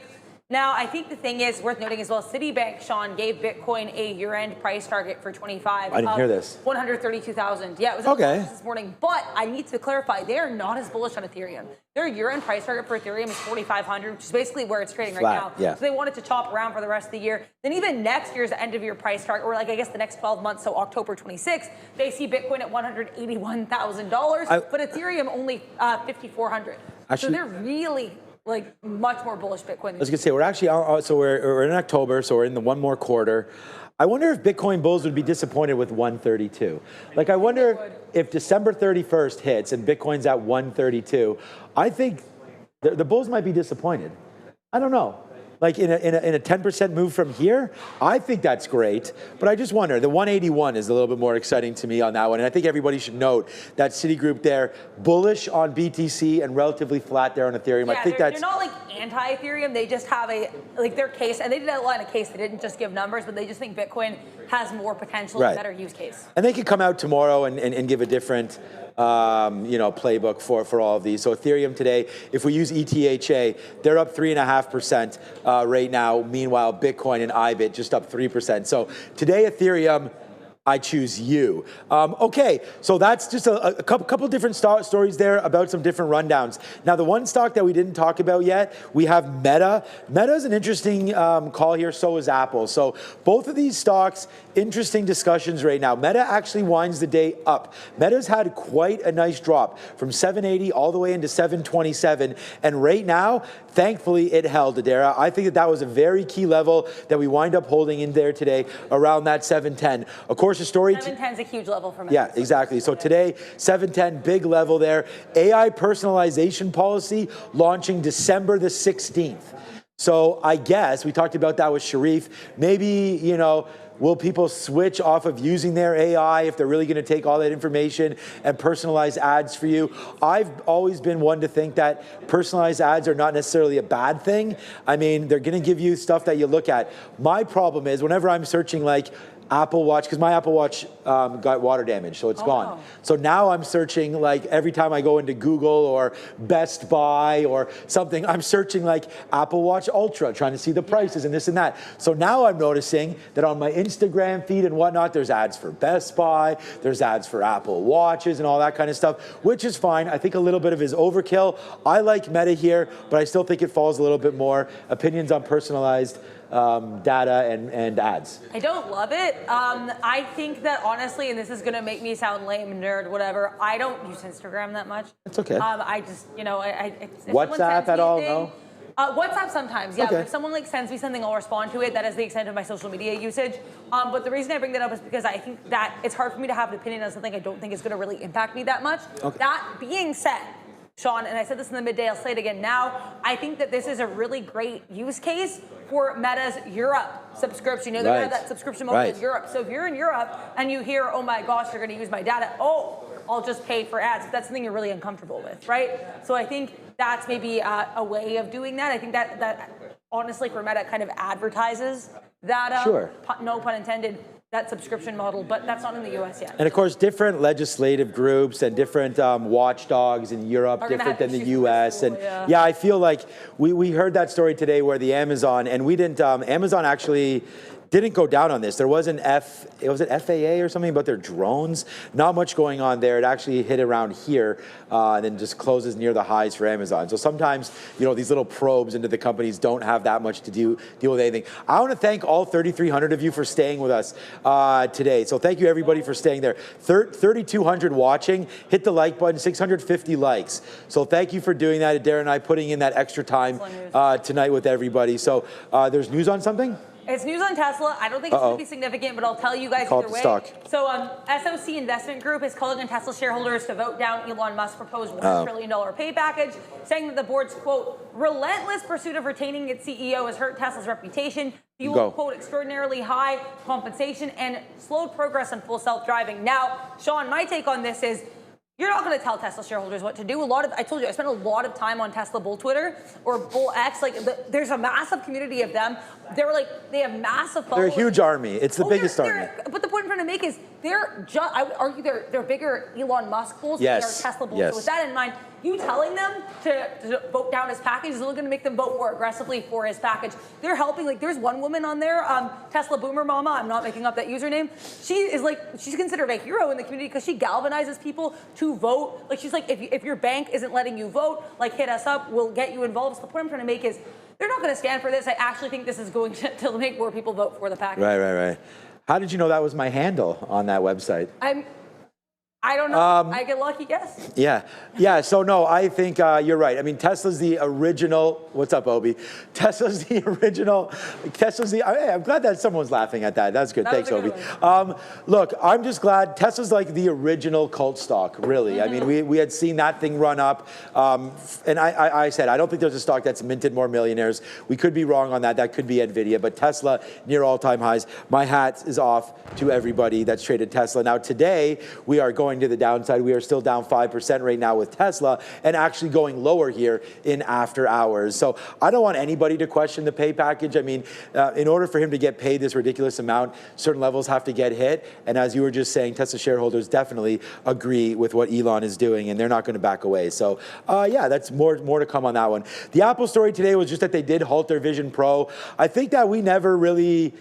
I mean, Adara's on top of pretty much every story, and I don't really hear anything about the Vision Pro ever. They just had their Apple Day. I don't think they talked about it. I don't remember the last time they did anything with Vision Pro, and I guess now today it finally gets the fail stamp to it. They halted it. Now they're shifting over to the smart glasses, which Adara is previewing today. Well, whatever. The glasses look nice. It's okay. The glasses look nice. Shifting over to smart glasses now. So what does that mean for Apple? We've already seen that Apple has had sort of a following effect to it, meaning that they're not the first ones to come up with something. They'll follow the yellow brick road, so to speak. They did, although I feel like AirPods, a lot of people second guess these things without wires, and I feel that now I see more AirPods obviously than I ever have, but shout out to them for that. I like the Fabian's got them. I like the over the head ones, the Air Max or whatever, but those are like super expensive. Marissa was telling me the next time she buys, she's not going to go with the AirPods, she's going to go with the over the head ones there. Because also for working out, I don't know if you've been like, these are the newer ones here, the smaller ones, but I feel like when you're on the treadmill and all that kind of stuff. The over-ears are terrible if you're working out. The over-ears are also terrible. That's why I like kind of transitioned off of them for working out, because they're like moving, you're doing sit-ups and they're moving, and I'm like you're in the club over there. They're sliding off while you're doing like a plank, and I'm like, I dislike this intensely. Planks are overrated. Okay. Well, it's part of a balanced workout. I'm just joking. I don't know planks. Yeah, planks are good, man. All right.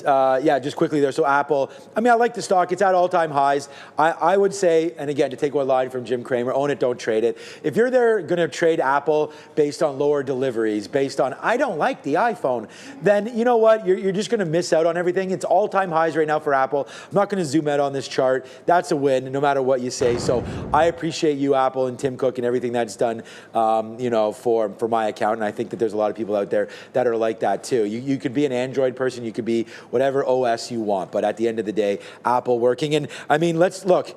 Shout out to Android. We have just as much love for Google around these places as well. Shout out to YouTube. Thanks, YouTube. But look what Google's been doing as well. So they're not worried about Apple dominance. They're doing their own thing. So shout out to Google. I still wait for Apple and Perplexity. I still wait for Apple and ChatGPT. I still wait for Apple and Gemini. Someone come up with a deal that Apple can stamp and implement into their, see you, Ramin, have a good one. And then they could stamp and, support this with a full out rollout. I think Apple will send one of those names to the moon if it can get going. All right, so that's that. The other thing that we didn't talk too much about today was actually Softy, Microsoft. And again, good deal. They had a 19.4 Nebius deal. That secures 100,000 NVIDIA GB300 chips. Microsoft, they did have a negative story today. Those of you that are in video gaming or game passes with Xbox, I believe they upped the price. I saw some stuff on Instagram yesterday about this and over on Twitter. They went from, I think it was $20 to $30 a month, or maybe.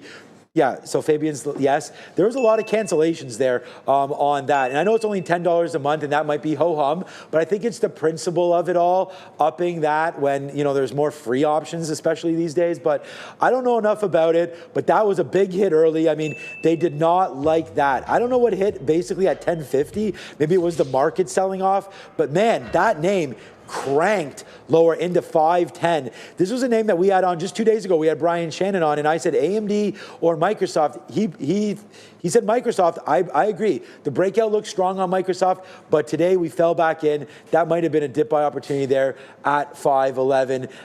Did you hear any story? I know you're busy doing other things. Was there a story about Microsoft specifically in the middle of the day or not? I really? looked for one, and I searched high and low, and I couldn't find anything. Okay, so fail on me for asking you. All right. It's not a fail on me for asking. I just wish I had something to tell you. Yeah, I know. I fail. Yeah, nothing there. I feel like a failure when someone's like Circle today. It's things like, oh, something's moving, and all I have are these really, really tenuous things that are, not pending. It's hard to not be able to give people a story, but sometimes the no story is the story. All right.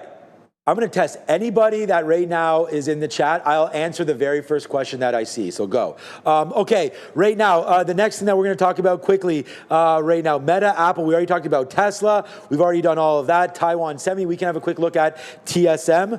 Right now, TSM. All right, Taiwan Semis. Okay, here we go. All right. Uh-oh. I see the first question. Well, I have no idea what it means. What's my body count? Okay, no idea what that means. So I'm going to pass on that one. All right. Did I brush my teeth this morning? Yes, Kai, I did. I'm married. My body count is 1. Okay, so that right into there, yeah, I brush my teeth every morning, and I have to admit something, actually. Growing up, I was always I definitely brush it every night, but I find Really? lazy with brushing it every morning. But I don't know. But right now, I'm definitely going ahead brushing at least twice a day, sometimes 3 times a day. That's always good. And then, chewing more gum and all that to kind of help that out. But I think I have about 3 or 4 cavities in total. So I think I don't know, doing pretty good there. Nice. All right, you brush your teeth twice a day? I do. Okay, Sometimes good. There we go. Depending on how I'm feeling, All right, so yes. Oh, there was, what is this? Judge, should I show it? Oh, select a question to preview. Oh, okay, so I can just watch this. All right, here we go. Look at this. Does that work? Send selected question. There we go. Ichiro asked me, what's my Netflix password? I don't know. I share with Sharif, so whatever Sharif's. No, I don't. Yeah, that's cool. All right, here we go. Look at this. Here, next question. Sean, who are you going to floor with the trade the pool guys? Oh, it's just Mitch. I think it's just Mitch is coming through. Are you going to floor the trade the pool guys in trading? Yes. Is I think what they're asking. Yes, every trader. No, I don't know. That should be really fun when they come up. But hey, that's cool. So I cannot wait to actually get this on our main desk. I guess we can get it tomorrow. I'm just going to push this all. This is actually awesome. This is a funny one. Obi, my guy. Just look at my wallet's right on the desk. Look what Obi's asking. What's the 3-digit number there on the back of your Visa? Shout out to Obi for that one. I like all these questions. Thanks, Fabian. That's a heck of a lot of fun. That's really cool. Right there. Oh, you know what else Fabian just showed me? Fabian, I didn't see this before. This is hilarious. Yeah, hold on a second. How do I open this up in a different? Here we go. Here we go. Look at this. Pretty cool. I didn't even realize that he visited us that day. Yeah. That's pretty sick. Did a lot of trades. Sean, you're making too many trades. Over there, those are the very best trades. Not too many trades, but a lot of trades. Sean, I'm a better trader than you, for sure. The best trader. I'm the best trader in America. We're having too much fun now. Thank you for joining us. Thank you for hitting this like and subscribe. This segment is brought to you. We've got a lot of likes and subscribes anyways. 2,800 still staying late with us. Thank you so much. Weekend review. Let's throw up. What do you got on? Let's go. Yeah, this is a shutdown. This is a... Go back to the very first thing. Yeah. Let's review some of our top stories right now. So here we go, guys, everybody. Thank you so much again for joining us. Big time deals announced today. We talked about that. Berkshire, their biggest deal ever, $9.7 billion. Taiwan, again, rejecting that deal. Bitcoin, nice move up there. Apple Vision Pro, see you later. Inter glasses. I think that's the right move for them as well. Hey, what about Meta? We like that personalized AI, or do we? I don't mind it. Adara had her comments there as well. Microsoft, NVIDIA, Nebius deal, a big one as well. And then that interest rate cut. We talked about that, and I could actually find that for us, but it's 99% right there. Fed rate tool. I'm just going to get that up for you and just to show you what that's all about. You can just Google this. It puts you right into the Fed watch, and it's actually pretty cool. It's something that we use a lot on the show here to demonstrate. Get this out of here. There it is right here for October. It's 98% chance of a rate cut. So I like that right there. Good level there, 98%. I think that's reasonable. 2.2% chance of no rate cut at all. I think this number will not be like that. Depends if the government shutdown continues. We had over under 10 days. It's about 50-50. So now we're in day 2. And I didn't hear any positive news about the government shutdown today. And I only heard negative. I only heard people thinking it was going to last a little bit longer. Right. So, all right, it's 4:30. Thank you, everybody, for joining us. Darren and I always have a great time. The recap show is daily at 4 o'clock. We'll try to talk about the top stories. We'll show you some of those. We have a lot of fun in the chat there, as you guys could clearly see. So, again, thank you for joining. Darren, this is your over under 10 days. I think over. Over. All right. I'm going to go under. Just try to think more positively about it. It might not be a negative thing, though, right? I mean, for the stock market. I mean, trading volumes, everything seems to be kicking it out. We jumped 12%. I hope for under because, again, I think we all do, but I think you're being more realistic. Well, yeah, literally the Senate leaders were saying today they don't think there's going to be any agreement over the weekend, vote over the weekend. They did a press conference today that was pretty aggressive, so I don't know. And the betting markets were flipped, right? They were 14.5 days. Not great. All right. Thank you to everybody that we had on today. Thank you to Obi again for filling in for Neil. Big day. Thank you for Fabian, all the work on the board. Thank you, Andre. Thanks, Brendan, Sharif, and Joe, and Ramin, and everybody. Thanks, Randy. Everybody that's worked so hard. And most importantly, we want to thank everybody for watching. I want to thank all of our sponsors as well, and everybody for watching today. Just make sure you join us tomorrow. And if you're wondering where and when, it's the same place. It's on YouTube. It's Trader TV Live at 8:30. That's Adara. I'm Sean. Ciao for now.